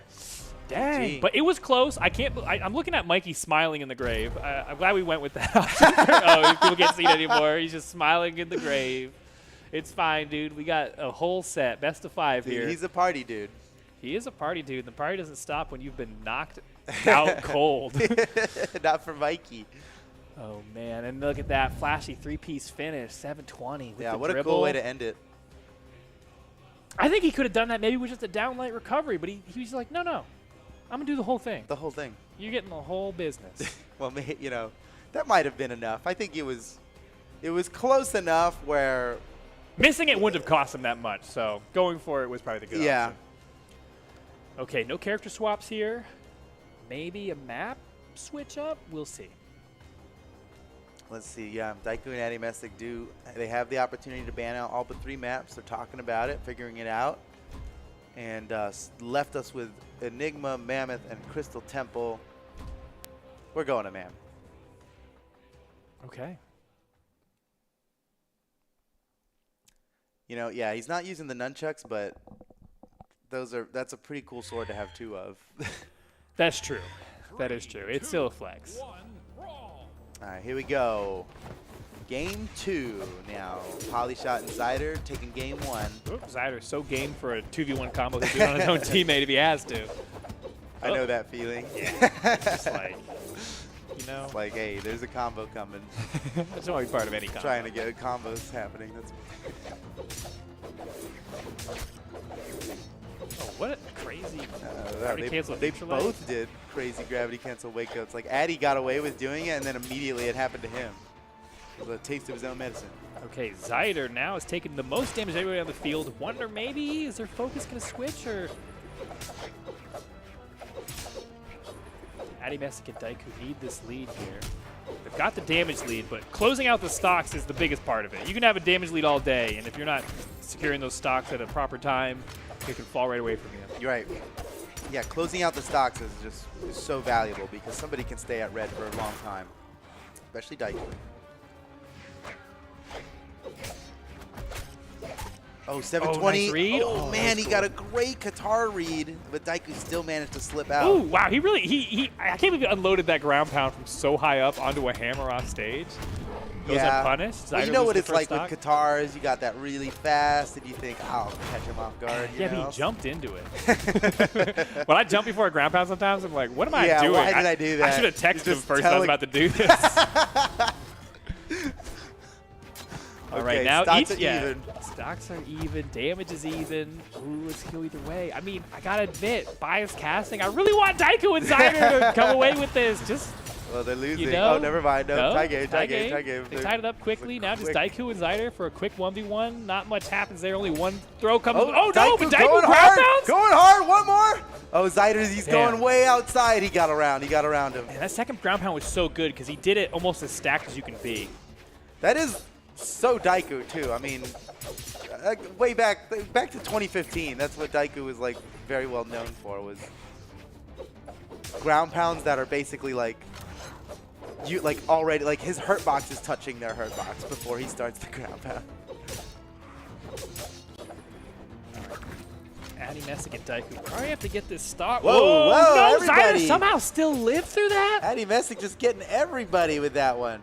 Dude, yeah, everyone gets a slice of pizza there. That's a generous heart. That's what you got to really appreciate about Addy Messick. That's really Addy Messick. That's how he is, dude. Oh, I'm surprised he actually didn't push that edge guard on a 720 a little bit harder, but Zyder's still alive. Great jump from Addy Messick. He didn't even use his dodge. Zyder should be dead. Why is he alive right now? It's crazy. 4 defense. Oh, but Daiku as well is really. Oh, that weapon throw was almost enough to do it. Oh, He's dead. He's dead. Oh, man. Okay. Daiku onto his final stock. But Zyder, man, they're both so close. Zyder at 720, just really, really damaged. Oh, no, just barely. Too high. No. Gets over the top. Wait. Yes, all right. Addy Messick, what a great save. Yeah, smart play. Breaks Daiku through. cleans it up, and now they have the lead. Ever so slightly. Daiku and Addy Messick have the lead here. Uh-oh. See. Now, you don't want to, we talk about this before, but, like, the problem with being at red in a position like this when everybody else is at white is that you get knocked away, and then while you're coming back, your teammate's getting 1v2'd, and all the time it takes you to come back. But anyway, that won't be a problem. That's okay. Since Addy Daiku, Messick all he died. did was hit his opponents during that time. I don't think he even got hit there, so he did a great job in that 1v2. Now the game is so even. This is going to be a nail biter right to the end. Yeah. I mean, both teams have a member in orange. Oh, one friendly yellow. fire. Oh, that's bad. Friendly fire. Oh! Wow. Oh, they converted so hard off of that. Addy Mestic and Oh Daiku my gosh, might be on their way to a victory here. Zyder is so close to being dead. Addy Mestic's looking for the kill. Zyder sneaks around it. Whoa, here's the opportunity. What? A neutral light? I mean, just hitting Zyder away that far gives them an opportunity for a 2v1. So, true, my yeah, gosh, it's all but it really good. is coming down to Any the hit's wire. good. Everyone could be KO'd probably from a Yeah, good yeah. hit in the right This is really position. anyone's game. Oh, Daiku's Daiku? barely alive, but he's still going. Addy Mestic, he's Oh. dead now. 1v2 No, once again. Daiku off on the side of the stage. This is where he likes to no, be. but this is more winnable than the last 1v2 we saw him in. Oh no! What? Okay. Wow, wow, wow, What's he wow, wow, doing? wow. What's He this? What's this? What's this? Those neutral light walk-offs. Wow. Oh, Oh that's my it, gosh! that's it. How did he No, get one that? more. No way! Woo! Daiku's gonna do it in the No, 2v1. it's still anyone's game, dude. No, it's not! He does Oh! it! Yes! There we go. 2v2 world champion right there. Daiku Right pulls it there. off. And the final moments. I can't believe, dude, he was playing that 2v1 so bold. Like, the way he walked off with that neutral light, he's Yeah. food. He's food Yeah. for any punishment. It's all a bait. But the knows what he's tenacity doing. paid off, and he takes the stocks and comes away with the game now, tied up in the set, 1-1. Dude, are we going to see another best of 5? Are these all going to be best of 5s? You mean down to game 5? Yeah, I think this- so, dude. This region is really popping off, especially in 2v2. There's so many great teams contending for the title. I mean, we've got, Acno and Blaze, who've been sitting on top, the Kings for over a year. But even but Acno and Blaze, we saw them go down to a game 5 against like a way lower seeded team. I think we're just at a really sweet spot right now in this region's 2v2 meta. Yeah. Where it's so even. For so much, it's so even. I mean, there's so many 3-2s that are happening in all these sets. And yeah, maybe we're in the midst of another one. Right now, 1-1, first team to 3 will win. Oh, they both have their world championship, Addy Mestic and Oh, Daiku. yeah, but yeah. yeah, that's a great flex. That's good. Yeah, that's good synergy. Be like, right hey, there. bro, we should coordinate. Do you have a world championship? Oh, you do? Okay, yeah. Oh, I'll that's put on my world convenient. championship title, too. You gonna wear your red shirt today or the match? Okay, back on Mammoth Fortress. See, we are really just running it back. Try again. It'll go different. But it was that last game was so close that it really was. Oh, it there's really could have no gone either clear, way. Like no one has a clear advantage. Daiku doing well at holding on to his health in this stock, his first stock. Everybody's starting to get real damaged here. We're about to start seeing some KO. What's it going to be? 720 really went for it there with that sword side stick. Whoa! Oh, whoa, Wow, whoa. Hey, 720. Dude, he's playing a bullet hell. And he was living for a long time, but See eventually that? gets killed. Now Zyder, wow, nice punish from Daiku. He tried to finish him off with another weapon throw, but it missed. Zyder's still alive, but only just barely. There's the finish from Addy Mestic. Oh, whoa! That was such a good wake-up down signature from 720 Polyshot. That was, man, I should wake up Gravity Cancel more. These guys are, oh, this is Oh good. my gosh, wow, that Addy was so Mestic. much damage. Oh, Daiku may be holding on to this stock, but with how far he keeps getting knocked away, it gives him ample opportunity just to beat up on Addy Mestic, and they've taken it, and now he's almost going to lose Oh, his... look at that, Daiku. And then he goes down, and Addy Well, Mestic... Daiku oh. went. He didn't die from that, but I think he. Oh, no. Felt what you were talking about, he was starting to feel it, where like he keeps getting Oh knocked my away. gosh!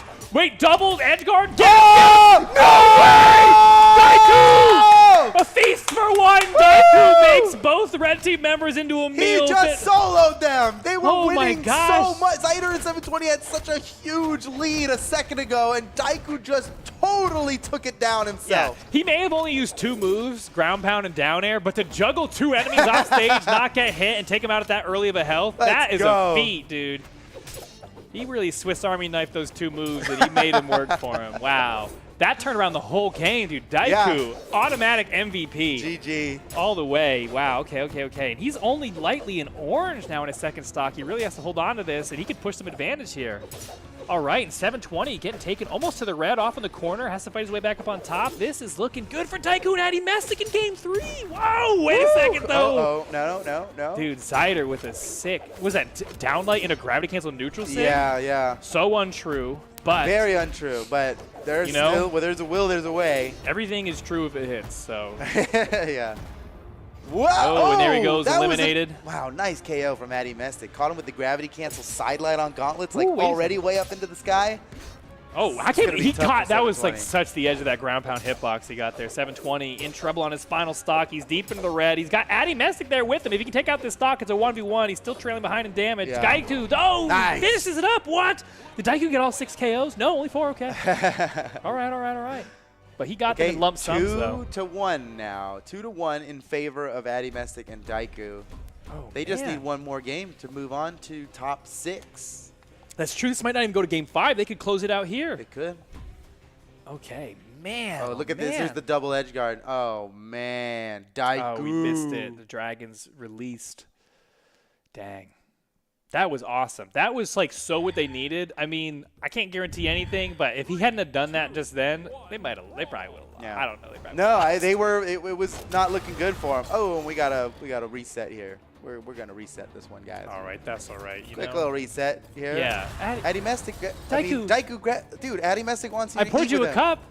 Yeah, wait, Bro, dude. What is going Oh my dude, God, BM. I've never, dude, He did not even eat with. I'm not going to lie. Addy That doesn't Mestic bode a well for second. game 4. Yeah, that does their not bode teamwork well. is looking shoddy right now. I mean, they can't even share a turkey together? How you going to win a whole championship? All right, let's see. Hopefully better luck this time. Whew. All right, so where are we going now? I think they messed up. Nope, they didn't mess up. We're going back to Mammoth Fortress. Mammoth Fortress. Okay. Everything's cool. All right, here we go. Potentially the last game. If Addy Mestic and Daiku win this, they'll be moving on to the next round. Should put them in top 6.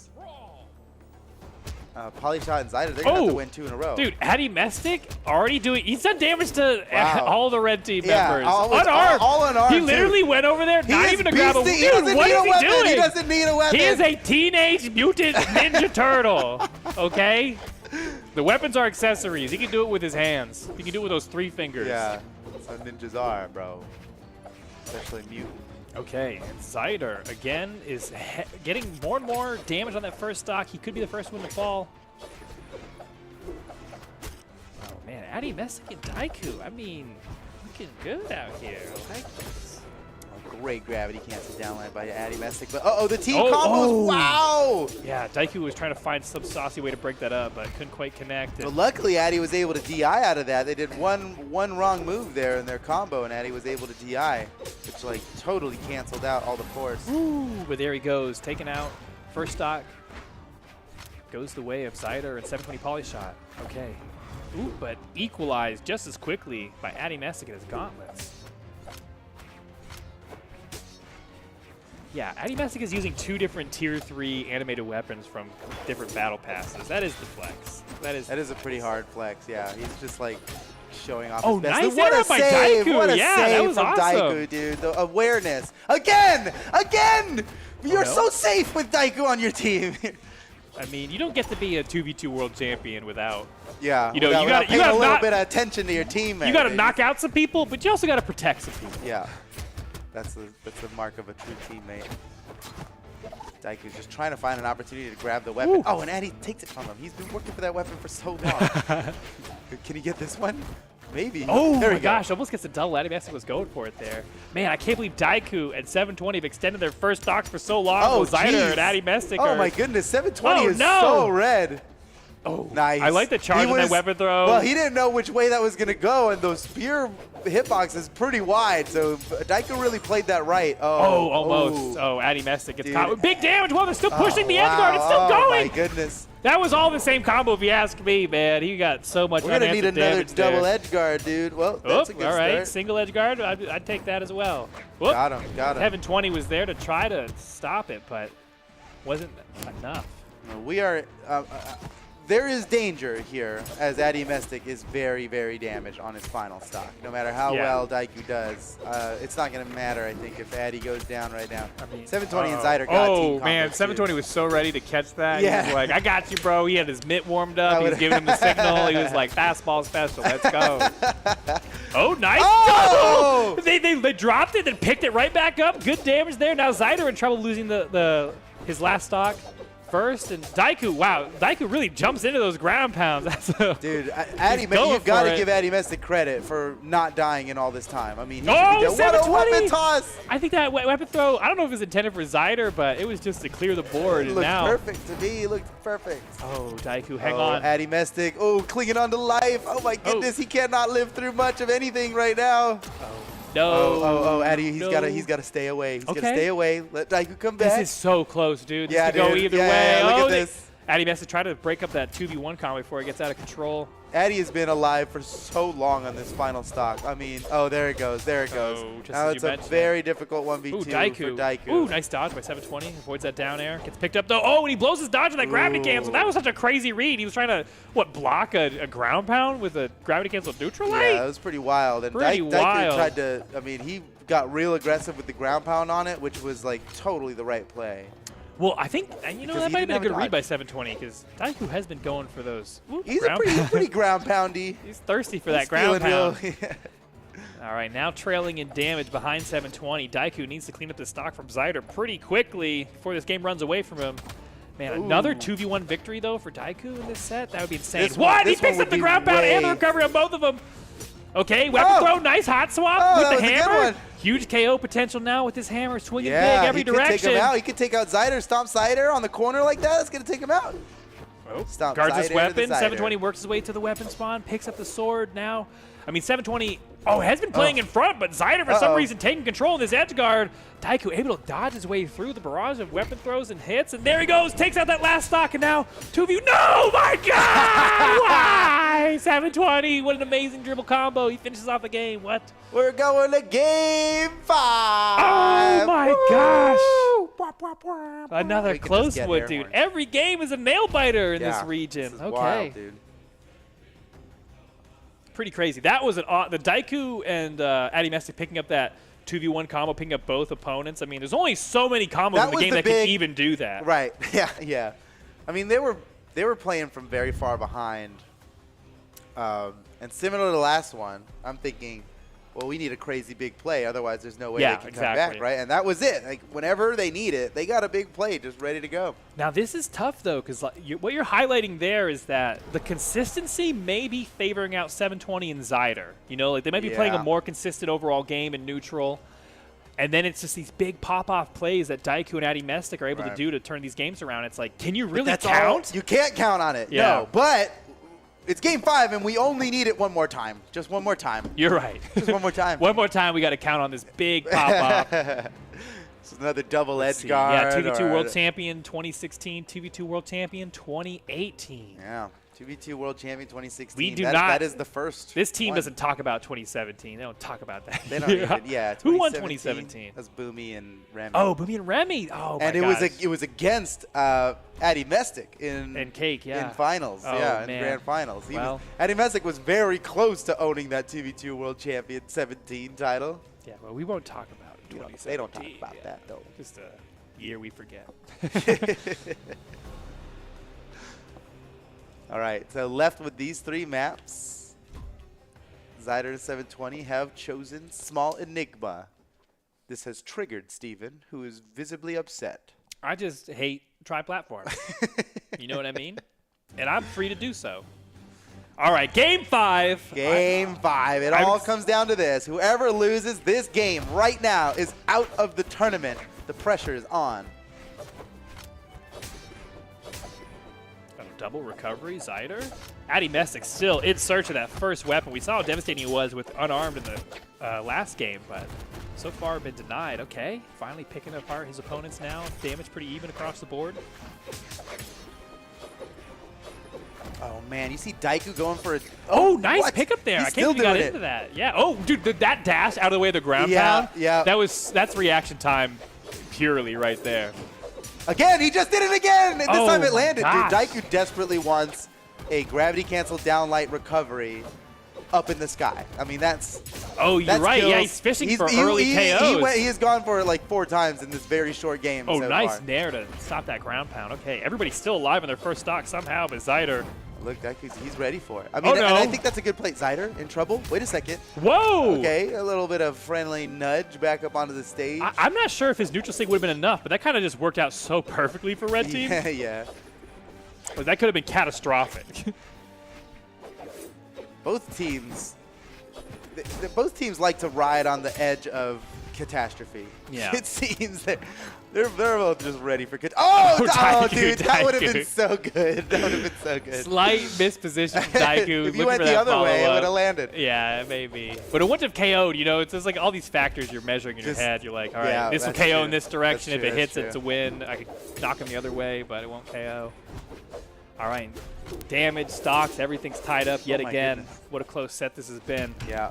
And in game 5, doesn't I get know. much better than this. It all- Okay, Addy Mestic has a slight lead now. Oh, yeah. He's going to have to hope that turtle shell is nice and hardy, dude. He's going to take a couple more hits, maximize his stock even more. Oh, Oh man, Side Addy lanes is and take so him out. close. Ah, Recovery does it. shell shocked. oh no. Oh, wow. And how quickly Zyder rotated down there just to follow up on that attack on Daiku. Daiku didn't take a lot of damage in that 1v2, but he did take some, so that's not what you want to see. If it's not 4 axes, it's 4 swords, I guess. You're right, except for Addy Mestic with these gauntlets. Well, but he could be sorting it out. He would never. Not Addy. He would never. Not Addy. That's Oh, nice read with the gauntlets there now. Has a Daiku chance. he's looking for the downlight. Oh, man, wow. he got downlight recovery, dude. 720 had to change his plan. He triggered that ground pound as low as he could because Daiku's been like reading that, and he's been using it as kind of a bait. Like, try and ground pound me. I'll sidestep it, get the downlight recovery. Right. But- Yeah, I mean when your opponent's at red on this stage, that's the way. That'll just get him up from that top Oh platform. no, It's Zyder very has to close. rotate to the other side. But getting the Daiku, edge guard, ground but pound, he double touched the edge wall, he guard, touched go the wall. for it. You Another can one. get him. The weapon Do throw. it again. Oh, big save. Addy Mestic putting a stop to all of it. Oh, Yes, what yes. a play. What a play. Addy Mestic and Daiku are moving on to the next round of the tournament. GG. Dude, yeah. Oh, that was wild. Oh, man. Yeah. Production, I'm going to need the slowest of slow motions we can get on that, We dude. can see, oh, nice That gauntlet was play there by Addy insane. Mestic. Holy cow. Okay, yeah. All right, here we go. This is the business right here. All right, Boom. ground pound, down air, Dude, another Daiku's ground going pound. so hard, and as soon Weapon as throw. Weapon throw Daiku hits? as soon as Daiku had no control over it anymore, right here, he's underneath them. Here comes Addy Mestic. Boom! Oh my God, that's so good. Oh, and then he man. finishes it. He finishes it. Dude, what a crazy risk to kill your teammate like that, but like. He did it at exactly the right time. As soon as Daiku Yeah. lost control of it, which was the moment that Daiku was below them for 2 frames or something, barely any amount of time, and he got it. Oh, GG. So Addy Mestic and Daiku move on up now in the bracket, and they'll be Yes. going up against Machete and Fozy. Oh, are we casting that later match? on? We are, dude. Oh, yes! We are. We're going to go right back up. These are the next 2 matches that we're going to play right now. I'm ready. The Ninja 729 and Pavelski versus Hazer and TM, and then immediately into that match we were just talking about, Machete and Fozy versus Addy Mestic and Daiku. We got some good matches here today. We have been blessed Yeah. with some excellent European tournament action today. Wow, what a good I know, day. That What a was treat. crazy. Dude, that was so good. Yeah, as soon as Daiku on that last engagement, he pushed all of his chips in. He's like, all right, we bet it all here. And Yeah. Addy Messi's like, your chips are already in. I'm going. I'm slashing. I'm going. I'm going to That dunk was you all. such a perfect ground pound from Addy Mestic Yeah. at the end there. I mean, it only worked because Daiku was once again 2v1ing a edge guard again. Yeah. Except this time he had the support of his teammate. Last time it was like So Addy you were Mestic right. wasn't They even there did. yet. They did only need one more. Just one sick ass play. That's all we need. That's Just all they one- needed. One baller play. Just one total shredder of a play. Okay. Wow. Gee, Man. that was good. That was good. All right. That was Let's good. come down. Let's bring it down now. Let's All right. Now, let's if I'm recover being emotionally. honest, Yeah. which tell, I tell always us about am. this matchup coming up. Dude, Ninja 729 and Pavelski. I don't. Yeah. I know my prediction. I don't think this goes to Game 5, but I would love to be wrong. Yeah, I would right, love to right. be wrong. My prediction is. I'm right there with you. Like, yeah. All right, let's look at some numbers. Oh, geez. The numbers are big in the wrong spots and small in the other spots for Hazer and TM. Yeah, I was going to say, like, those are some real small numbers in the right spots, and there's some real big numbers in the right spots. For Pavelski and Ninja 79. Okay, game one. We're going to Mammoth Fortress. Woo. All right. All right. Now, this is Pavelski we're talking about. Look, if you're not following Pavelski on Twitch right now, what are you even doing? Just alt tab real quick, dude. Open up a new tab. We won't get mad. Just go hit him with a follow, man. Oh my gosh, Look dude. at him go. He's not even done. He like crisscross combos with the Ninja, and he's like, hey, listen, I'm not stopping. And they have netted some good damage, but the Ninja's also kind of been smacked around a little bit in this first stock as well, so we shall see who comes away with the first one. Okay, Pavelski, still the healthiest man on the field. Oh no! As I say that, what the heck? Really good team combos Never from mind, Hazer dude. and TM. Oh my goodness. Okay, finally netting that first KO, and the Ninja has to find his way back to the stage. Pavelski rotates over. Good protection there. Blue team keeping all their stocks. Just for a second, the Ninja gets taken out. Now it's a tie game. Okay, dude, maybe we counted TM and Hazer out too quickly. I feel bad about that. Ooh. Oh no, Pavelski, why? Down light, gravity cancel, uppercut. Oh, dude, the Ninja just saved Pavelski from a team combo that would have certainly killed him. Nice play. Here comes Pavelski back into the fray. Gets a kill. Okay, and Pavelski, you know, the beginning of this match was looking so dominant, and it still is in their favor, but, you know, Pavelski has quite a bit of damage on him. Yeah, and we saw TM and Hazer land that super sick combo, and it's just like... Oh, no, and his teammate at the end takes him out. Now it's an even game. Oh, no, 2 stocks all around. Okay, Hazer, ground pound, doesn't land, doesn't pay for it. That's okay. We take those for free. So Pavelski looking pretty healthy here. Oh, he's going for a... Oh, whoa, wait. he's crazy. Actually, oh he's my crazy. gosh. Pavelski with a... That was such an early kill. That was so pro Val. I think he used the wall version of the side signature. That signature is the only move in the game that has 3 variants based on your position with a wall. Yeah. And he did it just the position, I think, for the ground pound setup. I think he was just climbing up. He was just, this is a fun and fast way for me to climb up the wall. Yeah. Pretty sure that's what he was saying. Oh my gosh. Oh, they're going again. They got a both in it now. Oh my God. Oh my God. This is so crazy. Oh, that was some great team play from the Ninja. He got him into the combo like twice, into the same combo. They fell out of it. They picked him right back up again. They were bobbling, but at the end, they maintained possession. And so that's all that counts. Yeah, oh, blast them both out. TM, powerful side signature. Yeah, sending a powerful message with that. Yeah, one stock all around, but yeah, I don't know. I don't know about this. We've seen some great 2v2 or 2v1 synergy. Oh my gosh, TM, wait a second. Don't count out TM. All around. Don't count out TM Weapon now, throw follow up. The Ninja out there with the cannon. Ooh, it's so. Oh my gosh, Gravity gets a side signature. Can TM make it back? No? Yes? Oh, nice. Wow. He was just looked into out the future there. for that one. He was charging that. Well, they were like walling him off with hitboxes. He could either get hit by something below or something above. He had to make a choice. Yeah. How do you want to die? Okay, pretty strong game one, but the only thing we know about Hazer and TM is they build momentum. Exactly. And where do you build momentum? If you're up 2-0 against them, you still got to worry because you've already seen it. You know what to worry about. Yeah. So let's see if they can continue the snowballing power they showcased in their last set against a team of this pedigree. I mean, the Ninja 729 and Pavelski, they're a top 3 team for sure. Yeah, they're kind of a big deal around. You know, there's like 3 teams you think about winning this tournament. Right, and this is one of them. And this is one of them. Actually, maybe 4. I don't know. This region is getting very stacked with talent as the teams have been all swapped around. And geez Louise. Okay, Hazer and TM faring a lot better in game 2 now. Oh, they've got some great damage onto the Ninja. Wait, they're killing it. Hazer and TM, they're killing it. I mean, they're primed and ready for a KO. Oh, no, and that's not going to do it. Not yet. Pavelski without a weapon right now, looking like he's in trouble. Desperately searching for a weapon. Odin being really stingy about it right now. Yeah, Odin put that weapon on the moving platform. He's like, come and get it if you can.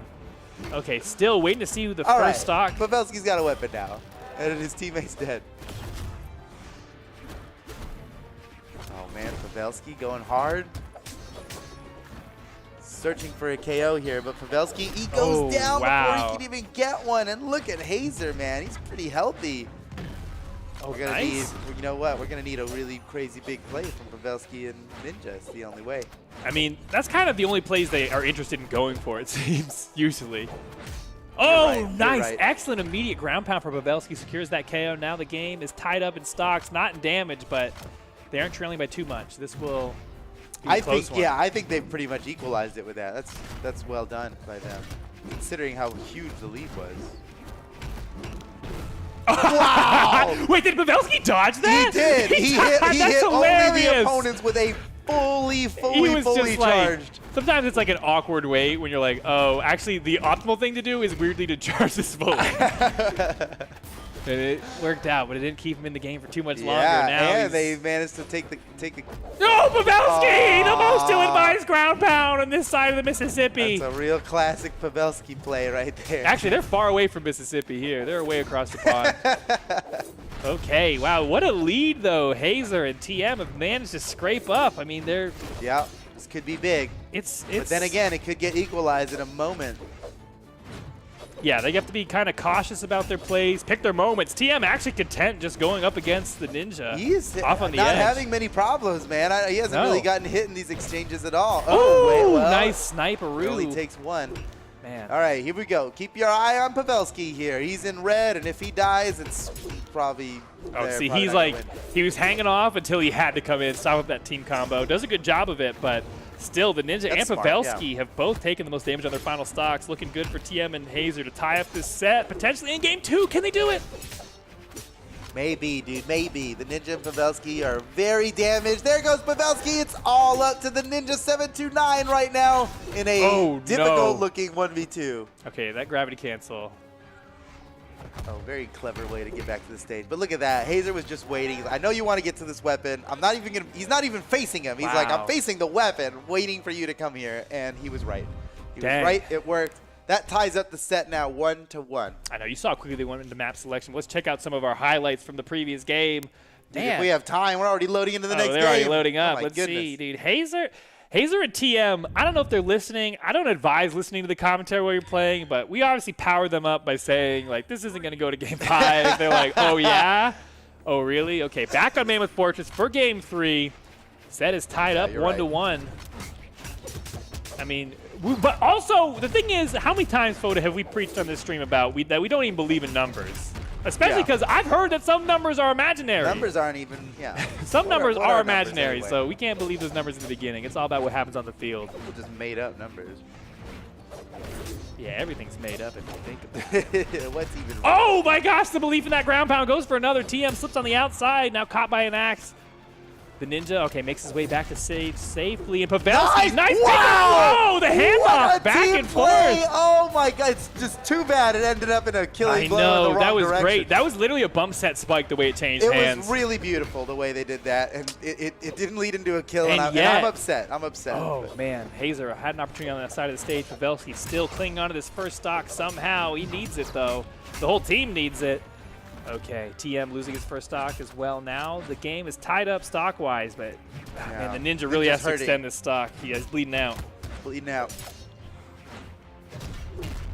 Oh, blast his way through there. Cannon time. Get Oh. another ground pound. No, Oh, TM. that last ground pound would have done it. It would have done it for sure. TM slips his way out, holding on to this second stock still. And the Ninja finally goes down. Hazer, the only one left with 3 stocks on the field. Kind of tempting Pavelski off on the edge. Pavelski just kind of staves off any damage during that Oh, he got 1v2. And oh, the Ninja, perfect cleanup. Yeah, the purest dive kick. Okay, now we're back to an even game after that first stock. It was kind of crazy, but we've settled into our second stock here. Damage even across the board. I mean, this set, I'll give him credit. This set is actually way closer than I thought it was going to be, even just from the outset. So Yeah, you're right. Hazer and TM definitely deserving of all the admiration and respect they're going to get after this tournament. Oh, I feel like it's. Oh, okay, all right, nice. Wait a second. oh my gosh, clobbered up. That was like 1,000 punches he just took to the chin, and Hazer still somehow slips both ground pounds, makes it back to the top of the stage, but can't hang on for too much longer. And there goes Hazer as well. Now Pavelski and the Oh, Ninja boy. have taken the lead. Oh boy. Now it's starting to snowball in the favor of, you know, the higher seeded team. Hate to see it happen, but oh, Hazer, wait a second! closing it out. Again, we're tied up. We meet on the final stocks. This is where the last stands will be made. Oh, nice read by Pavelski. Keeps it going, dude. Oh my gosh, it is. Oh, dude, the double gauntlets in 2v2 are actually looking like such a slick play. Oh my god! Oh man! Because the neutral light and the down air work kind of like blasters in that they have so much active frames that hold them there, give your teammate time to rotate over. Absolutely. And I mean, it can cost you. That's why move selection is so paramount. Oh, especially in dire straits like this. Oh, Wait, what? talk about move selection. Why would you gravity cancel that move right there? Okay. Oh, nice way to fight his way back to the top of the stage. No, but Pavelski goes down. Hazer. And they had all the lead they needed to take this game here, and it looks like they might just lose it, even though they're so close. Well, don't put it past the Ninja 729 to win this. I mean, oh no. Okay. No, still alive. High defense legend. That's a gargoyle. He's made of stone. He can take some of those hits, but he might that be makes out. sense. His jaw might be blown out. He might not have many more hits he can take. But he does have. What's it gonna be? I mean, Hazer is so damaged. Anything like that weapon throw even knocks him kind of far. I think he wants a cannon. He's trying to get a cannon because the gauntlet has no true kill combo. It has true combos, but they only build damage. Now with this, he can go for the downlight neutral air. I think that's what he's gonna be looking for. Downlight neutral air onto Hazer. Oh, get the kill. Okay. Oh.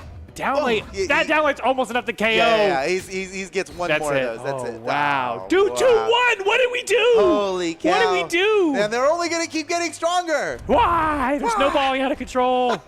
The Air Force needs to get called in. The Navy, everybody. Who could stop these two madmen?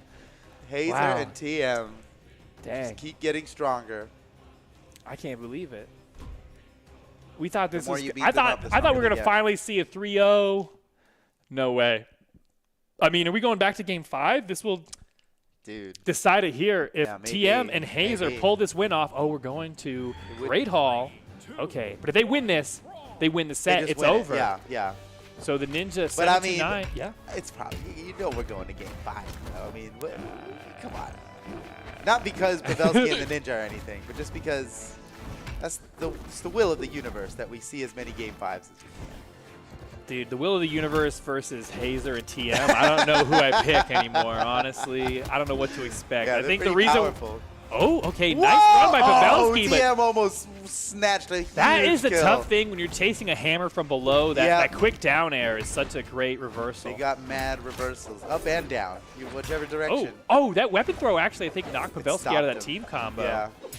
Mitigated some damage there. Hazer, trying to figure out, does he want this 2v1 combo? Does he want to try and get that sneaky signature off the side and gets punished for it? Hazer the Ninja barely comes alive. in. Now, we remember the last time we saw Hazer and nice TM weapon throw? on Great Hall, they did so well. Oh, that's true. That is true. Hazer. Ooh, Can he make it back? He There's didn't no touch way, the wall before he got bonked by that cannon. Okay, now with the 2 stocks up, the Ninja 729 and Pavelski finally, after a 2-game streak, wrestled the lead back. My gosh, they had to strong arm it in, and they finally got it, but can they take advantage of it? The breakdance. I know. That's a disrespectful signature. If you land that signature, you've really just read them. Oh, nice. Oh, does it? He might. Oh, he does. That's such a huge kill. kill. TM now down to 1. I don't want to say this game is over, but me either. But if you have to go to the bathroom, dog, I wouldn't save that trip for game 5 because it looks like we're headed right there. But I don't know. Wait a second. They equalize? No, actually, not equalized. TM still down to his final stock. And 2v2 combo. Never stop. Oh no! Wow, they've got those combos that work on 2 people, multi-target combos. They're not really a dime a dozen, between DI and grapples. The grapples make a big difference there. Dude, they're killing it. They're killing it. Oh, TM is. See you at game 5, ladies and gentlemen. You were right. We'll see you there. I can't believe how wrong I was. It is the will of the universe. I was almost right. I said this wasn't going to go to game 5, and Hazer and TM almost made that true in the opposite direction, but it looks like the fates have maybe decided. I mean, 4 stocks to cut through. Hazer has to play the best game of 2v2 anyone has ever seen, and on the biggest stage possible, that's the place where it could happen. It would be, I mean, we would talk about it forever if we won this. Oh, they're just playing catch. They're just playing catch. What? Oh just my like a nair ladder juggle downwards. That was fun. I like that. Oh, no. They're having too much fun now. Oh, my gosh. Breakdance again in the air. I mean, just anything you can think of, go for it. Really, they're in like. Whatever. That's a tough thing. Is they're kind of in that. I think Hazer has decided. Oh, wait a second. Psych. Oh, okay. His last little hurrah there. He wanted to. He pretended to give up. Yeah. And then he just gave up. Then he got a sneaky sucker punch in, but still lost to the very end. rude. Okay, but how exciting! Yet another game 5, dude. EU is not. Dude, oh, look at this Nair juggle! Boom, boom, grab. Oh, he went for another one too. Imagine. I mean, by that point, you could DI like so hard to the left and right. Oh, right, yeah, but I mean, it was just sometimes when you crush your opponent physically and mentally, just everything comes together for you in those combos. That's usually a good thing. All right, game 5. Let's see. Oh man, game 5. And this and again. Hazer, look, they banned out Great Hall immediately. We're in losers quarterfinals, so this is an elimination match. Whoever loses here is gone out of the tournament. Yeah. And down to the game too, since it's game 5, it all comes down to what happens in this next fight, this very next fight. And this is a battle to get into top 4. Yeah, that's big. And that's for big. TM and Hazer especially, I think that would be huge because, I mean, that's where the Ninja and Pavelski live. Top 3, top 4. That's where they sleep. That's right. But Hazer, I don't think Hazer's even been in a top 8 mate of a major. So it'd be pretty rad for him if he got into a top 4 here. I know. I'm always into the underdog story here, and we're about to find out. We all are. Is that what's going to happen? Oh, nice. Oh, what? Okay. Hazer, some crazy moves there. Getting some good damage. The Ninja is the only one who's been able to slip most of these hits. Yeah, you really got to watch out for the double gauntlets from blue team here. Oh, actually, Pavelski got to watch out for that gauntlet is he in himself. trouble? He's nice. Oh, so good. That was great. His teammate came in to save the day. Pavelski was hanging out underneath the platform to avoid any killing blows. Oh, but this has become quite a barroom brawl. Everybody's taking damage so far.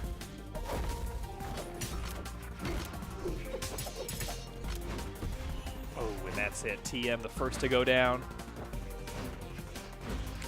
Pavelski. Oh, no! Another one. Dude, yeah, just step off. Wait a second. Pound. No, slow down now. He's like, whoa, bro, I had that all lined up. Get out of my way. Get out of my way, dude. Whoa. Again, See, that time the Ninja had to stop me. He's like, I can't let you just do that to me off on the edge.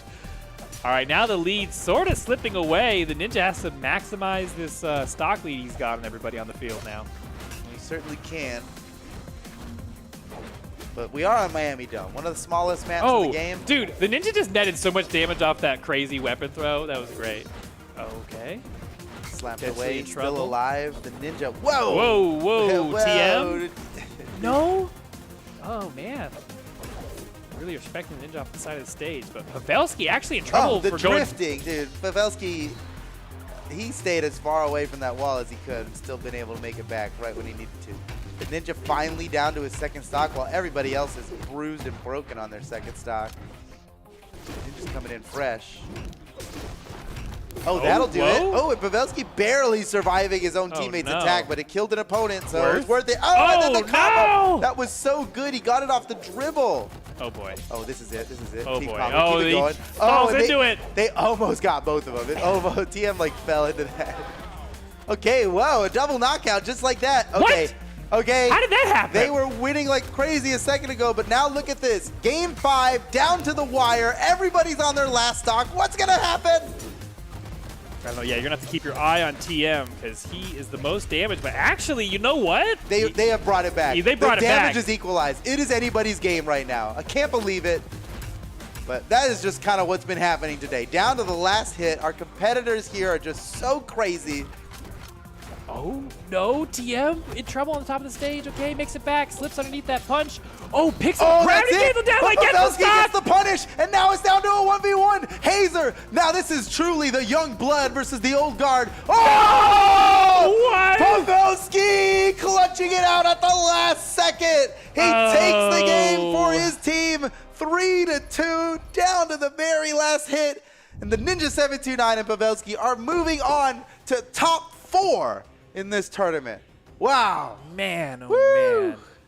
Dang. Oh, I'm a man. little heartbroken, I won't lie, but I got caught up in the emotions. I got caught up in my feels there. Hazer and TF did such a spectacular job that whole set, and it literally came down to the last hit. You can see here, Sure perfect did. read. He actually, that was a hezzy. He got the spot dodge, then changed it into the gravity cancel downlight into recovery. I mean, that's as pro reaction like setup as you could ever get. So here you can see what has just transpired. The Ninja 79 man. Pavelski move on now to losers semifinal, which is top 4.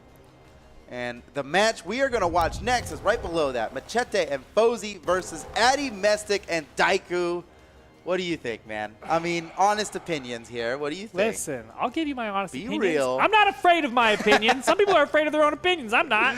Here's what I think. I think Machete and Fozy are going to win, but I want Addy Mestic and Daiku to win. Those are my opinions. That's all of it. Yep, I get it. That's cool. There's a part of me that believes, in reality, and there's a part of me that's a dreamer.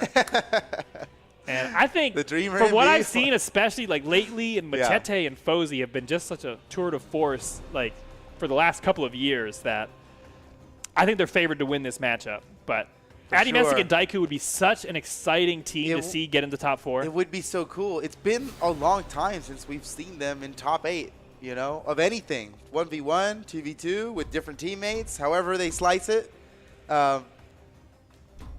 It's been a while since we've seen them in top 8. For them to get to top 4, come on. We all want it.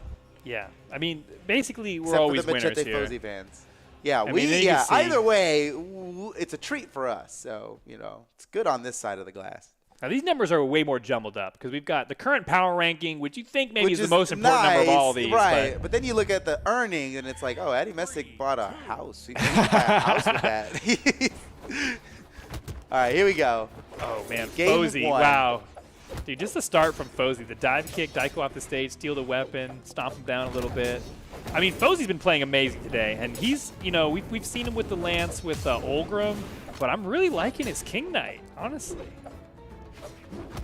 Yeah, dude, it feels like Fozy has discovered a new main today. I don't know if if he usually pulls this out when times Well, get tough. we're used to either Scarlet or Olgrim, so like the Lance is kind of one of his main weapons there.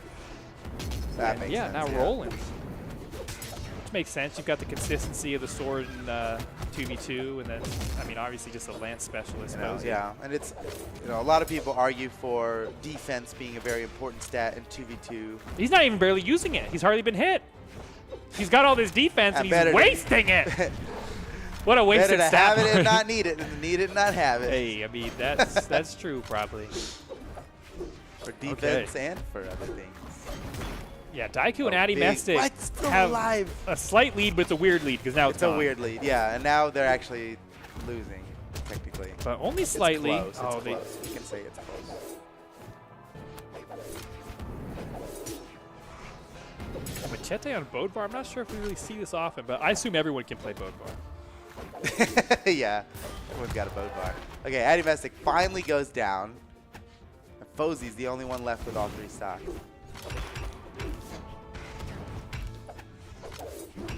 Also, it's criminal how few Ninja Turtles we've seen in this tournament. I mean, right? Yeah. Am I right? And so this is just yet another reason to be cheering for Addy Mestic here, is that he's playing the Ninja Turtles. I know. That one, yeah. That crossover is definitely the nearest and dearest to my heart. Yeah, personally, same. I've literally not Ooh. queued Oh, Addy. into a ranked match with not a turtle for ever Since they since they came out. launched. Yeah. But when you're playing a tournament and everything's on the line, you got to go with your I best guess option. you have different things you're thinking about, considering. Okay, game. I mean, on this second stock, oh no, I was gonna say Addy Mestic and Daiku have managed to make somewhat of a comeback, but Daiku going down to his last stock. Yeah, kind of early when you consider Fozy's health. But right Machete is also primed and ready to go. But you're right, now. That's their Fozy only is just. hope, I think, right now. Just push the lead against Machete. Oh, and there they go. They got it. It's still not enough, man. You look at Addy Mestic's health, and it's... Oh no! They had the 2v1 combo, but then they crossed their streams, and Addy Mestic actually took the second half of that combo. Now losing his second stock! Wait. Nice dodge by Daiku to make it back up on top of the Yeah. stage, but they're both on their final stocks now, and Fozy and Machete are He's looking still got good. 2. He's the Dude, only one Fozy with has more just than been- one. He's like a Terminator today, I swear. The games I've seen him play, he just won't die. He's Yeah. always killing. He's always in the Got the fray. craziest Oh, wait a 1v2. second! Oh, we remember, though, the Terminator did get taken out, okay? That's And right. there he was. Yeah, it wasn't invincible. And now it really comes down to Daiku and Machete. Who loses their stock first? Or could something else crazy happen? Let's see. You're right. I think that is what it's going to come down to here. It might be a 1v1 between Adamestic and Fozy. Unless Daiku or Machete can do something incredible. Daiku gets a nice hit on the Machete, but it's not enough. He's going for the ground pound. He really wants this ground pound. But Machete makes it out alive. Now Daiku with a sword. That's just better ground pounds. Yeah. That's Fozy? Oh, he Okay, really, wow, dude, he- he's ground pound. He's the ground pound king. Whoa, whoa. Wait, what's happening? Whoa, Addy's Wait, going, weapon throw? Addy's Was that popping Daiku? off. Wait a second. What the heck just happened? Oh no, Fozy left alone against 2 red team members, but he's got the most health on the field and the tankiest legend. Can he pull this off? I mean, this is what we call a doable 1v2. This but, is certainly doable. Yeah, I mean, it's like one little hit on each guy. But you just got to get caught once with a team like this, and you could just be deleted. True. Oh, and this my could be it gosh! right now, Fozy trying to get back to the stage, and Daiku goes down there with the hezi, gives Fozy the space he needs, and now Fozy's back up onto the stage. They gotta be worried about this. Addy slapping him away, Ooh, Fozy, he can still make it back, but nice. Daiku goes Woo. way out there. Addy's ready to eat. Man, that's like that's how they like when it's our celebratory time. They always go for that Yeah. winner chicken dinner. Okay, well, Love it. game 1. I mean, I'm surprised. I mean, no, I'm not. It was it's not, what I wanted. Well, it was not looking to be in favor of them. They snatched the lead. At some point, it was like I mean, even though they were losing. they're both and then they such won. like have such like high pedigree, it does feel like they're the underdog in a lot of these matchups, and it's kind of fun to cheer for them again in this way, you know? Like when you That's watch right, yeah. when you watch like Rocky 5 and you're like, dude, you've got like CTE pretty bad, like you shouldn't be fighting, but you still root for him. I mean, we're here like, oh man, I hope the 2 world champions win this. They're Yeah. the underdogs here for Well, some that's just reason. how much the landscape of this game has changed. It's true. In like It's been a a year in while now. Brawlhalla Right. is 10 years. You know, it's kind of Yeah. crazy, but we've got the old guard making a good showing here. Whoa, Wow. great showing! Daiku just ballistic off on the Fozy turning side. around. Fozy goes around Yeah, the other Fozy's side. like, He's done with that. heck with that, Yeah, dude. too many ground pounds. I'm out of here. You just like walked into a junkyard dog. He's like, I'm actually gonna take a different shortcut. Get out of here. Okay, but still, anything can happen. Machete took most of the damage and all that interaction in the beginning. Addy Messi going for the breakdance. Oh, Daiku, what? Why? That's Wow, crazy. Such a wow. crazy move. Yeah. Dude, the gravity cancel Bode Bar down here with that bear claw. Yeah, honestly, It's he really coulda- good. He could have got punished a lot harder from that. It's I think true. He made it out of there pretty good, considering. Stocks and damage all evened up. Daiku gets knocked off the side and disarmed. Now IMS has got to deal with a 1v2. Oh. Fozy with a meteor strike. That was You know, from way up in the sky. Just send a problem oh, their and way. he just saved Daiku right there. What a great save. Oh, but then he killed him. Okay, well, Oh, give and take. Give and and take. his teammate, yep. Yeah. He saved his teammate, and then he killed him. But at Hey. least he killed an opponent along with his teammate. Damage so. is damage. Damage is damage. All right, all tied up yet again. This is a close set here. All right, Daiku, difficult choice. Do I get the 2v1? Do I go for the edge guard?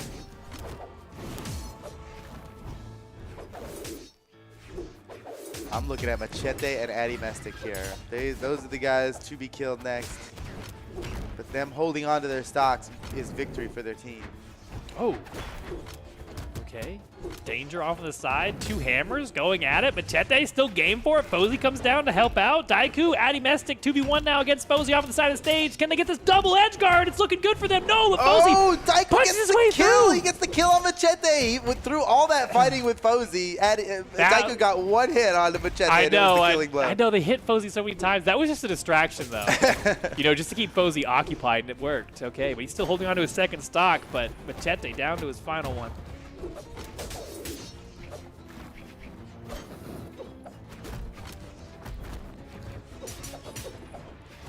Oh my gosh. Okay, now Ooh, game this is tied up so again. even, dude. once What again. The heck? Oh, Fozy. Fozy Fozy does something interesting where he'll ground pound, and if it misses, he's like, I'm going to keep going to get a little more space. Yeah, that's a good way to be. Farther away from you. Whereas Daiku will, like, just, as soon as he gets past you, he's like, all right, I got to get back into this. But Daiku usually starts his ground pounds from so close that that's not even, like, a factor. Yeah, he's like, I can only hold this for half a second or I die no matter what. yeah, as little commitment as he could get out of that move. Oh, nice down-sig from Oh, Fozy. wow. I can't believe that KO. That was just barely off the corner. But now it's up to Machete here not to die. He's deep in red on his last stock while everybody else is really healthy. So they're all going to be able to take a whole bunch of risks. Meanwhile, Machete, oh my god, every time Machete gets touched, he gets knocked a million miles away. Daiku double He's edge guard. dead! Patented Daiku double edge guard. Here we go. Starts it off, gets the one. Trademark. Oh Trademark my ground gosh. pound. GG. I mean, Addy Mestic helped out with that, so we can't really call it Daiku double edge guard, but it was a new flavor. He was keeping everybody out there. He was keeping everybody occupied, and it's the same brand in a new with a new flavor. You know, it's like you like Mountain Dew, but hey, Mountain Dew Code Red, that's good too. Look at this. How wrong am I? 2-0 in the set. Oh man. Addy Mestic and Daiku. I don't believe that we're gonna see a match that's not Game 5. So I guess just Do you get think ready. this is gonna be a reverse 3-0? Maybe. Well, maybe not, but Well, it'll go to Game 5 still, dude. It'll.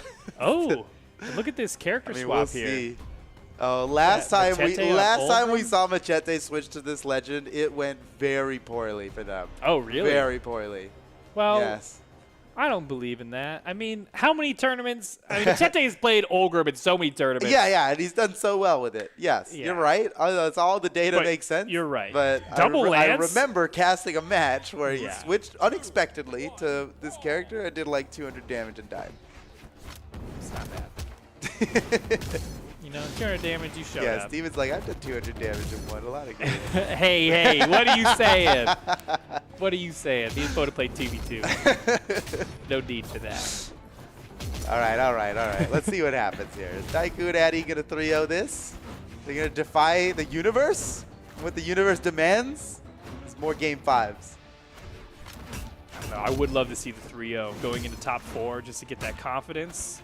Yeah, that would be huge for Addy Messing and Daiku on like a morale level, you know? But, oh man, I don't know. It's already starting. Oh, Wait a Addy second, Addy Mestic. Nice Mestic. read off the side. No, couldn't close it out. Fozy turns it around. Yeah, oh, okay. Fozy's Daiku. really figuring out Addy Mestic's tendencies off the edge. Uh-oh, Daiku, tendencies, ground pound. Dude, that He's belly got a blast. tendency to ground pound. Dude, but it's like, there's almost nothing you could do. You can't react to it. You'd have to predict it because he does it, like you were saying, he does it so He does it close to you. Yeah, yeah. Which that's makes his it thing. uber potent. Okay, now we've Fozy's got... down, and now they've got a lead. Uh-oh, Daiku and Addy Mestic in the lead. 3-0 potential. Whoa, why? Oh Wow. my God, oh no, my that God. killed Addy Mestic, I think. Addy, it did. I mean, he killed him somehow else, but like, whatever.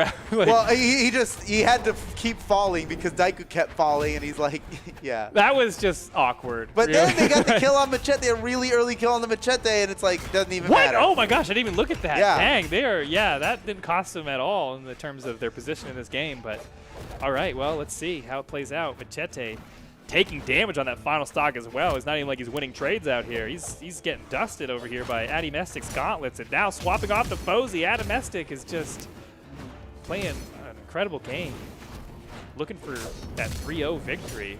I mean, that would be new for us. That would in be EU. new. Yeah, has there ever been a 3-0 in this whole bracket? Yeah, just one, looks like, just one.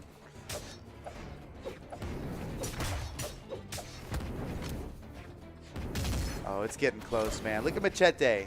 Yeah, This Machete. is what. Look, I'm not blaming the legend, but the data seems to correlate. I hate that you were right about that. Oh my He's gosh! dead. He's the first one dead. skateboard up the wall, Addy Mestic. Everyone What has a two snipe! stocks except for Lil Ulgrim there, who maybe should have picked a different legend. Oh, okay. wow. I actually like what he did there That was because slick. he was contesting the recovery with the ground pound if he hit his hurt box, but also you can body block that recovery and snuff him from getting back to stage. Right. It didn't work out for him there, but it was honestly a great play if you got the extra Oh my stocks to play God. with. But wait a second, Fozy! Wait, Fozy popping off? Stocks are tied.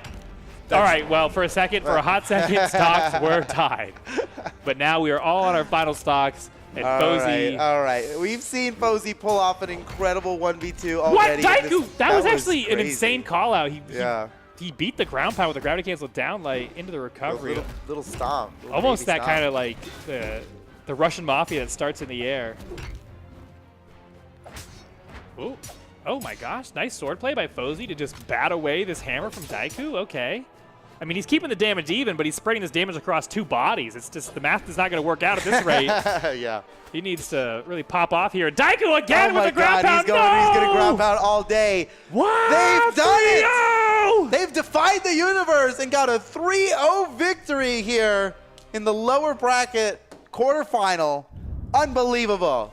I love it. Love to see 3-0 it. over Machete and Fozy. I was not expecting that. We were not expecting that. Yeah, my detractors will say you thought that Machete and Fozy are going to win, but the people who know say, I wanted this to happen. You wanted it. This is what was in my heart. But because I knew it would just make this tournament exciting to see this, this team come and through. it really is going to be. So you know what? Now you can see here what's happening. Let's just go ahead and zoom in down the bottom here. Yeah, and you can see here that the next match is going to be incredible.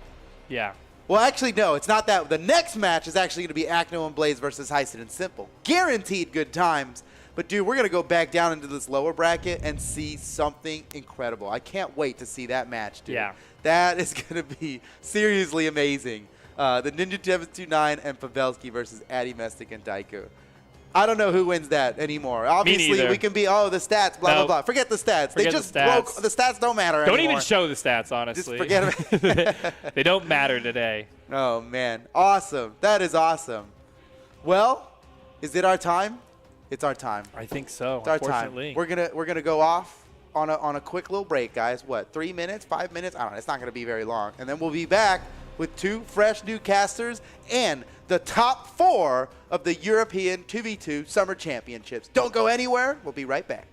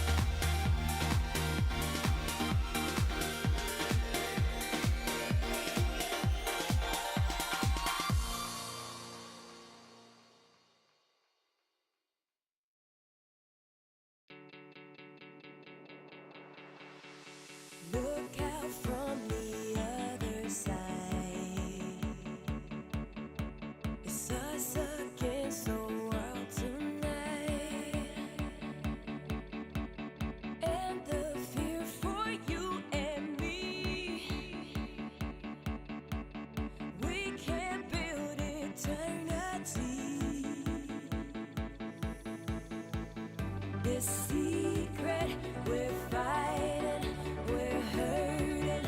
Don't be afraid. This secret we're gold, shining in the dark. When opposite worlds collide, we know there's nothing but space between us. We will crash under the burning sky. Only when opposite worlds collide.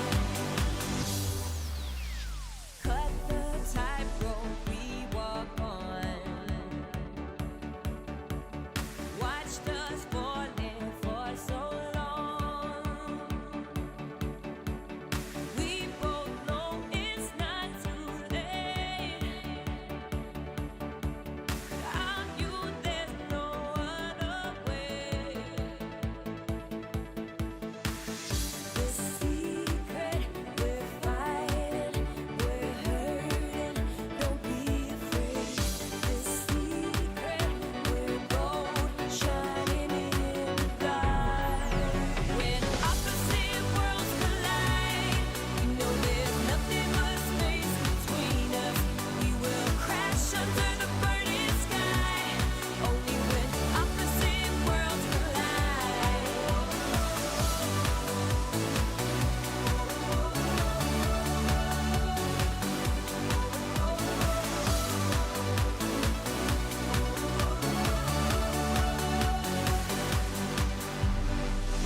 This secret we're fighting, we're hurting. Don't be afraid.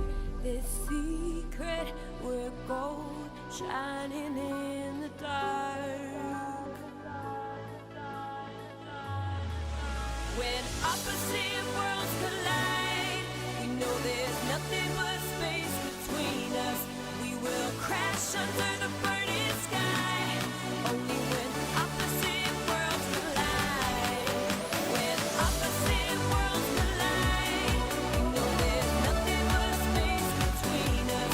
We will crash under the burning sky. Only when opposite worlds collide.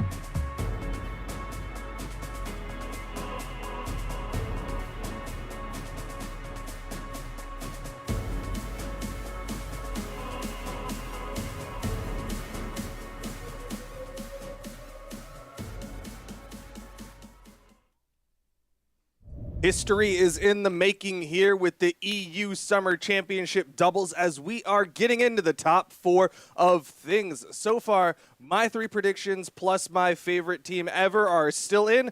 Meanwhile, Sparky, how are things going for you? I'm sorry. I need to. I got the stream playing music. Oh, and it's okay. not I'm playing sorry. your voice, and I'm going.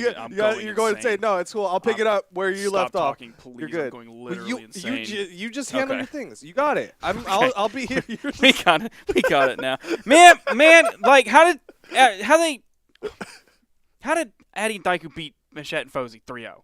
Yo, they Who went off. let them do that? I think a lot of people let them do it. They got through your alternate pick of Polyshot and Zyder. They got through your pick of Machete and Fozy, and now they're sitting in the loser semifinal about to go up against Ninja and Pavelski, which will be an exciting set for sure. But currently we're sitting in the winner's final with Acno Blaze versus Hyson Simple, and the winner of that will go on into the grand finals.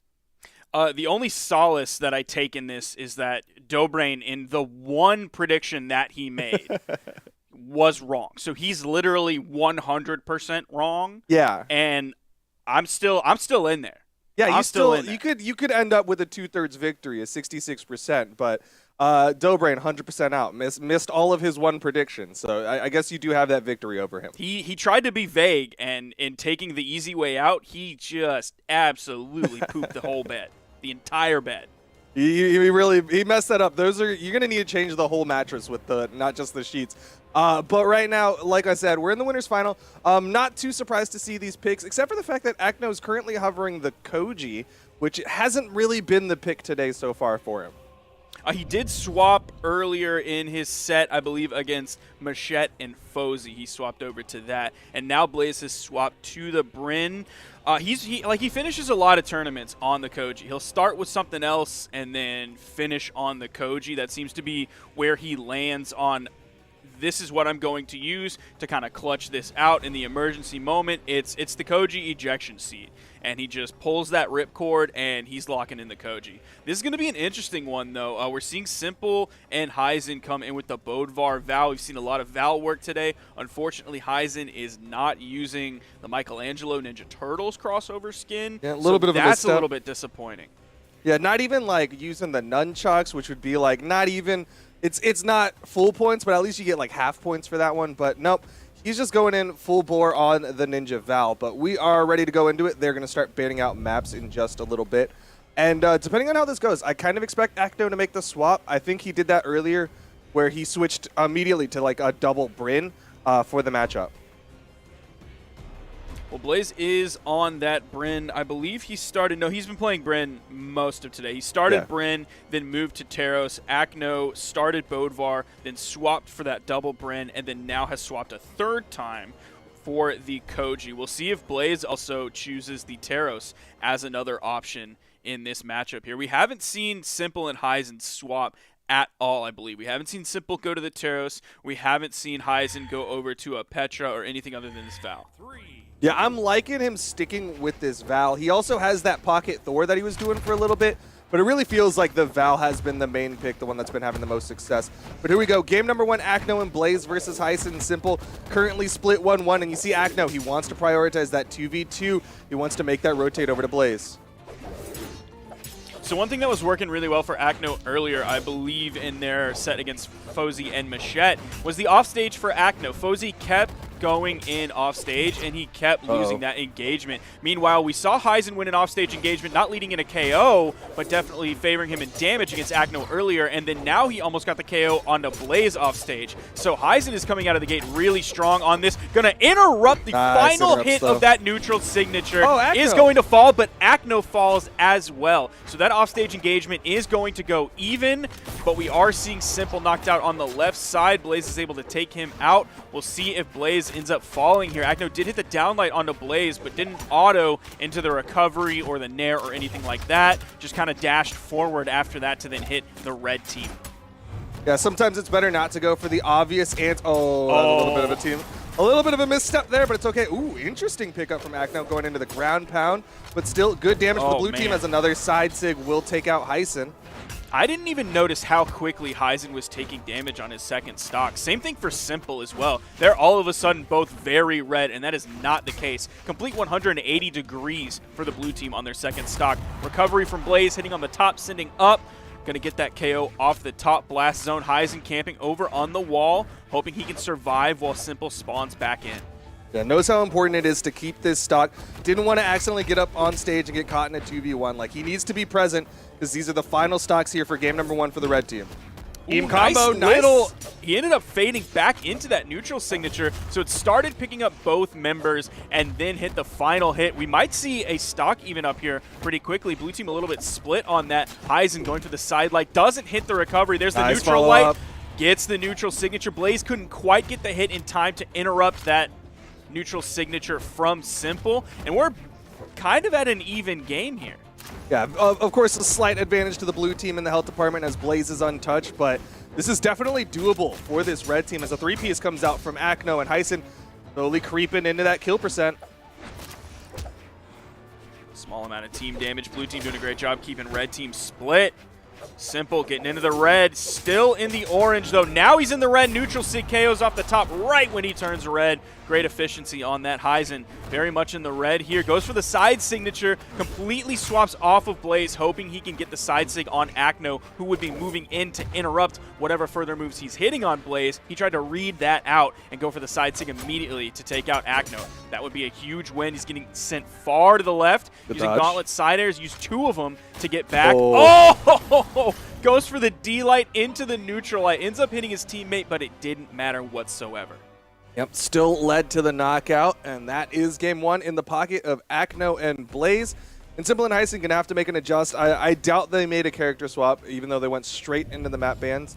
It just will come down to making that slight adjustment, because blue team took that early lead and they just maintained it. There was no point where Heisen and Simple were able to like really creep back in.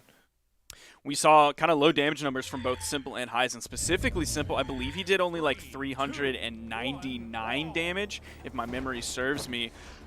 Both teams are going to grab a weapon right off the bat, even though Blaze put some pressure on the red team and their weapon spawn. Everybody got a weapon now, though. Simple throwing out the big hitbox with that bear. Didn't quite work out. Acno trying to go for a dodge read there. Couldn't quite find that hit, even though the gravity against the side light. Lots Man, of Acno's signatures. loving those side signatures on the edge. He's used them plenty of times. Picked up a nice KO with them earlier. Continuing to go unarmed. Grabs the sword. The neutral signature from Heisen on that sword is going to grab both members of the blue team. Acno now very damaged, but Simple is also at about the same damage.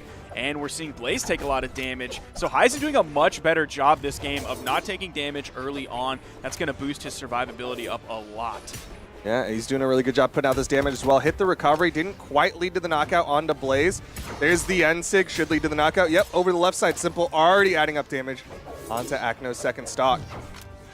Simple wasn't able to grab the immediate follow-up, put Acno off edge after Heisen hit him. He was going for the side signature as well. That would have been a big play, putting Acno in a disadvantaged position.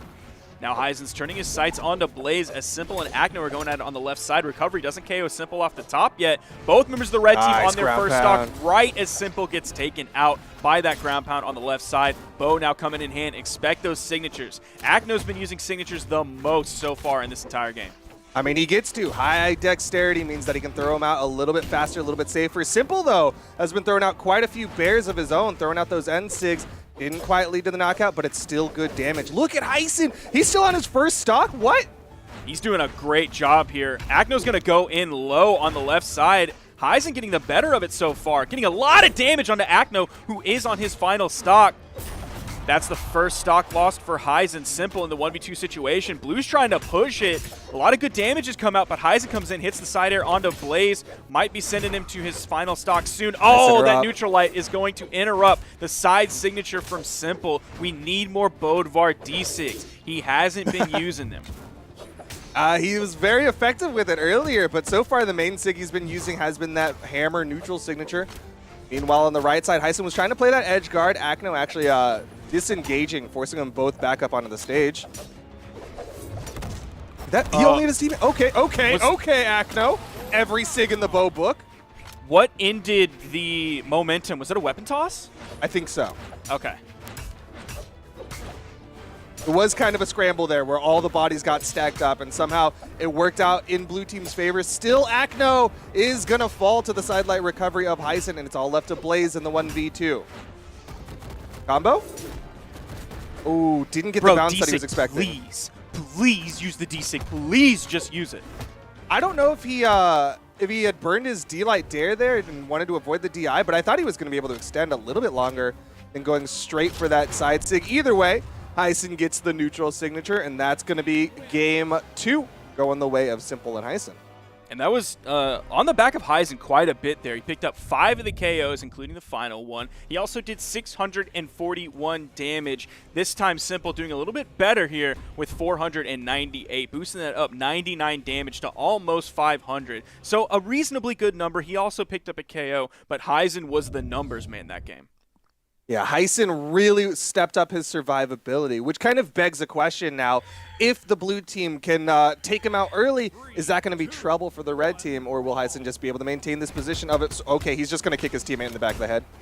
Just start that off.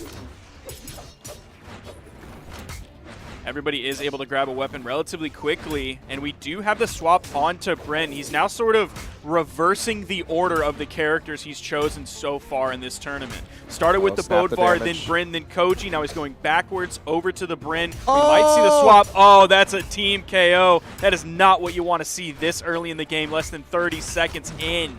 That's a real tragedy for the red team as Simple hit that ground pound onto Heisen. Still, though, they're getting some damage built up onto Acno, but it's not even like even damage build. You can see Simple is about even with Acno. Meanwhile, Heisen is already taking damage on that second stock. Yeah, this Good double dodge. Bryn is working out great. You got 2 axes on the edge. I don't know how Heisen's going to be able to escape this one. Blaze is going to go back onto the main platform, gets hit with a neutralite, sending him over to the left. Simple swinging with that hammer. Heisen picks up the D-Light recovery, almost 2 jump heights up, so that's going to be a for sure KO.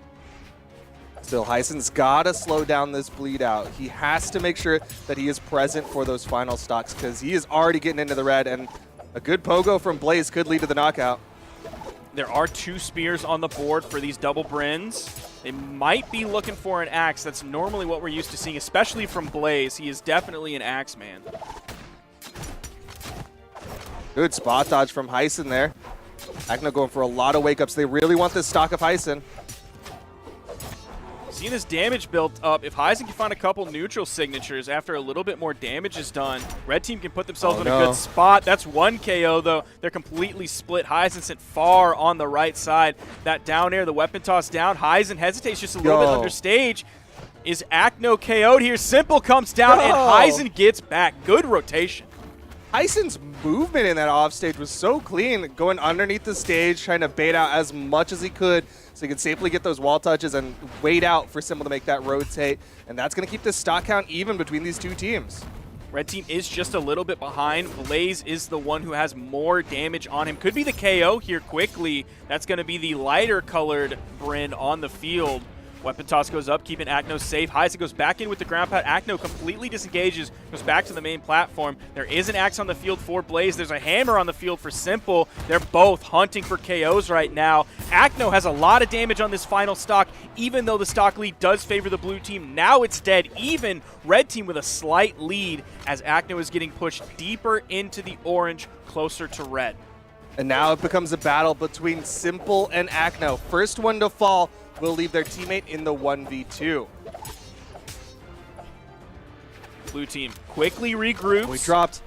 The recovery didn't fully hit D-Light Sayer. Weapon toss is going to hit Simple. That's going to halt any further moves coming out from him onto Blaze. Acno is playing so defensive here. There's a weapon spawn, but it's on the right side of the stage. Now both members of the blue team do not have a weapon. It's 2 swords. Acno grabs a spear. Blaze still unarmed.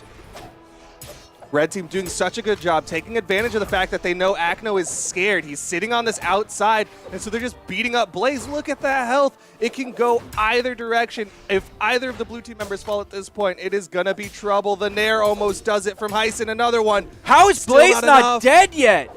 That's insane. Val strength is not that high, but it is enough to take out Blaze. This is still winnable. Acno has the option to take out Simple. That's why you're seeing Simple play very far back. Heisen's taking the lead on this one. The neutral air, the second one that might have been the KO move, misses, but the recovery hits, and game 3 is going to Heisen and Simple. Good numbers from both members of the red team, 616 and 588 damage, splitting the KOs right down the middle. And at this point, Heisen and Simple are 1 game away from earning their spot in the grand finals and taking the top seed down to the losers bracket. Something that I don't know 100%, but I want to say that I don't think that's happened in a very long time. Acto and Blaze usually have a pretty clean run through the bracket. Yeah, if you're looking back at their entire trip through the bracket, this is definitely the most wounded we've seen them so far this deep in a bracket, because they took it to Game 5 against Cheddar and Viper, did get the victory there, and then we moved into top 8. They lost 1 to Machette and Fozy, and now they've lost 1 again to Heisen and Simple. So we'll see how this progresses further, but this is definitely the most shaken we've seen Acno and Blaze. 2, 1, brawl. And here we go. Game number 4. Acno and Blaze going deep into the pockets for the Taros and Olgrim combo. Again, sticking with the double axe. Not overly surprised to see, but maybe wanting a little bit more strength and defense instead of that high movement speed that Bryn brings. Acno going to this Olgrim is a little bit interesting. I think he had a level 30 Olgrim, but we aren't seeing him go to the Bodvar. He's just completely abandoned that choice that he kind of started the tournament with, and now he's pivoting over to the Grim. Still wants the double axe, but maybe he should have gone to the Bodvar. Nice. If Simple is going to almost take him out on the side. Definitely a lead for the red team. This is the first really early lead that we've seen from them, except for the very beginning of game 1 that then completely pivoted the other way and gave blue team the lead for the rest of the game. But despite all this damage that's been built up, they still need the knockouts. Okay, there's that recovery. A little delayed on that one, but another D-Sig, I recovery. swear, I'm getting so angry at Simple. The D-Sig is so quick, and by going for the side Sig or going for the neutral Sig, that is that little bit of extra time where his opponent is already past him that he can't find the hit, and out comes the dodge every time. D-Sig can be really good, especially for that spike, but I think it's situational, right? Like, if you're doing those combos in there, there's the D-Sig coming out. Blaze in trouble. Blaze gets hit by the weapon toss, but the save from Acno, but the stars come out, and Acno trades his life for Blaze's, and still the red team on top. Yeah, definitely. I don't know if that's worth, honestly, because either way it would have put 1 person on their second stock and 1 person on their final stock for the blue team. Whichever way you cut it, man, this is 5 stocks to 2. Heisen and Simple are already up in this set 2-1. This is huge. They could send Acno and Blaze down to the loser's bracket. This is going to be a big clutch up if they can get this. Recovery can't hit the follow-up side air. Oh, the combo coming out. Acno is in real big trouble, already in the orange. They finally take the first stock off of Simple. Blaze needs those big Taros plays. He picked this character for a reason, and that has to come through now. That neutral signature didn't quite pick up Blaze.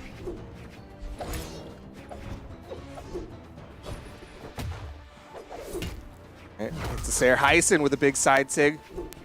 Nice stomp side air. That side sig had a very generous stacked hitbox. Well, I mean, she moves into being in that stack position. Scoop up, though. Right side, Acno full disengage. Knows that the Lance can be scary. The offstage. Nice gravity cancel neutral sig. Blue team crawling back into this. Acno is so damaged. The weapon toss.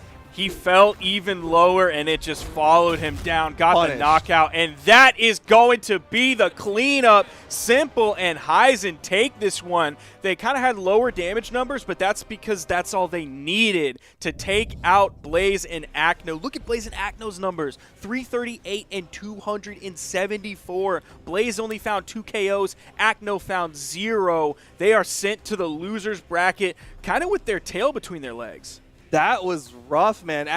This is Acno and Blaze we're talking about. The top seed, the World Championship team in EU, and they kind of got handled there. 3-1 victory going the way of Heisen and Simple. And now Acno and Blaze, they gotta take this next set and start adjusting, start thinking about what do they need to do to make sure that they can still go home with that gold medal, because their streak is on the line. That's an 11 major tournament victory streak that they have, and it's looking hairy for them. We've seen Acne and Blaze go down into the losers bracket like at this point before and then come back fired up.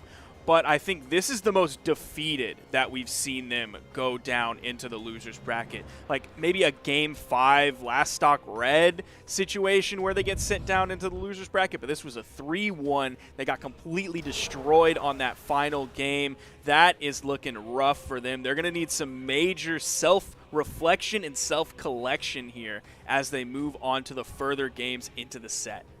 Gotta look themselves in the mirror and see what they can do better. But they'll have some time to do it, because then up next is a best of 5 with a completely different set of players. We've got Daiku and Addy Mestic versus the Ninja 729 and Pavelski. Yeah, Ninja and Pavelski are a little bit of a letdown in terms of we know their potential, and I don't feel like they're reaching that potential this tournament. Meanwhile, on the other side, Daiku and Addy, like they're the little engine that could. They just keep chugging and chugging and chugging along, seeing how far they can get to the top of this hill. Yeah, they are definitely the underdogs of the top 4. It's Daiku and Addy, which like longtime EU Brawlhalla players are familiar with this team.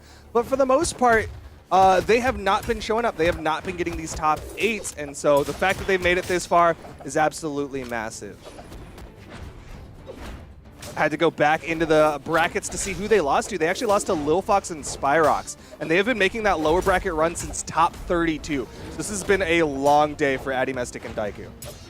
But you have two players like Daiku and Addy who travel, and when you travel to play on land, that is a full day of Brawlhalla gaming at the absolute highest level. So they're used to it. That experience, as much as it like doesn't play in their favor because they're, oh my gosh, because they're Brawlhalla boomers playing against Brawlhalla zoomers, that experience is also helping them so much here. Is he going to finish this off? Weapon toss, bonking on the head. Not quite enough. Still gets back. Yeah, the sweat beads were showing from Pavelski, but he had just enough movement to get that wall touch.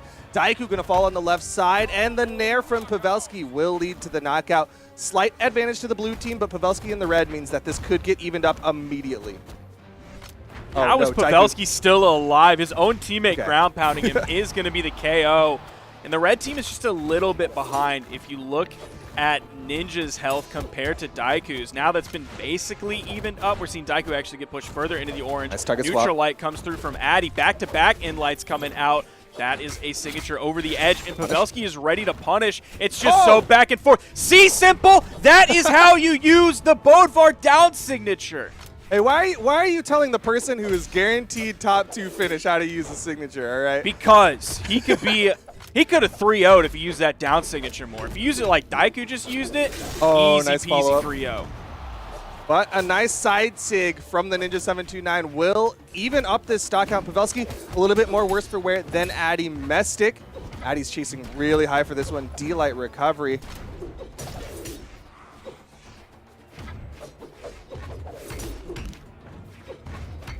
All right, follow up. Nice. Addy with the punish from behind will lead to a knockout onto Pavelski.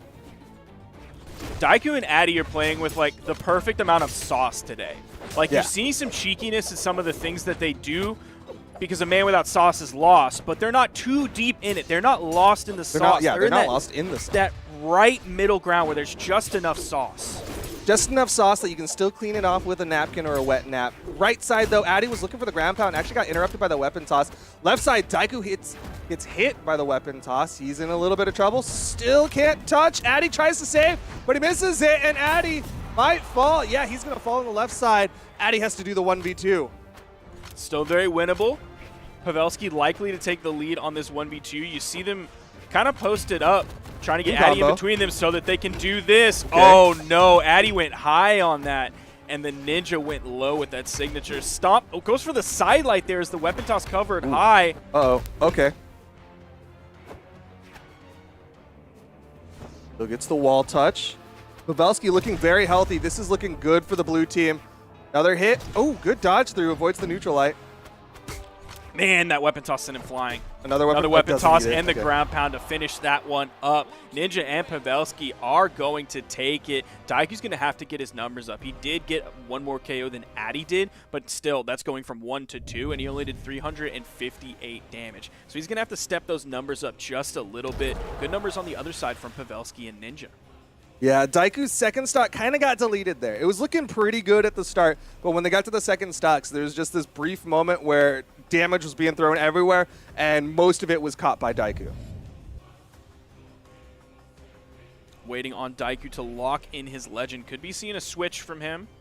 Nope, No, it likely is we'll stick with continuing it. that Bodvar, that level 86. I would expect that Bodvar to be a little bit That's higher. what I was saying. At Well, level I mean, 86. if we're going to talk about levels that aren't quite high enough, why is Addy Mestic not level 100 on Val when That is this is crazy. like his iconic pick for the last 3 years? Addy Mestic is still not level 100. That is kind of crazy. That just goes to show how much it takes to reach level 100. That's true. It is definitely a big gap from 99 to 100. It's definitely a full-time commitment to dedicate that much to one character. As the stage bans are coming through, Small Enigma, Crystal Temple, and Miami Dome, only They like Platts platforms. left here. Do you want the 2 low, do you want the 2 high, or do you want the disgusting 3 tri-plats? We hate that. I'm just surprised that if you're looking for plats, why would you not leave Great Hall in that pool? I honestly don't know, because I cannot get inside the mind of someone who leaves any platforms up. You're an anti-platter? Is that what I'm Absolutely. hearing? Okay. Absolutely. Oh, I'll have to ask you about the conspiracy theories later, but for now, we're on Crystal Temple.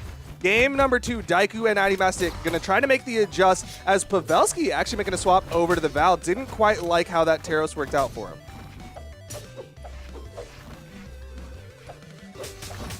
Nice D-Light recovery there, picking up off the soft platform.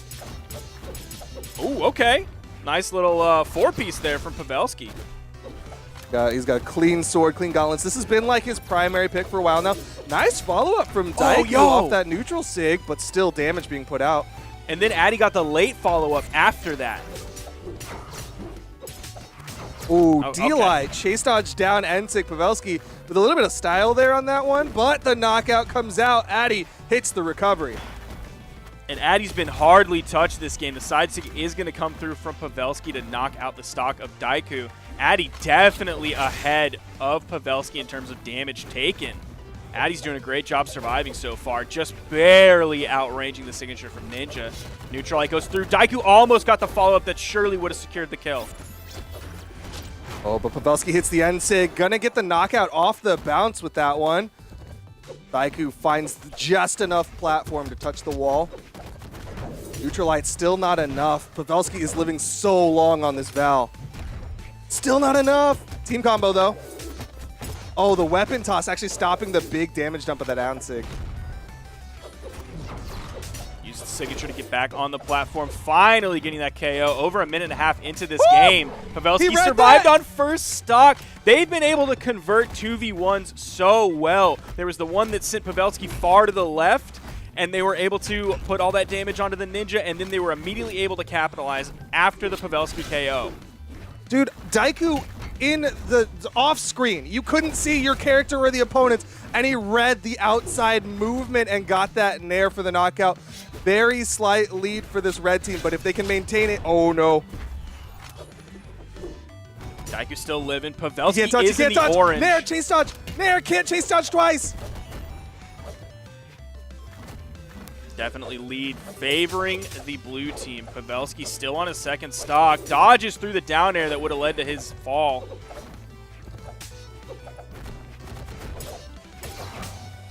Ooh, Pavelski really adding up he's hitting them damage. stairs. Okay, Pavelski gonna get taken out. Brief power play. Ninja 729 gonna try to stay on these platforms, try to stay high so it doesn't get caught in the team combo. Pavelski immediately comes in putting out work. Oh! Oh, man. Bad for the red team. Daiku's gonna fall. Addy goes for the save, hits the recovery, but it's not enough. He did dodge a lot of what Pavelski was throwing out, so he recovered back onto the main platform. And in true Val style, Val neutral signature. Back in the day, it used to be that gauntlet side signature. Now it is certainly the sword neutral signature. Pavelski picking up 5 KOs and 613 damage. Showing why he is the current EU 1v1 world champion. Just an absolute powerhouse player. Addy and Daiku now on their last legs as it is game 3 and it is do or die. Can they get a top 3 finish here in the Summer Championship, or will they go home with a meager 4th place? And that's sarcasm on that meager, because this is Addy and Daiku getting their first top 8 in a while. All right, I don't know if that sarcasm read. This is what we wanted to see from Ninja and Pavelski. This is completely different from what we saw in the Hazer Delta and TM match earlier, where it went all the way to game 5, and they just barely took it out in the end. This is them starting to reach their full potential as they are staring at Addy and Daiku with 2 losses for Addy and Daiku on the board. Ninja and Pavelski might walk away with the quick 3-0. Yeah, they've got to be feeling pretty nice right now. Pavelski sticking with the Val. On the other side, Daiku and Addy, they're, of course, sticking with their current character picks. And looks like they're leaving Mammoth plus Small Enigma in Miami Dome, so it's definitely going to be the Mammoth pick for game number 3. Now, worthy of note is Addy is now on Stavani when he was playing with Michelangelo earlier in the tournament. Same character, different skin. 3, 2. I mean, of course, it's going to have the Val movesets regardless, but interesting note, yeah, like you said, kind of made the swap over to Stavani, just feeling a little bit more Steven Universe than TMNT right now. Ooh, D-Light Dare into the gravity canceled down signature. D-Light Dare recovery is not going to be true at this point. He loves that D6 so much that he even uses it again. Yeah, he's getting good damage with that one. Look at Addy's health, already getting close to that kill percent. Pavelski throwing out a lot of SIGs. Pavelski, this is a Pavelski having fun right now. This is a very confident Pavelski. Man, Daiku just getting handled on the right side. Addy doing best he can. Oh. Pavelski's going to find a KO there. Nice little dash down heavy. Another Sair, still not enough to take out Pavelski. D-Light side air, DI's down. When did he get hit by a second side air? But a nice punish from Daiku to punish that save attempt. Pavelski is going to fall. You saw those sweat beads forming on Pavelski, and then you looked over at Daiku, and he was cruising, man. Not even a worry about not having enough movement options to get out of that one. He was good to go, but still damage advantage to this blue team. No hits onto the blue team just yet. Meanwhile, left side Addy fighting for his life, trying to not get taken out by that cannon. Man, both Addy and Daiku are taking so much damage. That side sig is going to be the knockout. Daiku going back and forth, charging up that D-sig, hoping one of the blue team members was going to float into that. Yeah, try to change up that timing, maybe see if they'll make a mistake, but neutral sig comes out from Pavelski, and final stocks here for Daiku and Addy Mestic. Addy's had to burn a lot. Oh, is he done? Can't be saved. Daiku with the recovery. Addy gets back to the wall. He's still got some life in him. Dude, how is Addy still alive? He owes Daiku lunch.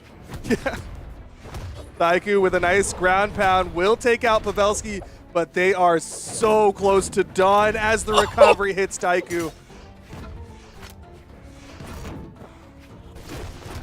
That will take out Addy. Daiku in the 1v2, 3 stocks left for the blue team. Ninja hit the D-Light and he went for the dare after that instead of the neutral air. Could have KO'd off the top. Oh, man. He caught it. All right. Okay. Okay, dude. This is Pavelski's streaming is what's happening right now. He's laughing and he's streaming. That's the only way I see him making these goofy plays. But it's all left to the Ninja 729 versus Daiku. If Daiku gets this, that is going to be massive, but it is going to be hard. I hope they lose because Pavelski threw away that stock. Just like that, man. Ninja and Pavelski in a 3-0 are going to move on. Addy was just shut down that game. 0 KOs, 198 damage. Completely taken out of that game. Yeah, he got focus fired a little bit or something because he did not get to play any Brawlhalla in game number 3. And that means Pavelski and Ninja are going to earn their spot in the top 3. Still massive finish for Daiku and Addy Mestic, considering they have, it's been a while since they've gotten this close to a podium. And there's still plenty more Brawlhalla season this year, 2021. So I'm looking forward to see what they do. But for now, Pavelski and the Ninja 729 are going to have to be in the hot seat. They have to basically win every single set now in order to hopefully walk away with a gold medal. And they're going up against Acne and Blaze. Yeah, it's going to be tough. They've been in this spot several times. I'm sure they've been in this spot against Acno and Blaze in the losers finals as well. So they're going to find themselves going up against, of course, their toughest opponent so far today. They do have a couple different characters they could be running through. The Ninja has already locked in a Sidra here instead of the Onyx that we just saw him play. And, of course, Pavelski is locking in that Val. Blaze has already locked in as well, coming in with the Taros. And we are waiting for Acno to enter the lobby. He's played 4 different characters today. The Bodvar, the Bryn, the Koji, and then most recently, the Olgrim. Yeah, and that makes me wonder who Acno is going to play for this one. I love the swap from the Ninja 729 over to the Sidra. This has been kind of his historic pick. Of course, there was nothing wrong with the Onyx or anything like that, as much as it's just like, this is the classic. This is the Cope classic for Ninja 729. On the other side, Acno has had a couple of picks there, here and there, and it's going to be curious to see who he's going to try to go to. Is it going to be that Koji for something that is like more comfortable for him? Is it going to be something like the Bryn for that double axe potential? He'll have a little bit of room to play with because, again, it's best of 5s, but they are in the loser's bracket. Yeah, you mentioned that comfort pick of the Sidra, and it's level 100. Addy doesn't have a level 100 Val, but Ninja does have a level 100 Sidra. Yeah, take that to the bank. I don't like. Chill. Like, you're rooting for Addy and Daiku. I don't know why you're just like, why are you like bucking at him like that? You don't have to do that. Yeah, Addy, put in more time on your character, man. It's messed up, dude. Hey, Daiku, you used to be called Sword God. Why aren't you level 100 on Bodvar? What level is this Bodvar? It's like 83 or something like that. That's still high. Like that. Seriously, like after level 50, everything is you are putting in time to get those levels. So people who get into 60, 70, 80, 90, 100, like you are putting in work on those characters. It looks like Acno is changing his controller cable. This is via Blaze in the in-game chat. Okay. Because it keeps disconnecting mid-game. Oh, okay. Interesting. No, I didn't remember that Acno was one of those controller players. It's definitely like there's a handful of them, but it's interesting to see that Acno is one of them because for the most part, I think people assume that a lot of Brawlhalla players are currently playing on keyboard. Yeah, and it's tough when you don't have LAN, so you don't physically see what people are using. Especially since it's been a while since you or I have seen Acno and Blaze in person. So it's just kind of like, oh, right, he does play controller. Like, there's some that we like talk about a lot, especially in North America. Like, we talk about Costlix who plays with controller. But it's definitely one of those things where we don't talk about it a lot, is that there are some in E also play with controller. So we do have him coming in. He is in the lobby, ready to go. He's locked in, and it is the Koji that he's going to start this one out with, and Blaze is going to start on that Taros like we mentioned earlier. Stage Bandit coming through, Shipwreck, Dome, Small Enigma, and what else are going to be taken off the board? Likely Great Hall. Okay. Great Hall, probably just like a bonus ban, right? Like, when you get rid of the triplats, you're just saying, I just really don't want to play a triplat, not going to risk it. But when you leave it on the board, you're like, I'm kind of betting that you also don't want to play on a triplat, so that's just like an extra ban for me. Now we're coming into this one on Mammoth Fortress, has that single soft platform that does move throughout the map. Sometimes it's on the left, sometimes it's in the middle, sometimes it's on the right. Yep, it can be helpful or hurtful depending on the situation. But a nice follow-up from Blaze will put some hurt onto the Ninja 729. Ninja already in the offstage on the right side, full disengage, didn't want to mess with the threat of Acno. Ooh, the potential for a team combo was starting there, but Acno made sure it didn't continue. It interrupts. Ooh, a little bit of team damage there. Blaze going to just break up everything. Throwing out a big end-sig, launching a lot of people. Red team taking the brunt of the damage so far. Yeah, that team damage was definitely worth, because Acno was the least damaged so far in the game, and that pushed both red team Nice. members further, except red team might actually get the first KO here on Blaze. Save. Goes for the gravity cancel downlight to reach out so that he could hit the nair to send up. If he hit any other move, it was going to kill Blaze. Really well done. Pavelski going real deep with the ground pound. Still has some movement. Does get the wall touch, but Acno hits the down air, and that will be a lot of stocks taken out. Acno, only one sitting on the first.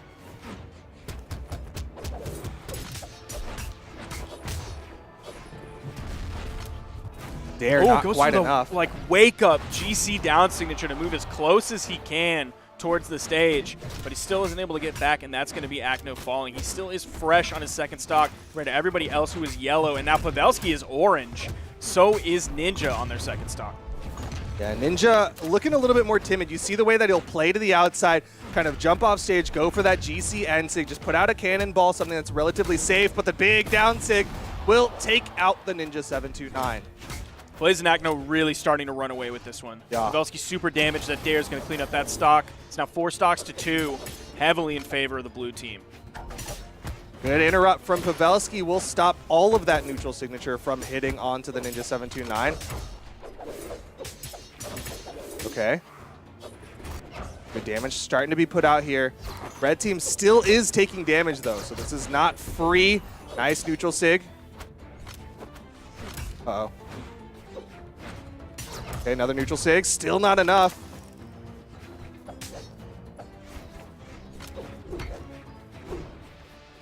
He's over on the edge. Recovery interrupted, but he did touch the wall, resetting his jumps. Nice dodge there to then use the gravity cancel to get over to the wall.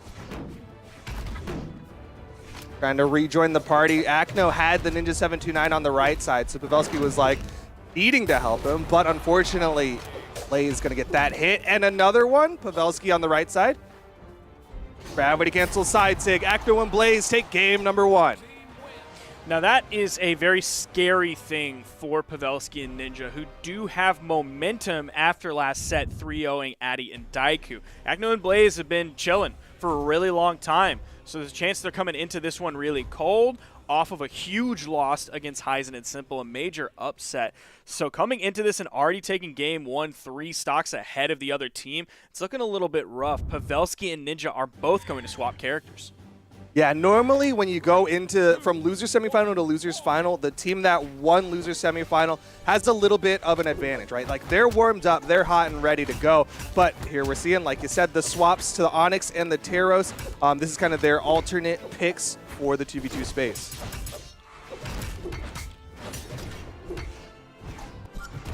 Ninja getting a little bit handled early on in this one. One of the first players to turn orange. Meanwhile, the blue team are still both in the yellow. D-Light Dare coming out from the Ninja, chasing for another Dare. Oh, Dare from Acno. The save off the teammate. Hit the recovery so we can chase dodge up, and the Ninja 729 going to hold on to this stock. Oh! So many things just happened there. So please slow-mo that. He was in position. Acno had the charge up side sig, and Pavelski, I think he was going for a GC D-Light, but ended up getting caught just by the arrow and lost his stock first, and then everybody got spread out afterwards. Oh, Nice Ninja recovery. hits the Ninja with the recovery. double. Immediately grabs the ground pound. Really well done from the Ninja to give his team back the lead. Oh, the weapon toss from Pavelski, stopping the launch, keeping his teammate alive. Adding up more team combo onto Blaze, but doesn't get finished off with the down air. That was impressive, too, because Acno was on the left side of the stage right next to the Ninja, and Ninja just completely went past him to continue that team combo in the follow-up off of Pavelski. Here you're seeing the advantage of that swap over to the Onyx is that high defense that she brings, gives survivability. Oh, Pavelski! That's a really tough spot to put your teammate in. Just completely losing that stock in orange. A little bit of a tragedy there, but damage still on the blue team. There's that comeback potential. Side sig, and the stocks are even. Could swing immediately in favor of the red team if they get the stock off of Acno.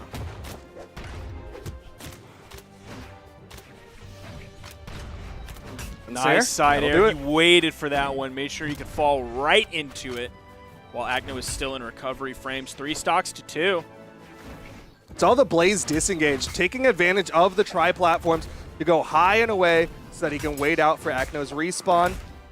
Targets are going to be Blaze and Pavelski, both of the Terroses. Whoever falls first will be trouble.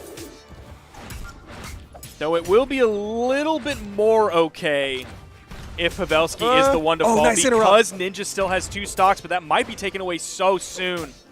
He is in the red. D-Light recovery. Everyone on final stocks. Pavelski holding on for dear life, waiting for the teammate to respawn. Ninja comes in, is able to grab a weapon almost Nice immediately. Pavelski getting sent high. Oh, the Ninja almost picked up the down air. That could have been a nice little spike. Oh, but Acno's going to spike upward and take out Pavelski. It's all left to the Ninja in the 1v2. Trying to make the swap, but he eats a weapon toss. Can't even deny the weapon pickup from Blaze. Oh, this is looking bad. Oh, he's right in the middle. Oh. Why didn't he Tatami, Matt? Bigger hitbox. Better player. He could have just gone for the recovery. I mean, even a neutral light would have been better than that. Like, he hit the hammer in light. You know that's going to send up.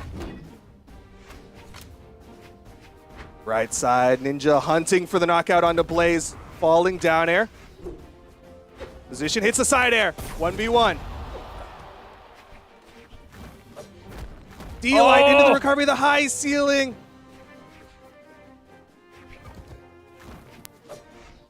Oh.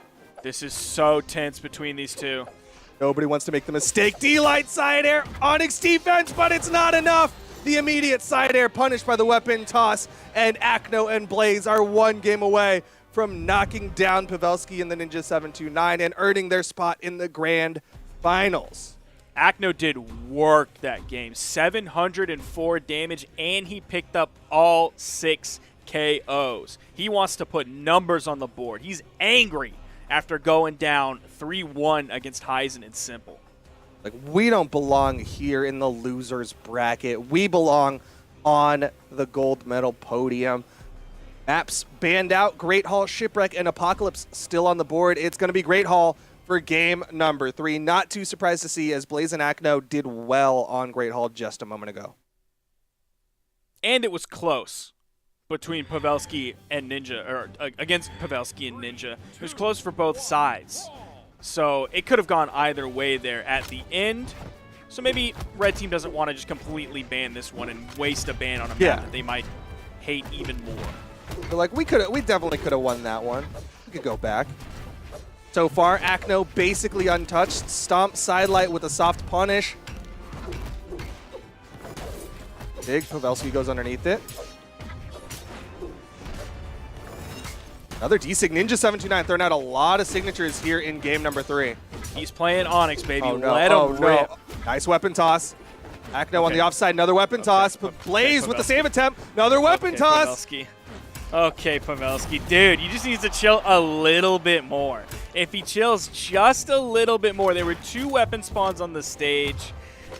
He wouldn't have fallen like mid-game last game and died in orange. That would have put them at a completely different position at the end of last game. Is Acno going to grab this KO? Uses the gravity cancel neutral signature to extend and move up to get over to the wall. Stock count even. It's going to get broken up just immediately. Blaze hits the falling nair. Pavelski, full disengage. Giving respect, knows that this is their tournament stocks here. This is game number 3. Pavelski was running for his life for like 10 to 15 seconds there against both members of the blue team chasing him. D-Light dare, and he finds the hit onto Pavelski as well. No punishes on Acno whatsoever. Ooh, but Pavelski going to get hit by the side air from Blaze, and Pavelski is now down to his final stocks here in game number 3. Could find the KO on Acno, could even it up, but now the Ninja is definitely in the red as well. Could be a KO going either way. Big down sig. Pavelski gonna disengage over to the outside, falling nairs. This is looking so good for Acno and Blaze. 3 stocks to 2. Blaze is in the red. Definitely not guaranteed just yet. Blaze in the red means that the red team could potentially knock him out and go for a brief 1v2 onto Acno. That would be their hope and prayer, but right now the blue team is playing this so safely and so smartly.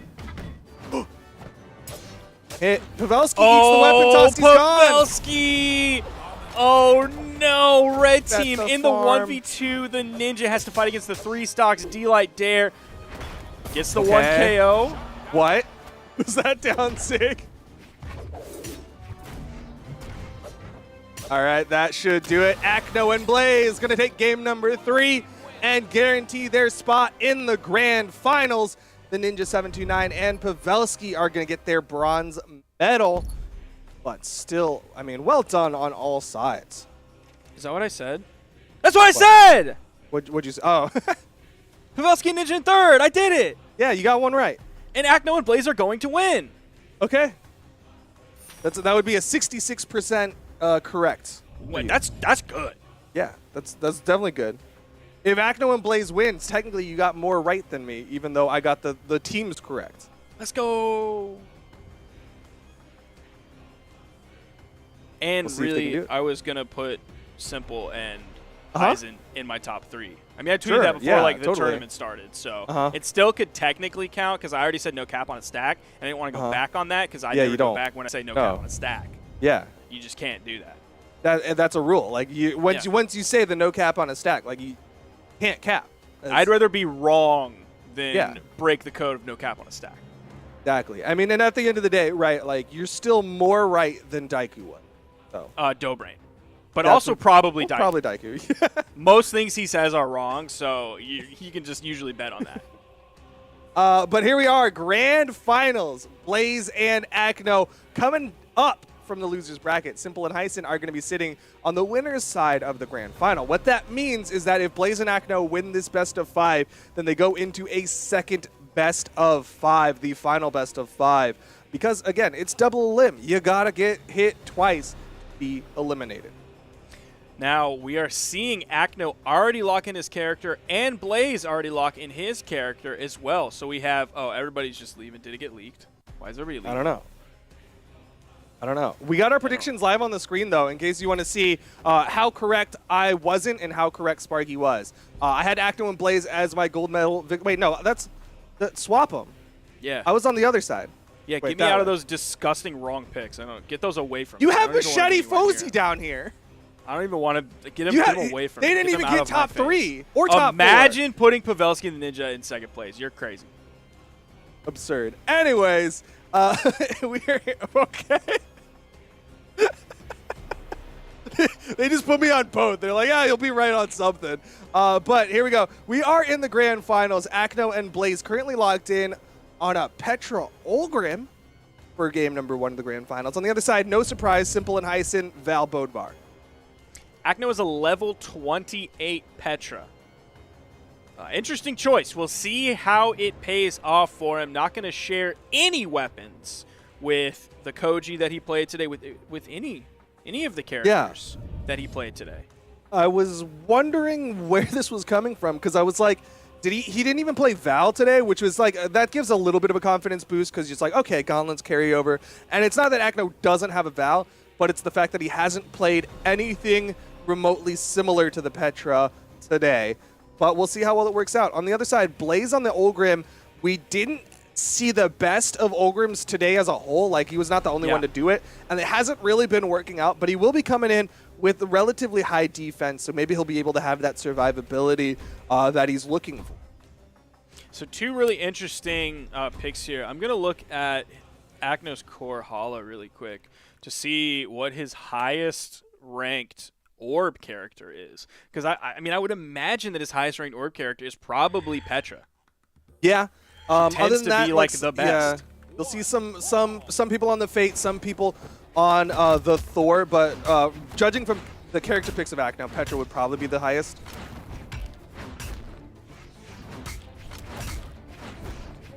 Thor is his highest at level 38, so just a little bit higher than his Petra. Just slightly. But it looks like he wanted that Gauntlet, a little bit of a consistent 2v2 weapon. Left side, Acno. Good spot dodge to avoid the side air from Simple, and Hyson and Simple stuck on the corner for a brief moment. Ooh, Good he actually fastball. pulled out of that ground pound. Yeah, I'm surprised he didn't just full commit.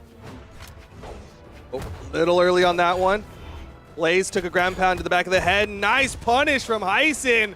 And he's going to get the first stock here in game number 1 of the Grand Finals. Now we have sort of the exact opposite of what we saw earlier. Earlier, Acno and Blaze were the ones to come in kind of cold against the team that just got a victory. Now Acno and Blaze are the ones who just got the victory, and Simple and Hyson are the ones kind of coming in cold. Yeah, but you're seeing how that generally works out, right? Acno and Blaze looking just slightly ahead in this one. Yeah, you talked about that higher defense given survivability to Blaze, and it's definitely working so far. He's still only in the orange, about a minute 20 into this game. That recovery is finally going to turn him red on sort of the second hit of it. The neutral air doesn't even send him off screen, but it did hit so low. He's going to go for the ground pound there, and he gets hit by a recovery as well. So Blaze could be falling soon. He's taking a lot of damage since I said he was orange. Yep, that will do it. As we were watching him, got hit by the D-Light into the recovery. Acno trying to get a punish there, but still, the fact that Blaze was able to extend that first stock for so long, and it's not like Acno got deleted, so things looking good for the blue team as he sets up, gets the team double, and things are looking nice for this blue team. Yeah, both members of the red team were very deep in the red. That all it took was just a little bit. He found a nice side air on the axe, leading to that KO. Now he has the lance in hand, and what happened to Acno? I was looking at Blaze. I mean, maybe it's that controller stuff, because he didn't sweat beat or anything. He didn't get hit. He just fell.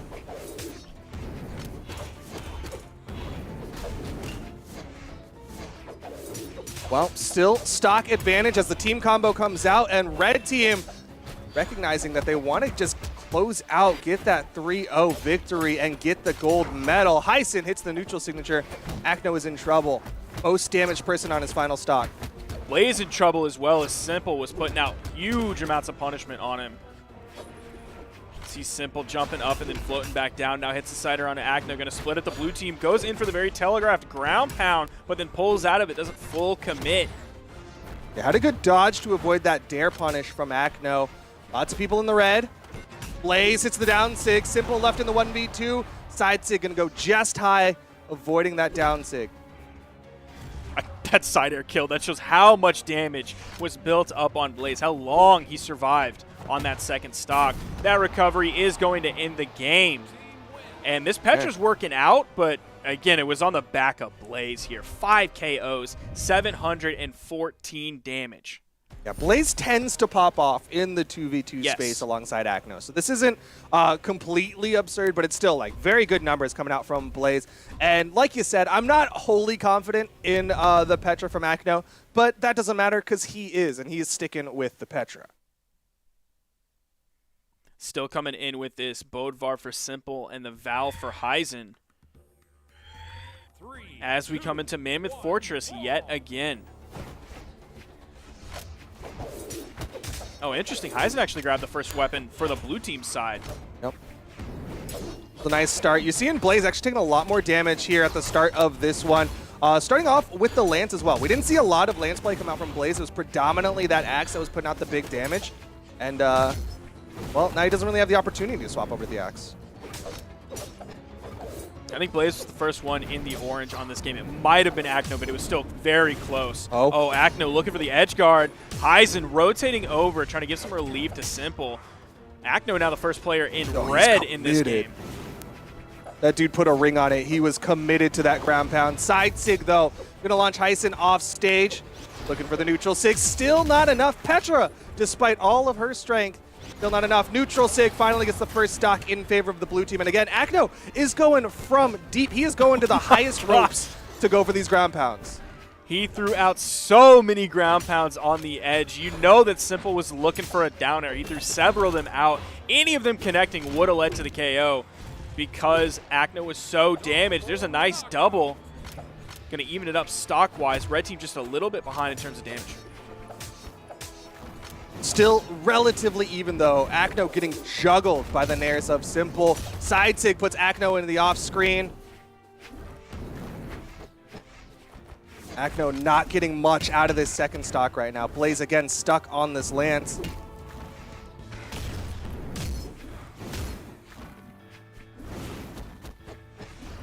Simple is like just hunting for punishes now. Yeah. He's throwing out not a lot of moves. He's just I mean, waiting for those that's classic punish moments. Simple. Is just play safe, get those clean hits onto the opponent's neutral sig. Whoa! Extra damage from Blaze, but he was still caught in the blast from the orb. Still going to lead to the knockout. Acno got taken out, so all things considered, even. Not a lot of neutral signatures coming out from Heisen compared to like what we saw from Pavelski earlier. Yeah. He's a lot more reserved with his Val Sword neutral sigs, but at the same time, Simple, more reserved with his Hammer neutral sigs. Haven't seen many bears at all from this one. Or down signatures on the sword. Hint, hint, wink, wink. Simple, though, in the red, likely will be the target. Acno taking a lot of damage on that one. Not able to afford all these trades that are coming out.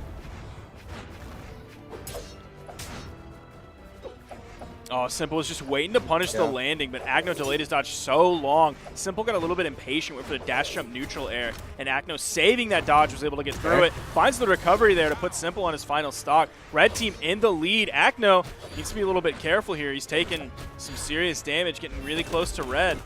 Team combo. Acno doing more. That neutral signature with some good damage put out onto Simple. Oh, wanted to go for the target swap. Thought Heisen was going to come up there. You saw him chase dodge down for the side air. Acno starting to pop off in the 1v1 against Simple, but he is in the red. Lots of people in kill percent.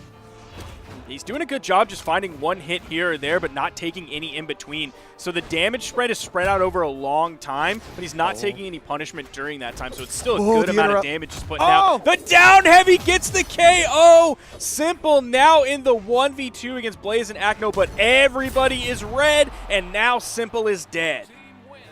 That one went down to the wire. They had the killing blow on Acno, but it got interrupted. Like the bullet was almost to his head, and somebody shot the other bullet out of it. And man, Acno immediately fast fell, D heavy, took one, and they got the second.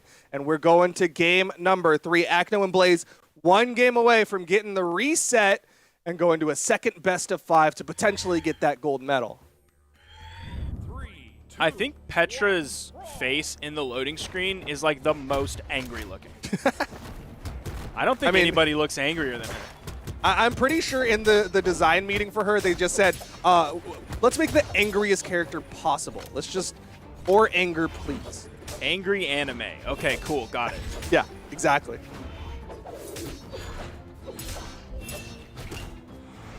Ooh, good dodge from Heisen to avoid that side signature coming out from Acno. Light side air. Now Blaze is already starting this game off with the axe in hand. Doesn't even have to mess with the lance. There was a weapon spawn on stage that he could have moved over to, but he has the axe. That's what he's really made his career off of. As one of the best 2v2 axe players in the game. Absolutely. Left side though, Acno full disengage, gets the wall touch. Blaze in a little bit of trouble. Oh! The weapon toss actually going to help Heisen out there. Not sure if that recovery would have led to the knockout, but would have had a lot more force. There's a side sig. There's a down sig. And both of the red team members going to be going to their second stocks. Now, Simple is going to fall there, but he did throw out the down signature. That didn't lead to him falling, so I hope that doesn't discourage him from using it. But that was a great option to use there to try and combat the recovery that came through from Blaze. So I hope he keeps using it. That move is so good. You're really on this kick, and I just like, do you need to talk about this? Well, like, players were never using it, and I harped on it a lot, and then players started using it, and it was sick, and it was awesome, and they were using it so well, and then all of a sudden, I'm looking at this, and I'm seeing no down signatures. I see that it is killing you inside, but right now it's Acno that's killing Simple. Top of the map, Simple in the red. Nice down sig from Blaze, putting out more damage. Down sig again from Blaze will take Simple down to his final stock here in game number 3, pre-reset. See, Blaze is using the axe down signature, and it's very good for similar reasons. It has that nice spike potential. It's one of the quickest of Olgrim's signatures. It covers both sides, which the down signature on Bokar doesn't really do, but it does cover really high, so it covers a lot of territory. Always nice to see a spiking sig, but both blue team members in the red. Recovery will take down one. Blaze gets caught. The double end lights lets him DI up and get out of danger. Bit of an interrupt. Oh, another recovery. Gets the team knockout. Unfortunate for the blue team, and the stock advantage is in favor of the red team. Not anymore. Simple just has to be careful not to take too much damage. That is not what he needs to do there. Took a 3-piece from both members of the blue team. Sidelight Nair from Blaze, and then a recovery from Acno. Almost took him off the top. And this blue team's so good at recognizing, all right, Simple, he's deep red. He's going to play careful. So let's just quickly 1v2 onto Hyson. They take out Simple, and now it's all left to Hyson in the 1v2. And he doesn't even have the advantage of like, well, okay, he's got every advantage he needs as he's winning out in the offstage, but Acno gets the wall touch. Nice follow-up. That hit him when he was perfectly red, because the neutral light hit him in orange the first swipe of that side signature, hit him in red, the second hit him in red, and he was done. Almost perfect efficiency on that. Yeah, that was a really good side sig. It just followed the trajectory of the neutral light. And that's a reset, and we don't even have time to bask in the glory of it because they immediately banned out all the maps. We're going into another best of 5. Acno and Blaze sticking with their character picks. Simple and Hyson sticking with theirs. And now they've got to be thinking, how do we make the adjust here? 3, 2. So we've seen this situation a lot of times where the losers bracket team comes back up, gets the reset, and then the winners bracket team ends up just completely destroying them.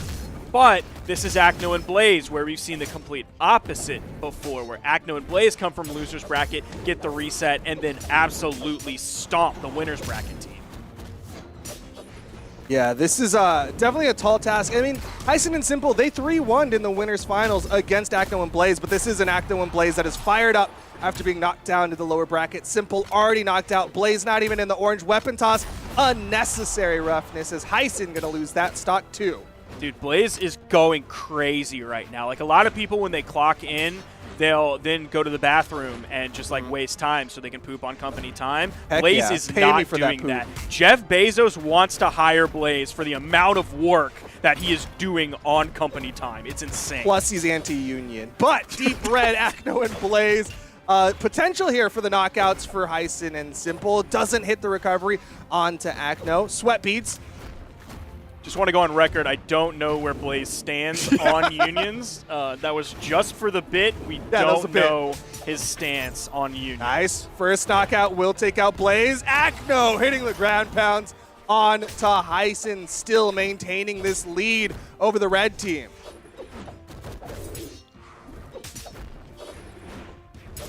Man, Acno rotates over so quickly. Oh! He does fall there, but that was just his first stock.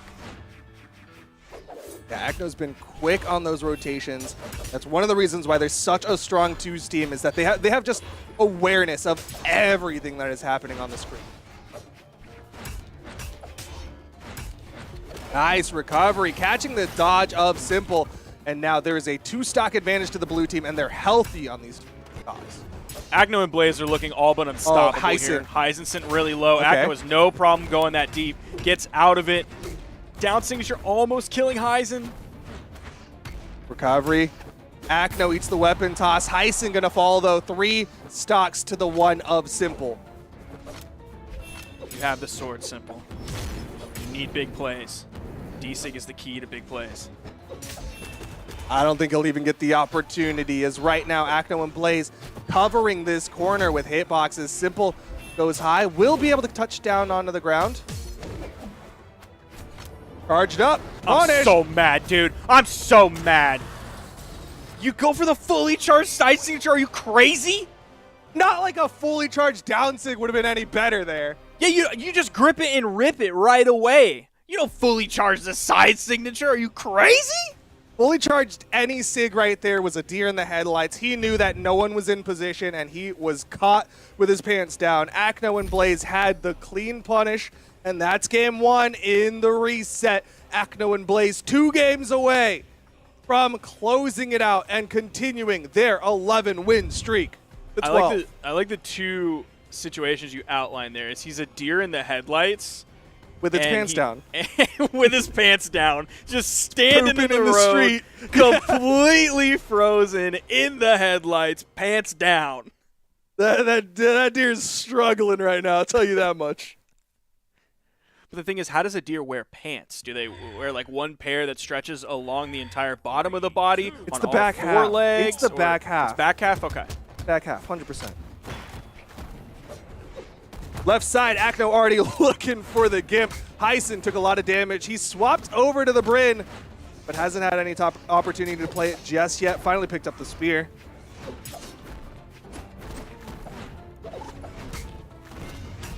Man, Blaze and the D-Sigs, they're so good. I love a both sides signature. Lots of damage being put out onto this red team. Falling side air, Simple gone. Acno gets the Gimp onto Hyson, and Simple can't touch back. Stock advantage to the blue team. This is what we were expecting from Acno and Blaze. Just utter domination.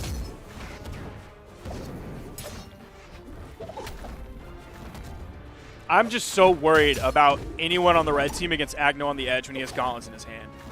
Like, I don't think Hyson's spear can deal with that. I don't think Hyson's axe. I don't think Simple's sword. I don't think Simple's hammer can deal with Acno's gauntlets on the edge.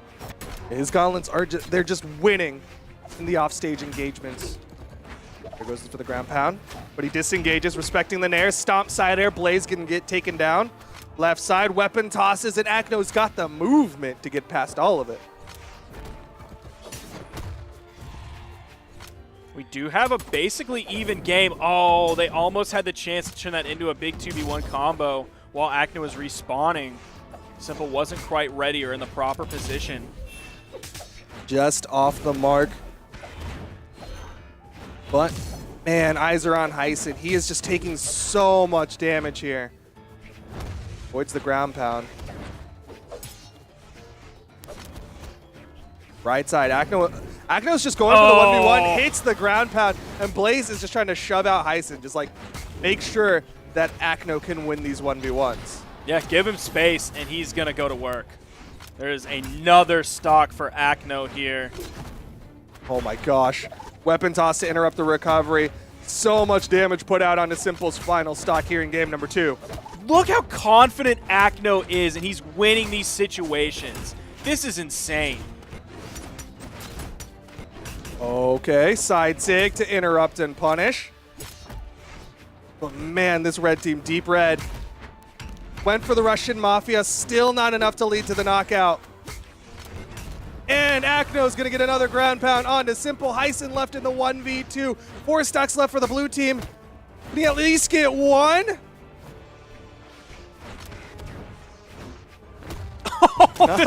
It's the backside of the down heavy. How did like the top left of that hit? That was crazy. Just enough hitbox there. Acno and Blaze take another one. They're one game away from getting another gold medal and showing why we are so adamant about them being the strongest team in EU. They've just been so good. Man, I just want to safely be able to go to LAN again. We say that every time, but I just want to safely go to LAN again and see Acno and Blaze play North American players. I just want to see them play in general in person. It's just such a good time. But here we go. Game number 3, Acno and Blaze versus Simple and Hyson. This is the final potential game of the EU 2v2 here for Summer Championship. Already Simple getting into the red on the right side. And who would have thought Acno's Petra and Blaze's Olgrim are gonna be the winning combo here? It definitely didn't look like it. Like, they were trying so many other things, and they were like, somewhere in between losers final and grand final, they were like, you know what? This is the perfect counter. I think they just hit that point where they started to listen to Alleyways by Dr. Disrespect on the 1 hour blended loop. And that gave them what they needed. That inspired them to just game. Got to make sure you get the full 1 hour loop. Blaze with a big ground pound. Simple on his final stock. We've got domination coming out from Blaze. Can they deny the 6 stock? That's what they're playing for at this point, because they are falling apart here in game number 3.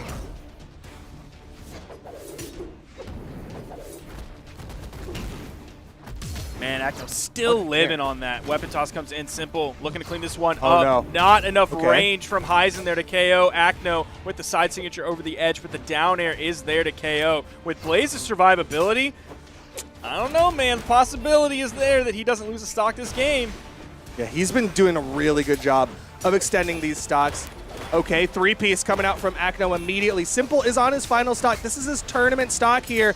He's going to take down Blaze, but the D-Sig immediately knocks Simple out. Hyson going to lose his second stock. Acno going wild. Hyson is on his final stock versus the 4 of the blue team in the grand finals. Gone. It's gone. Yeah, Gauntlets on the edge. You He's just gone. can't. He's You gone. just can't. That's it. Acno and Blaze gonna win the EU Summer Championship in 2v2s, and they continue 12 games of domination. Sorry, 12 tournaments. Sorry, of domination. They 6-0'd. Yeah, that was holy. Acno just really fired up. His Petra was so good on the edge. And it's not even just like, oh, he's playing Gauntlets on the edge. Gauntlets on the edge are a really strong weapon, so he was forcing that weapon advantage on the other players. Hyzen's also playing Gauntlets, brother. Val has a set of Gauntlets, and Acno was just deleting everybody on the edge. Nobody can touch this Petra swap. Is this going to be the play going forward? I think it should be. I don't know. It'll be interesting as we get ready to go into tomorrow with the 1v1s of things. Of course, again, Acno does have a Val, so some fantastic gauntlets if he's feeling that, but he's definitely got a pretty wide character pool considering he played about 5 or 6 characters today in the 2v2s.